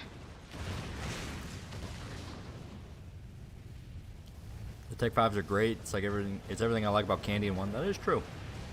I like a little bit of the salty with it. Speaking of stinky bunny feet, you'll be worried Brucey's kept quiet all this time. He's always watching. He's always watching. Feel. Think. Zevia's really good if you've been abstaining for sweet things for a while. Yeah, I mean it is a sugar substitute. I mean hell, the back of the can is literally like 0 calories, 0 fat, 0 sodium. I mean I'm pretty sure it's lying, but you know, it's trying to pitch itself as healthy. Brilliance of thy spirit. Yet it lingereth still beyond the sight of men. In forgotten corners of the world, in the depths of the abyss, I'm gonna eat a Cheez-It too. Resideth the Dark One, watchful ever, till this evil Nom. be cast out. I'm the only one who doesn't like the Zevia root beer. I can definitely understand when someone doesn't like it. Yet for the present, a gentle light shineth o'er the realm of Eorzea. Crystal Mom is always right. With thee at its heart. From sparkling Is the realm light going to be reborn? shall it swell to glorious sun, and all the world shall bask in its warmth. Mo Group Beer is the best, agree or not? The actual best are like very like artisan type brands. The ones that are like $20 a bottle. Which at that point it's like holy fuck. But yeah, no, Mug's good. Barks is pretty good. I like root beer that kind of emphasizes the licorice taste a bit more. How do I make an FF14 account? Interested?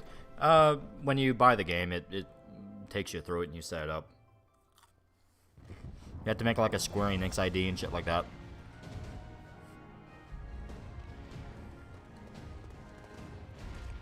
$20 for beer? Not even. Root beer. All Twin Adder units have fallen back to the outer perimeter. The Flames have completed their withdrawal, General. Admiral. Trying to get the PC because last time I checked PS5 still charging for like 60, I think. Yeah.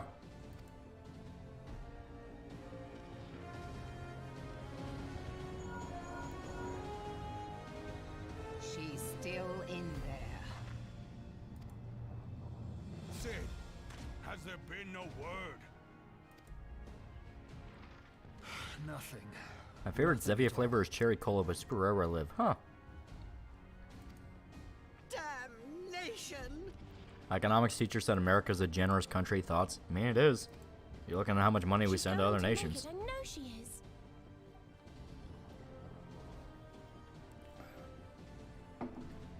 Do you drink root beer with or without Hilda alcohol? is right. Tried alcoholic ones that You tasted like must that, but I have already hate faith. root beer.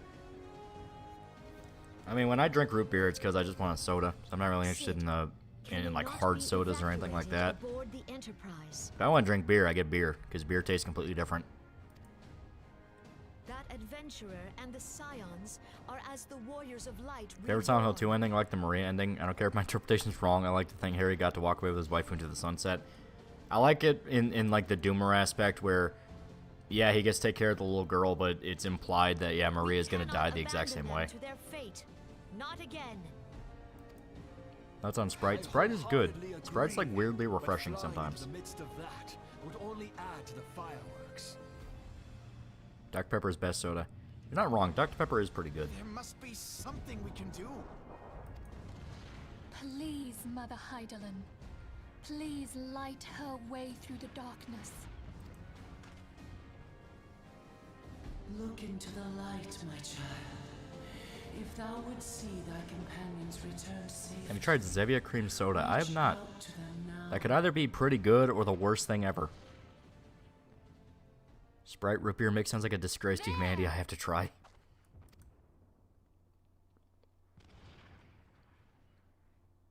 There'd be like a mix that my family would always do when we went to the movie theater. I'm trying to remember what it was. I think it was like Mountain Dew mixed with Dr. Pepper mixed with one other soda. And it was like weirdly good for a period of time until like I think maybe one of the recipes changed for one of the sodas. And after that, it just tasted like nothing but sugar water. Even as a kid, I was like, this tastes weird. Yes, Ever tried Big Red? Yeah. I don't hate Big Red. Look, Thancred is with her. Try Inca Cola if you really like cream. Huh. That could be good. Thank the 12. Thank Heidelin.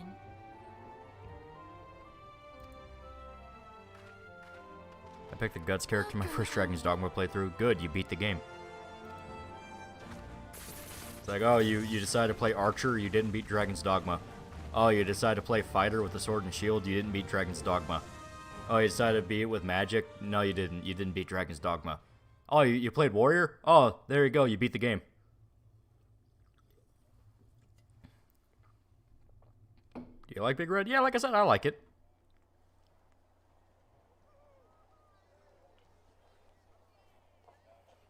The thing we did is kid McDonald's come out on soda and cup. Yeah, but there was like a specific recipe my family would do, and we would do it like Remember? Now. we would do it when we would go to the movie theater because the movie theater was the only one that had all three of what we needed, and it was like Mountain Dew, Dr. Pepper, and some other one I don't remember. And after a period of time, like the recipe changed or something, and it just never tasted right, and we were just kind of like, let's not do this anymore. I doubt we can say the same of La Habrea. I just wish the warrior vocation was as good as it looked. It is if you put enough time into it. Alone. Confounded Ascians. Their god may be unknown to us, but their zeal is unquestionable. Suffice it to say, it would be folly to assume that they no longer pose a threat. Nevertheless,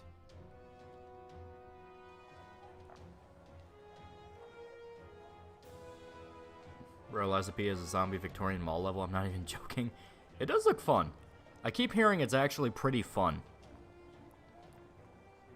And like the whole like dark fantasy Pinocchio thing, it's like that is interesting. It sounds so edgy and try hard, but however ephemeral. god dang it, it looks You interesting. see, grandfather? Our first step towards realizing the dream for which you gave your life. In Ohio, there's a soda brand called Gem. Do you get it in Kentucky? We don't get Gem. We have a late one, which is just Ale 8 or Ale 81. It's really good. That shit that's fucking addictive. I would literally get like big 24 packs where it's in the big box, and I'd drink those for like 3 weeks or so.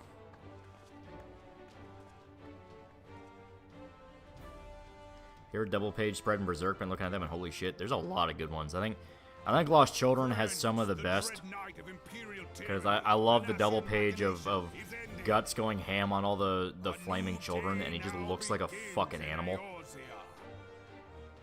True to their name, the Scions of the Seventh Dawn, along with our champion, have delivered us from darkness. Yay! Let their shared victories serve to remind us of our You prefer shared Silent Hill 2 or history. 3? Much as I like 2, I prefer the unlockables in And 3, let like the their magical girl bravery skin in with the sexy face of beam. adversity inspire future I will always have a generations. special place in my heart for 2. Doubt not, the realm will need bravery in the days to come.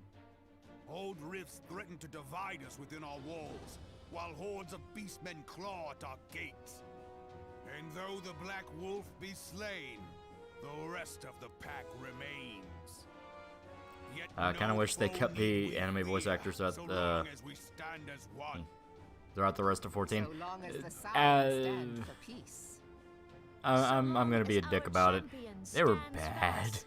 They were bad. They had bad direction. I think come Heaven's Ward, where the voice acting is just so substantially better, I can't give that up. No longer can we turn a blind eye to the suffering of our allies. People want a Bloodborne on PC, and goddamn if Liza P ain't filling that hole. That's what I'm hearing. It actually is like, it blatantly wants to rip off Bloodborne, but it rips off the parts people like about Bloodborne, so it actually like understands it a bit more. So too must our neighbor.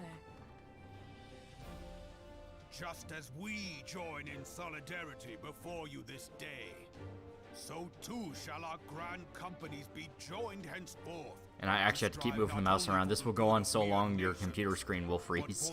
Well, not freeze, but it'll go black and your computer might go to sleep. So make sure to, at the very least, move your mouse around. Overnight. Yet I foresee a day. Not so How long very is this far cutscene? from now, It goes on for when the a lines while. that divide our lands fade, and all of Eorzea is one. It has been but 5 short years since the Battle of Cartano. 5 years since the advent of the 7th Umbral Era. Does Liza P have a superpower that makes his No nose grow? victory, From what I however understand, sweet, lying wash is away a system our in the bitter game, sorrows. No triumph but it's can reclaim subverted. those we Like, lost. the more you lie, the more human you become. Yet do not presume you honor them by dwelling on the past. It was I played not the Liza P past demo. The they RPG fought level for. system is totally pointless except for You health and repay stamina. their sacrifice by looking to the future. And the pre-Heaven's War quest grind. That's right, guys. Our future None of y'all know. as the warriors of Now that we light beat a united Realm in the Reborn, we get to champion. do the Realm Reborn patch Now quests. is the time for us to rise Do you want to as know what the one, patch bearing quests all of are? Eorzea on our shoulders. 5 years ago, There are more Eorzea patch bore quests witness to for the Realm end of Reborn the than 6th there were Astral normal Era. quests. Now, the 7th Umbral Era draws to a close. Yet we come together not to glory in its end, but to mark a new Lying is actually kind of a morality system, but subverted. Lie, but for the greater good. Huh. That is interesting.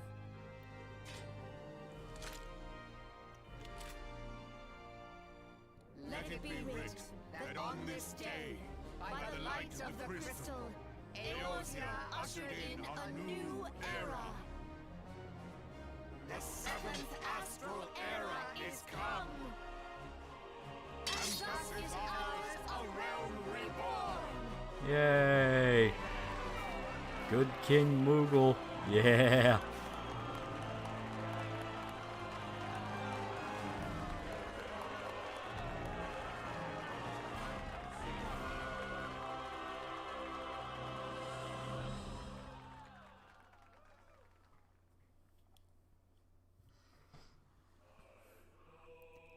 So there you go. We beat a Realm Reborn. And there's like 4 other expansions we gotta go through. We gotta go through Heaven's Ward, gotta go through Stormblood, gotta go through Shadowbringer, Endwalker, and by the time we get anywhere close to beating one of those, Dawn Trail will be out. Road to 80's nowhere near done, my friends. Nowhere near fucking done. Nowhere near fucking done. We in this for the long haul.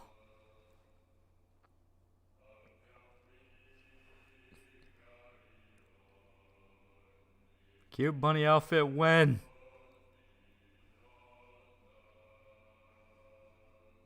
What's your level right now? We ended A Realm Reborn at level 55. Which is, you know, considering double XP, not too bad. We also avoided a lot of side quests, because a lot of side quests are kind of pointless. The whale edit only grows the longer you persist. Fear the whale.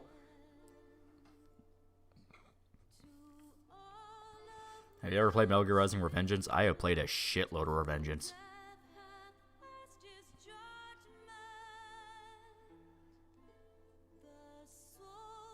Oh boy, quest, and even more quest. Well, that's why you play an MMO.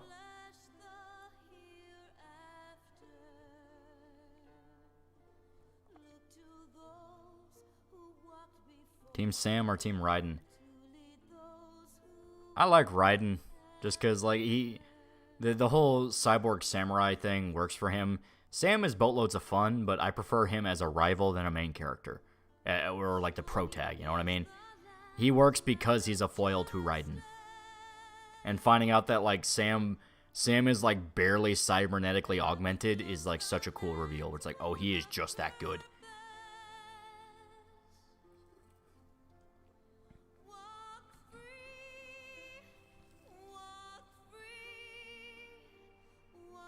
FF7 Rebirth TGS stream, they really, really enjoy talking about the new Chocobo mechanics. Well, I mean, in all fairness, Rebirth is going to take place in, like, the actual fucking open world of Final Fantasy VII, so, yeah, Chocobos are going to play a pretty major part.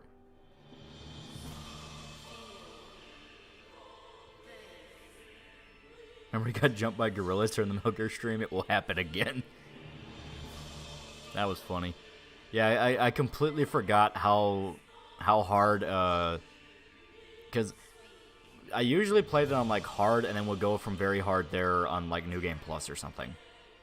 So you'd have all the upgrades, and you're like, oh yeah, this isn't anywhere near that hard. You'd have like Sam's katana, shit like that. So you kind of get spoiled by that shit. So going in on a fresh save, I was like, oh my fucking god, I forgot how hard this is.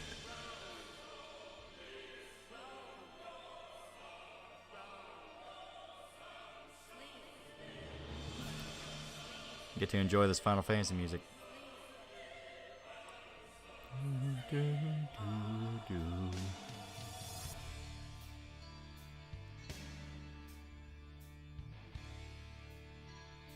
A lot of programmers involved here.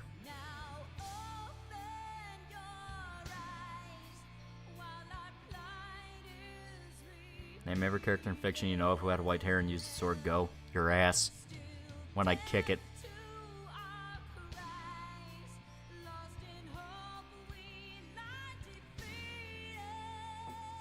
Yeah. Do you believe in Santa? Just completed new Mortal Kombat, so yeah, they're completely doubling down on the whole MCU multiverse crap. I'd get mad, but at the same time, that is exactly like something Mortal Kombat would do.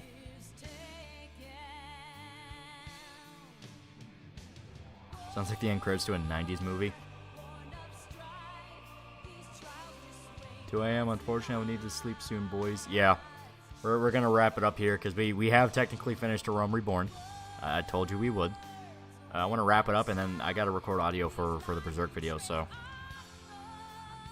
Because playing cards right, I could get that done by maybe Sunday or Monday. It depends. It depends. Because Berserk Saga videos are like really easy to get done. You know, you don't have to tinker with footage or anything like that. Are the nerds going to get laid after prom tonight? I know I am. What about Watchmen? That's coming after Berserk.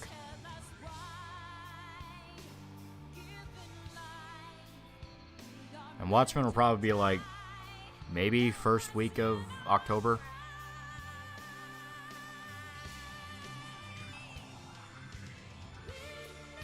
Do you believe that I have no enemies ideology is just or dumb? It worked to get Thorfinn out of the spot he was in.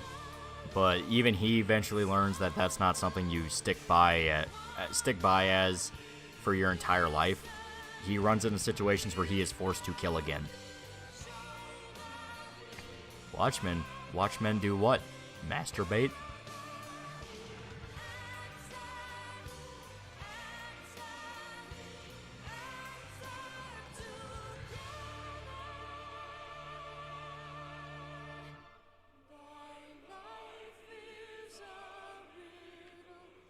Yeah.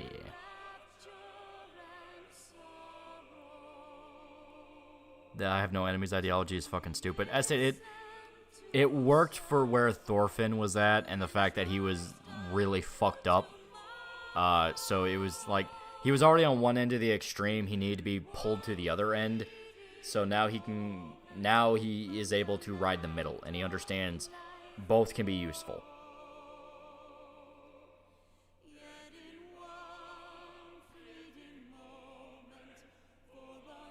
I'm caught up on Vinland. He hasn't killed anyone else. He did almost kill Floki, though. But that's what I mean. Like, he is at a point where he kind of understands you need to use violence.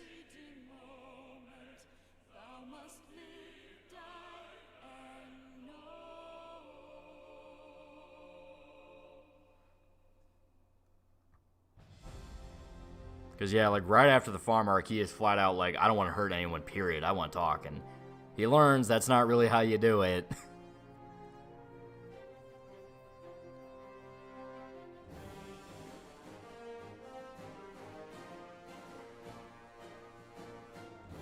I have no enemies, merely topographies of ignorance. JC Dent and Invisible War.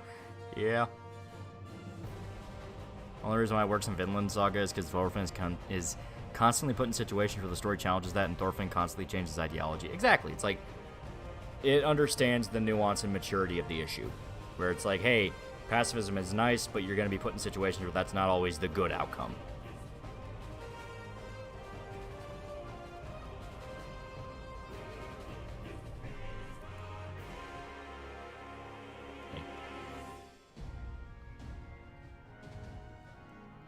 Season 2, good. Not the biggest Mappa fan. Feel like they take all the color out of their shows. I thought it was really good. I really liked Season 2.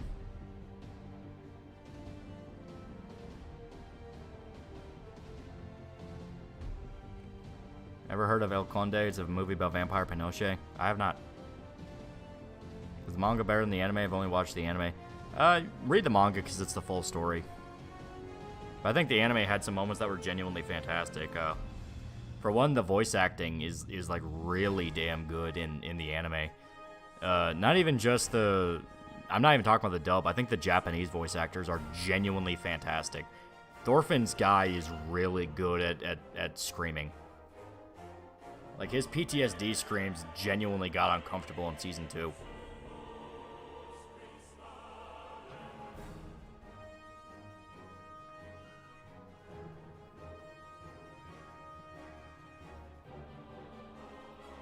Same people who shit on pacifism will die of secondhand cringe of what Aaron became in AOT.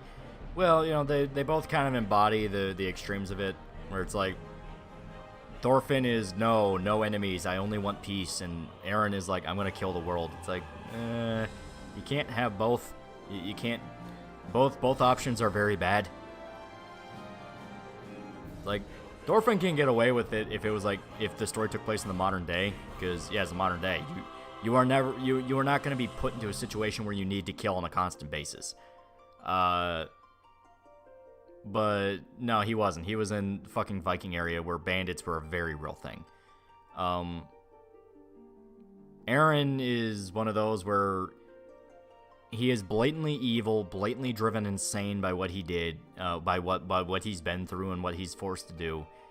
And the problem is Isayama kind of wanted to puff him up and make him, like, right. Like, you find out, the reason he stops at killing 80% of the world is because he wanted his friends to stop him. Which, at that point, it's like, okay, dude, don't break an arm jerking yourself off. If you didn't want to do it, don't fucking do it. You know, you can easily set up to where they can kill outsiders without having to kill the world. You know? What I hate most about the ending is the whole idea the future's predestined. Aaron felt like he had no free will. Yeah, exactly. It's like, dude, no. This just feels like excuses, yeah. Aliens need to be exterminated after that. Yeah, exactly. It's like, You know, how dare the world think we're a bunch of monsters? We're gonna prove them right by trying to kill the rest of the world. It's like, and you wonder why you got bombed. It's like, the future wasn't predetermined, it was the consequence and causality of your actions.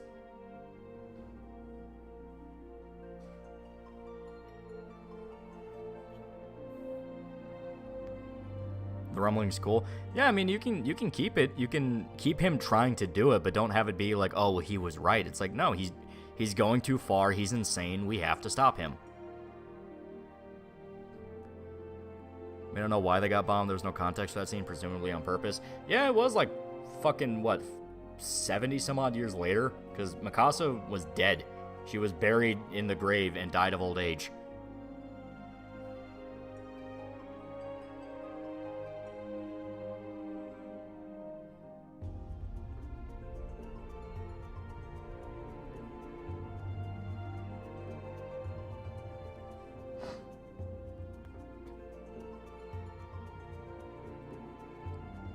It's almost done.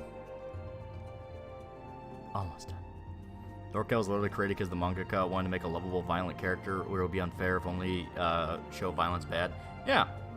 The creator is aware of, like, yes, pacifism is a nice ideal, but ideals don't always match up with reality.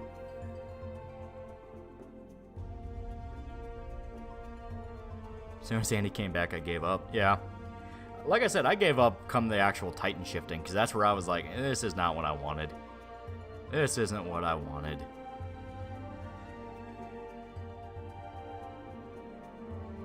But in general, I felt like there was a lot of... In general, I felt like Attack on Titan had a lot of... This character is like an objectively horrific human being that has done things that are fucking evil and they deserve to die. And they just keep them around and go like, no, but they had reasons. It's like, I don't give a shit about the reasons. Fucking kill them.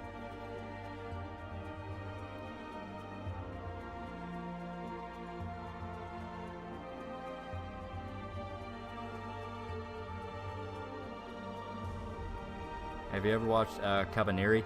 That's the one with the... where it's basically Attack on Titan, but they're like full-blown zombies, right? Like, it's just like zombies. And they have like the train. I think I remember that one.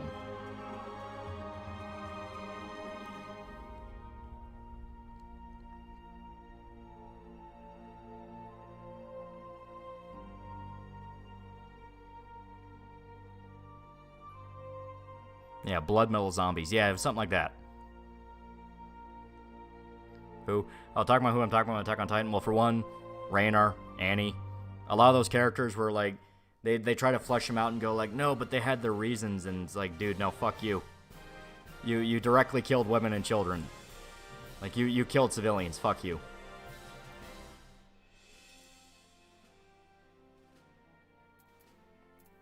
And I think this is just all people who are playing since the game was like 1.0.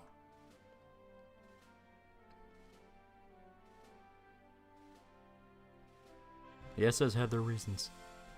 Eldians, but humanity won't leave us alone. Yeah, exactly. It's like...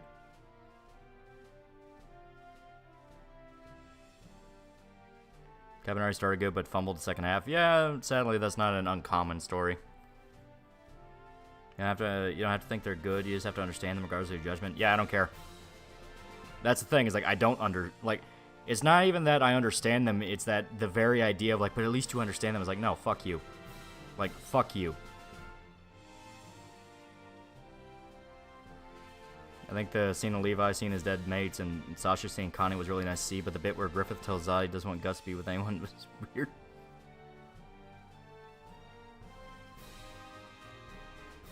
Have you heard of War Crimes? I don't care. It's a fictional story.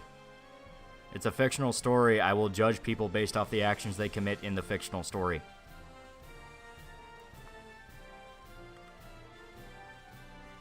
Ugh.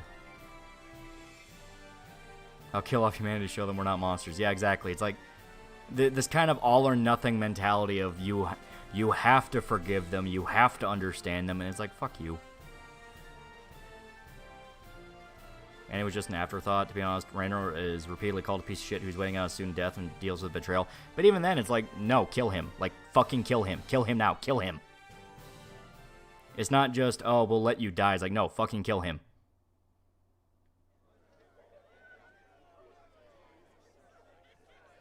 I saw the rumblings that nuke parallel. Humanity can never trust aliens because they could destroy the world, and aliens can't rest on their morals is because technology was going to replace Titans. I don't care about it being a parallel. Like, I think it was an edgy story decision, and I think it was stupid. Not sure if you noticed, but an advert for your shirt keeps popping up on the screen. New YouTube feature. It is, in fact, a new feature.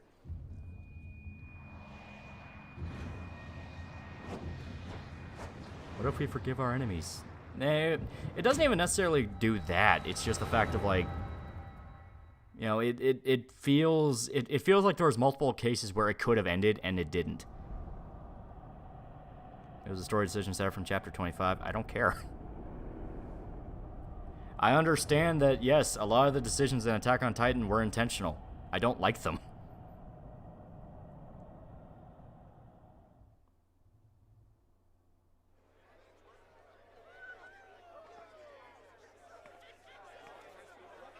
What is it?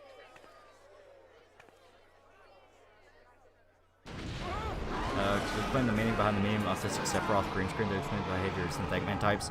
Don't make big speeches about why this thing is literally killing the West. Just be like, that's stupid. There you go. There's no time to spare. Where is it coming from? Most important question in the series is who got to plat Mikasa? Wasn't it the one dude? I can't remember his name. It was like Jean or something, or Jean. It is an abomination. The dude who actually should have been the main character. Primal has awakened.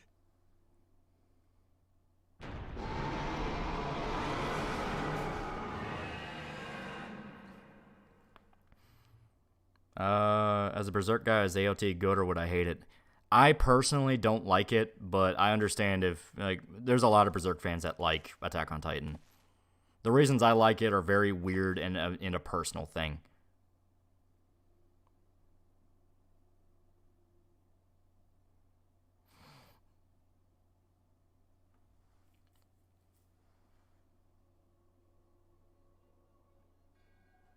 I'd rather have Devilman ending, Eren destroying the world, than whatever that was.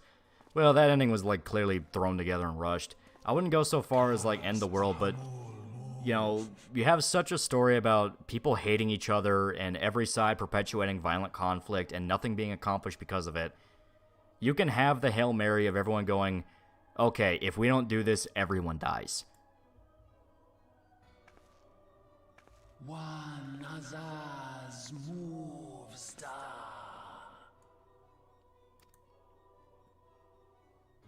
Mikasa deserves someone better than Eren because holy shit, what fucking failed abortion he was.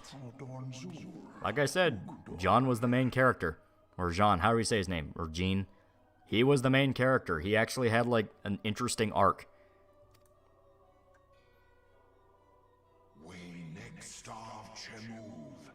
They only cause the horse right ball. That just says it didn't matter, fuckers. Yeah, no one likes that. No one likes those endings. Going, oh, well, it never even matters. Like, then why the fuck was I here?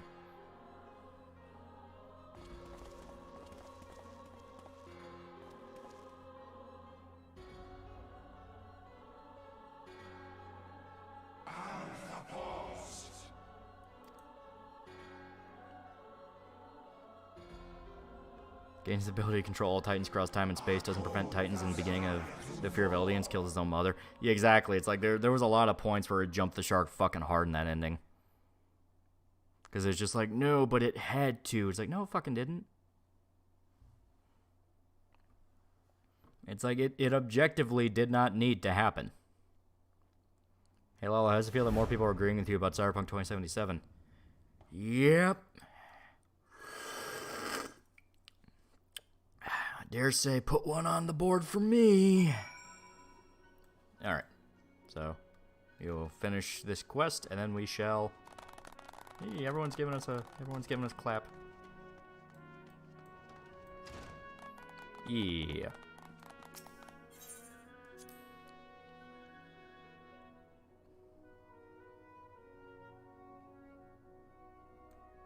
Cyberpunk patch is out, right? Yeah, I've already put like 10 hours into it. It's really good. They just beat an MMO. We beat the base game of the MMO.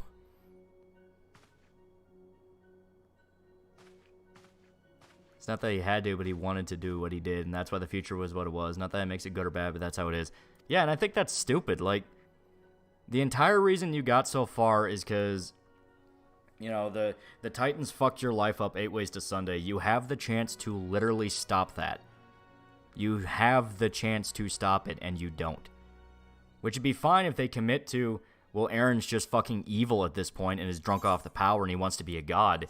You know, kind of like Light from Death Note, where they make it clear he is just a fucking lunatic.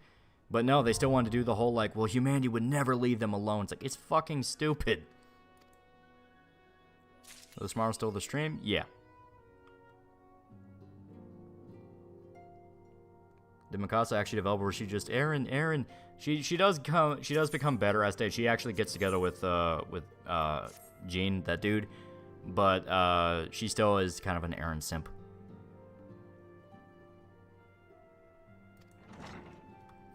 We'll get through this purely because I just want to show you guys something real quick.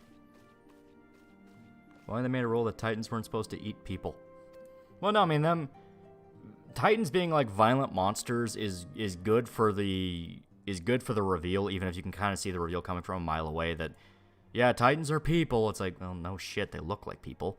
The problem is the fact that, you know, the hate the world has for the Eldians is only ever painted as, like, completely psychotic, and they will stop at nothing to kill you all. Like I said, that's why I didn't like Raynar, that's why I didn't like Annie. I didn't like those where they were giving those grand speeches of like, we'll kill you all, you disgusting fucks. And it's like, you murdered children. Like, fuck you. Don't moralize me, you fucking piece of shit. You know, that kind of thing. You know, once again, kind of, they bring up the fact that, like, innocent people are caught in the crossfire, and they never really address it beyond, well, that's just what happens. Like, I get it. You can't have the guy that just wags his finger and is like, well, this is all wrong, but it would really have paid to have had, like, a third party or something where someone goes, all you people do is make everything worse and innocent people suffer because of you.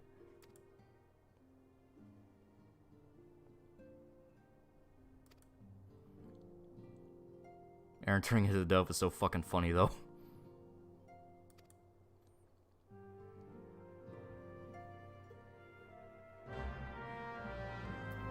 Alright. She has, like, yeah, one more. Skipped a few steps. The Loach killed several people out of petty revenge just to have an epiphany and want to be the Messiah.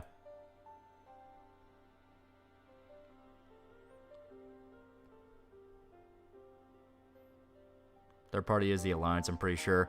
Well, there you go.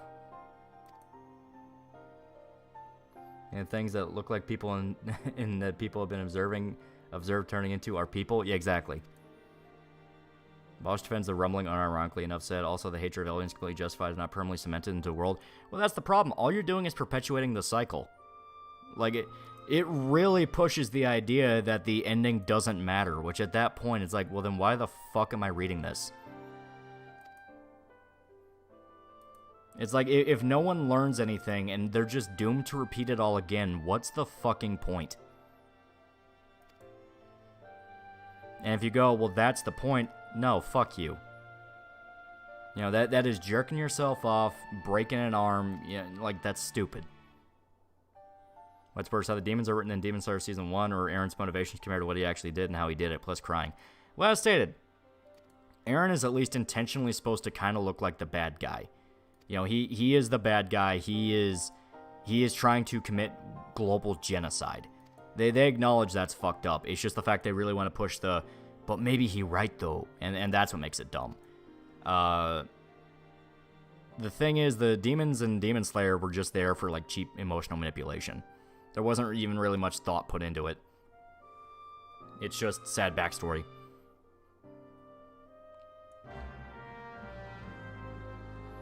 I think that's why so many people favor that everyone dies ending a lot more. It would cement the point of if no one learns the lesson, then how is this is how it would end. Yeah, but even then, I get annoyed at stuff like that, where it's like, I know it sounds like, oh, just give me my happy ending. It's not even a happy ending. It's just give an ending that actually says something. The point is they at least have to try to be better instead of just sinking in nihilism. That's what stopping Eren did. Secure peace for decades, and until at least after they died. But then they show that it doesn't matter, because it's going to happen again. Someone else found the fucking Titan thing, and history is doomed to repeat. So it's like, you know, we're not gonna do this right now. We are going to just teleport someone else, so I can actually show you what I want to show you. But it's like, you can do the whole, well, you at least need to try, but you need to show how it changes. You need to show how that small attempt is able to change it and push it into a new road. It doesn't have to be utopia, just show that they tried and they are getting better.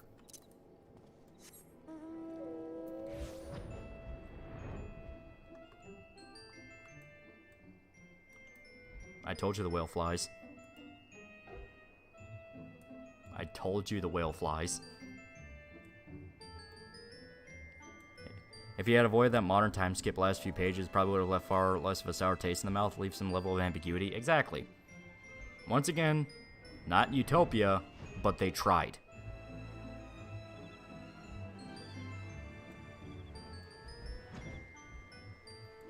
I always find it dumb when someone's plan is in order to save X people, we need to genocide everyone else. Yeah. Because all it did was set up the next step in the cycle, which is then they just kill you. This is what you want to show us? Yes, the flying whale. Alright. And with this, I shall call it.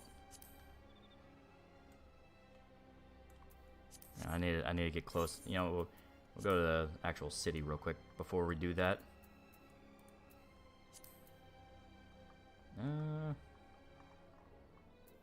There we go. But they did try, and it paid off for a while, and then as people as a whole do, they forget their lesson and have to relearn them.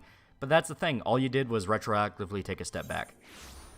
Like, all they've done is reset to 0, which it doesn't matter if they try. All you've done is reset to 0. You know, that's the problem with it. It's not the fact of, like, the ending is sad. It's the fact that you quite literally made it pointless.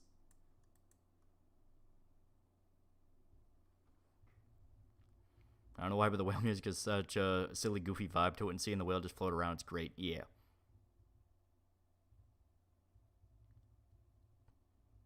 But Aaron had a cool haircut. Tenma better than Pippa. Pippa has really bad taste. I like Tenma. I like Tenma. I like both, but Tenma is fun.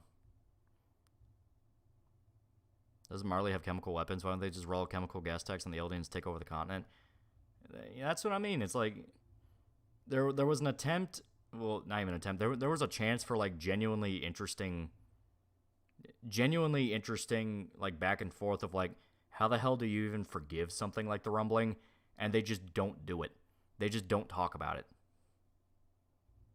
You know, because it wasn't about forgiveness. It was, oh, humanity's doomed to just repeat and people will die. And it's like, fuck off. It's not as if the fact that they forget their lesson retcon the fact they had peace at all. It doesn't matter. It does not matter. In the logic of the story, you have shown everything reset to 0. You know, it doesn't matter if it's realistic and as people do, they forget the lesson. No. You, in the story, have reset everything to 0. You know, you see Mikasa be buried, you saw civilization build up, and then you saw it get bombed in front of her grave. So it's like, what was fucking learned here?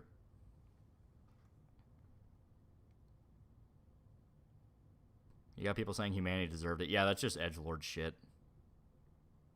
People at Fort Salta acknowledged that the rumbling was a logical conclusion, perpetuating their cycle of hatred. Presumably that lesson stuck with them. But you didn't show it. You showed then they got bombed, and everything reset, and the guy finds it in the tree again. It's like, they have made the ending pointless. It doesn't matter what was actually... It doesn't matter what was intended or implied. The visuals in the story and the scenes outright say it's pointless and nothing was really learned.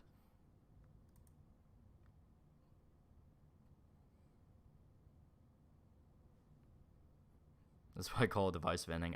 I just think it's stupid. I just think it's stupid and it's trying to jerk itself off. What about the decades of peace that was shown before the bombing? The bombing made it redundant. It made it pointless. It has to be for something else, or the story is just fucking dumb. Exactly. It doesn't matter they had decades of peace because it was rendered pointless. So it's like, what was learned? You can never forgive what happened, and eventually you will be genocided for it. It's like, no.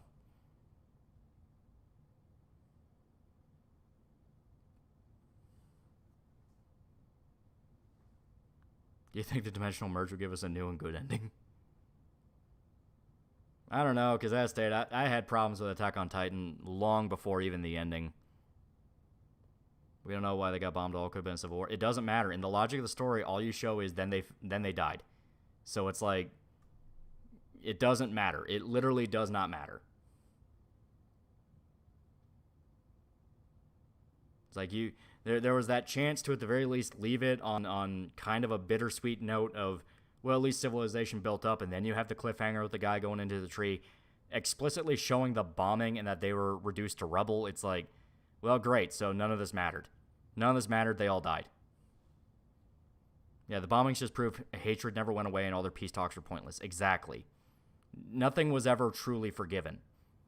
And you might argue that's realistic, but that's not what you do in the logic of a story.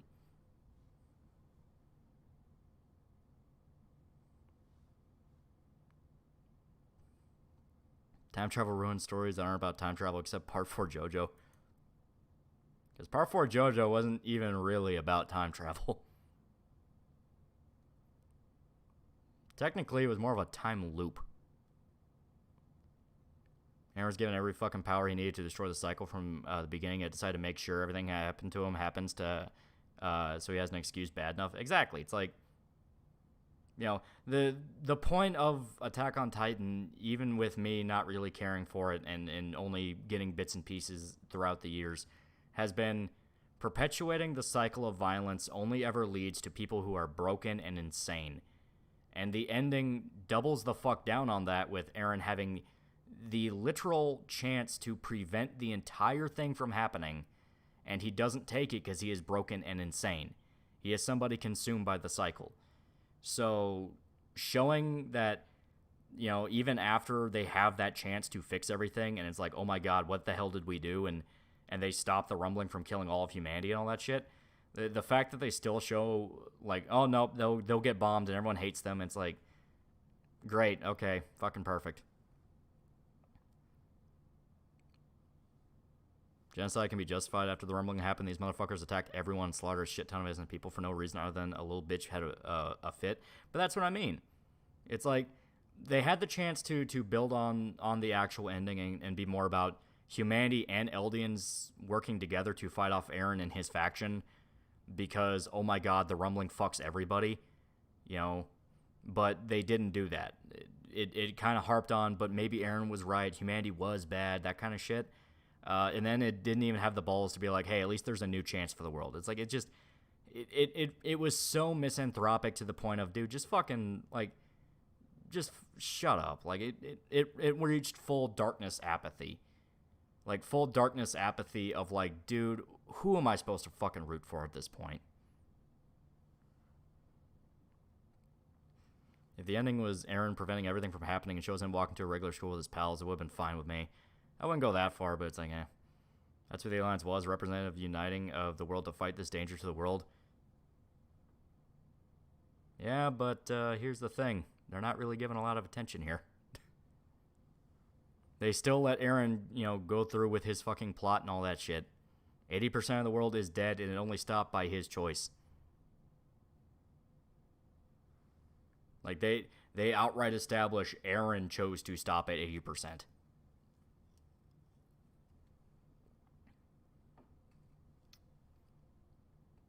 Like I said, just it gets to a point where I just start rolling my eyes and I just say, fuck you. It's like, fuck you. I'm God forbid there be something with a little bit, you know, more to it than that. It's like, ugh.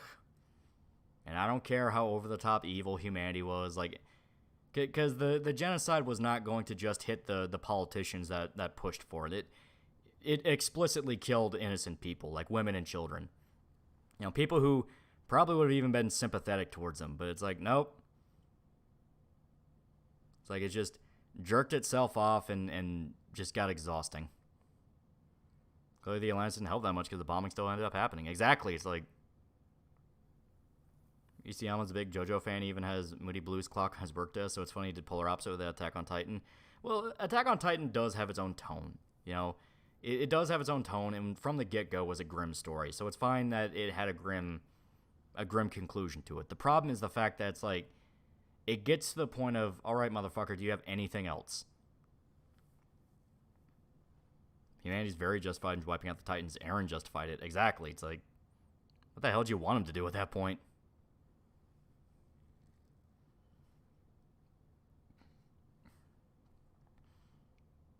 What do you mean for no reason? The other nations were going to wipe out Paradis for the rumbling. It's like you guys are forgetting every nation was getting ready to wipe out Paradis.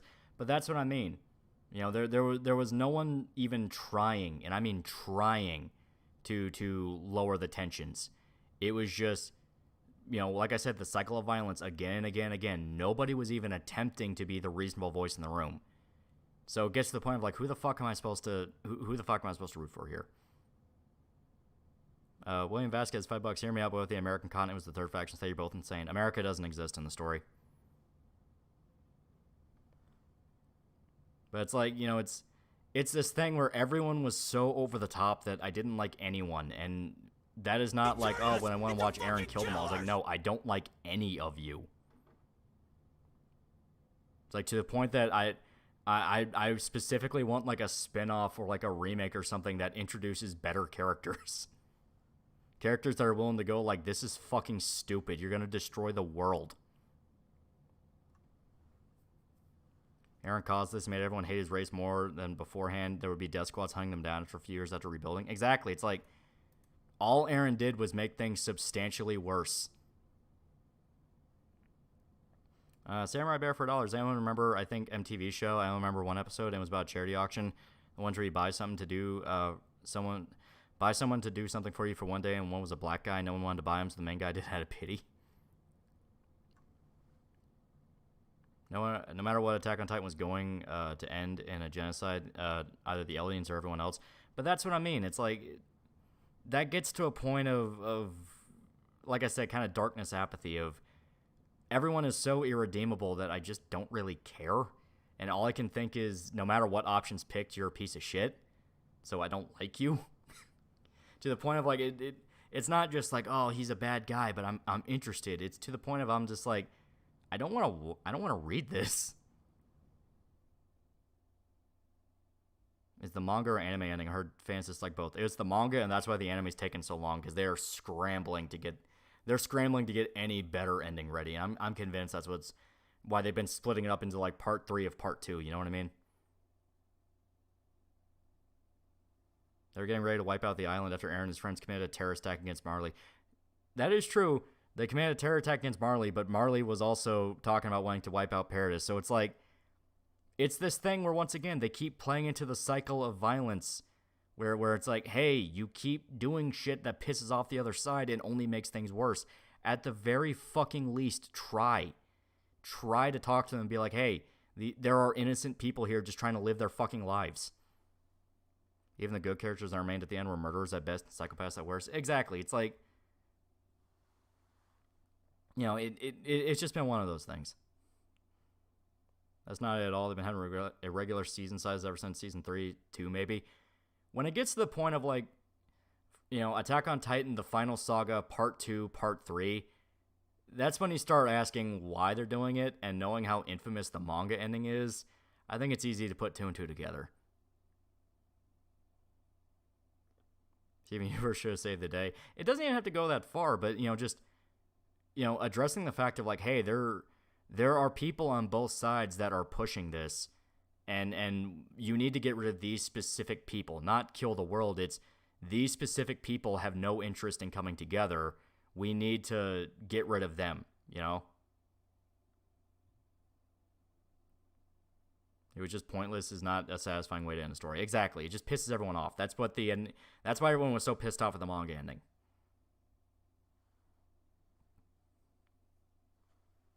But it's also ending in a movie. So they're changing the ending to not make everything for nothing. Is that what you're implying? That's what I think. I don't know if it's true, but that's what I think.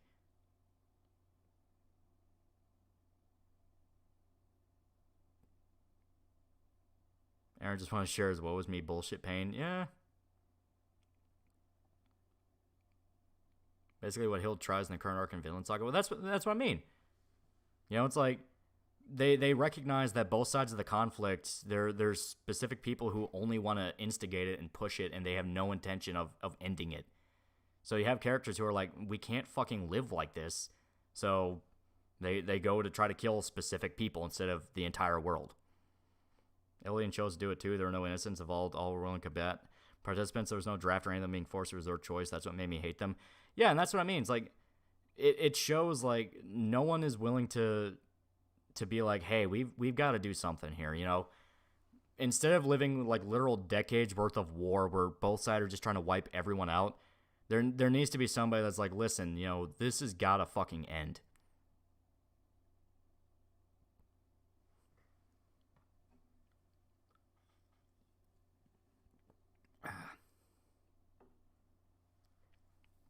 Doesn't Aaron become a cuckbird? Yes.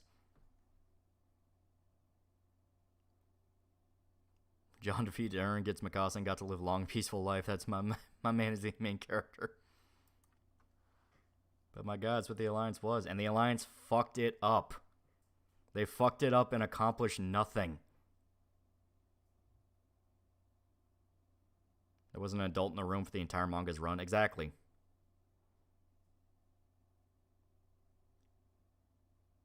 Is there a way to make an I'm the monster you think I am character without it being cringed? Well, yeah, I mean, there's tons of stories that do it right. A scare piece for decades.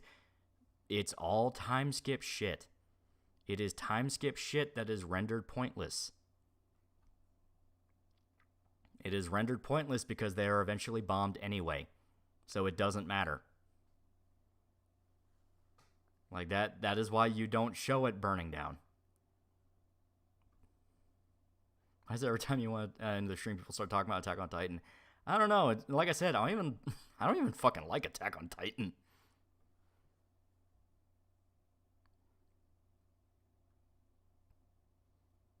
Remember, Japan forgave the U.S. for nuking 2 cities, not the entire nation. Exactly. It's like,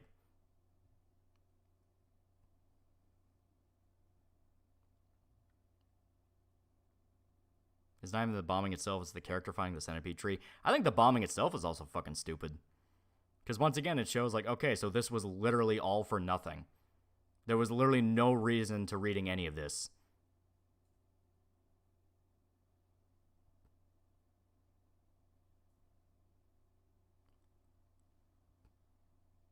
Modern day Earth versus Zelda would just be quick, bloody, and remorseless after all the Titans got fucked up.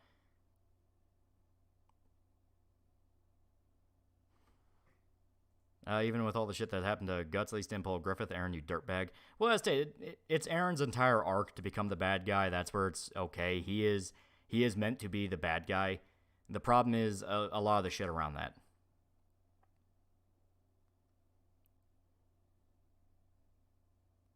I appreciate you going back and forth with me who likes the manga this extensively when you don't care for the manga yourself. Well, I mean, it's just something to talk about.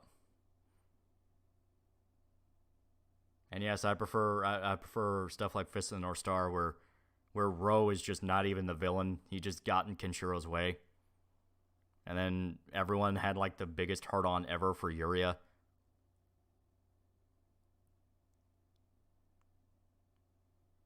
I heard the creator of Attack on Titan is going to change the ending because people hate it. Well, that was the Omega shit where he had like the actual epilogue.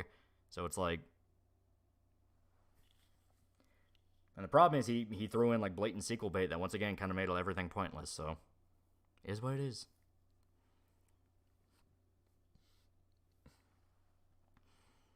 Honestly, I hate how stiff and forced anime dialogue can feel. Very few anime or manga can actually feel like it has natural dialogue. Usually the best stuff is stuff that is just dialogue with good voice acting.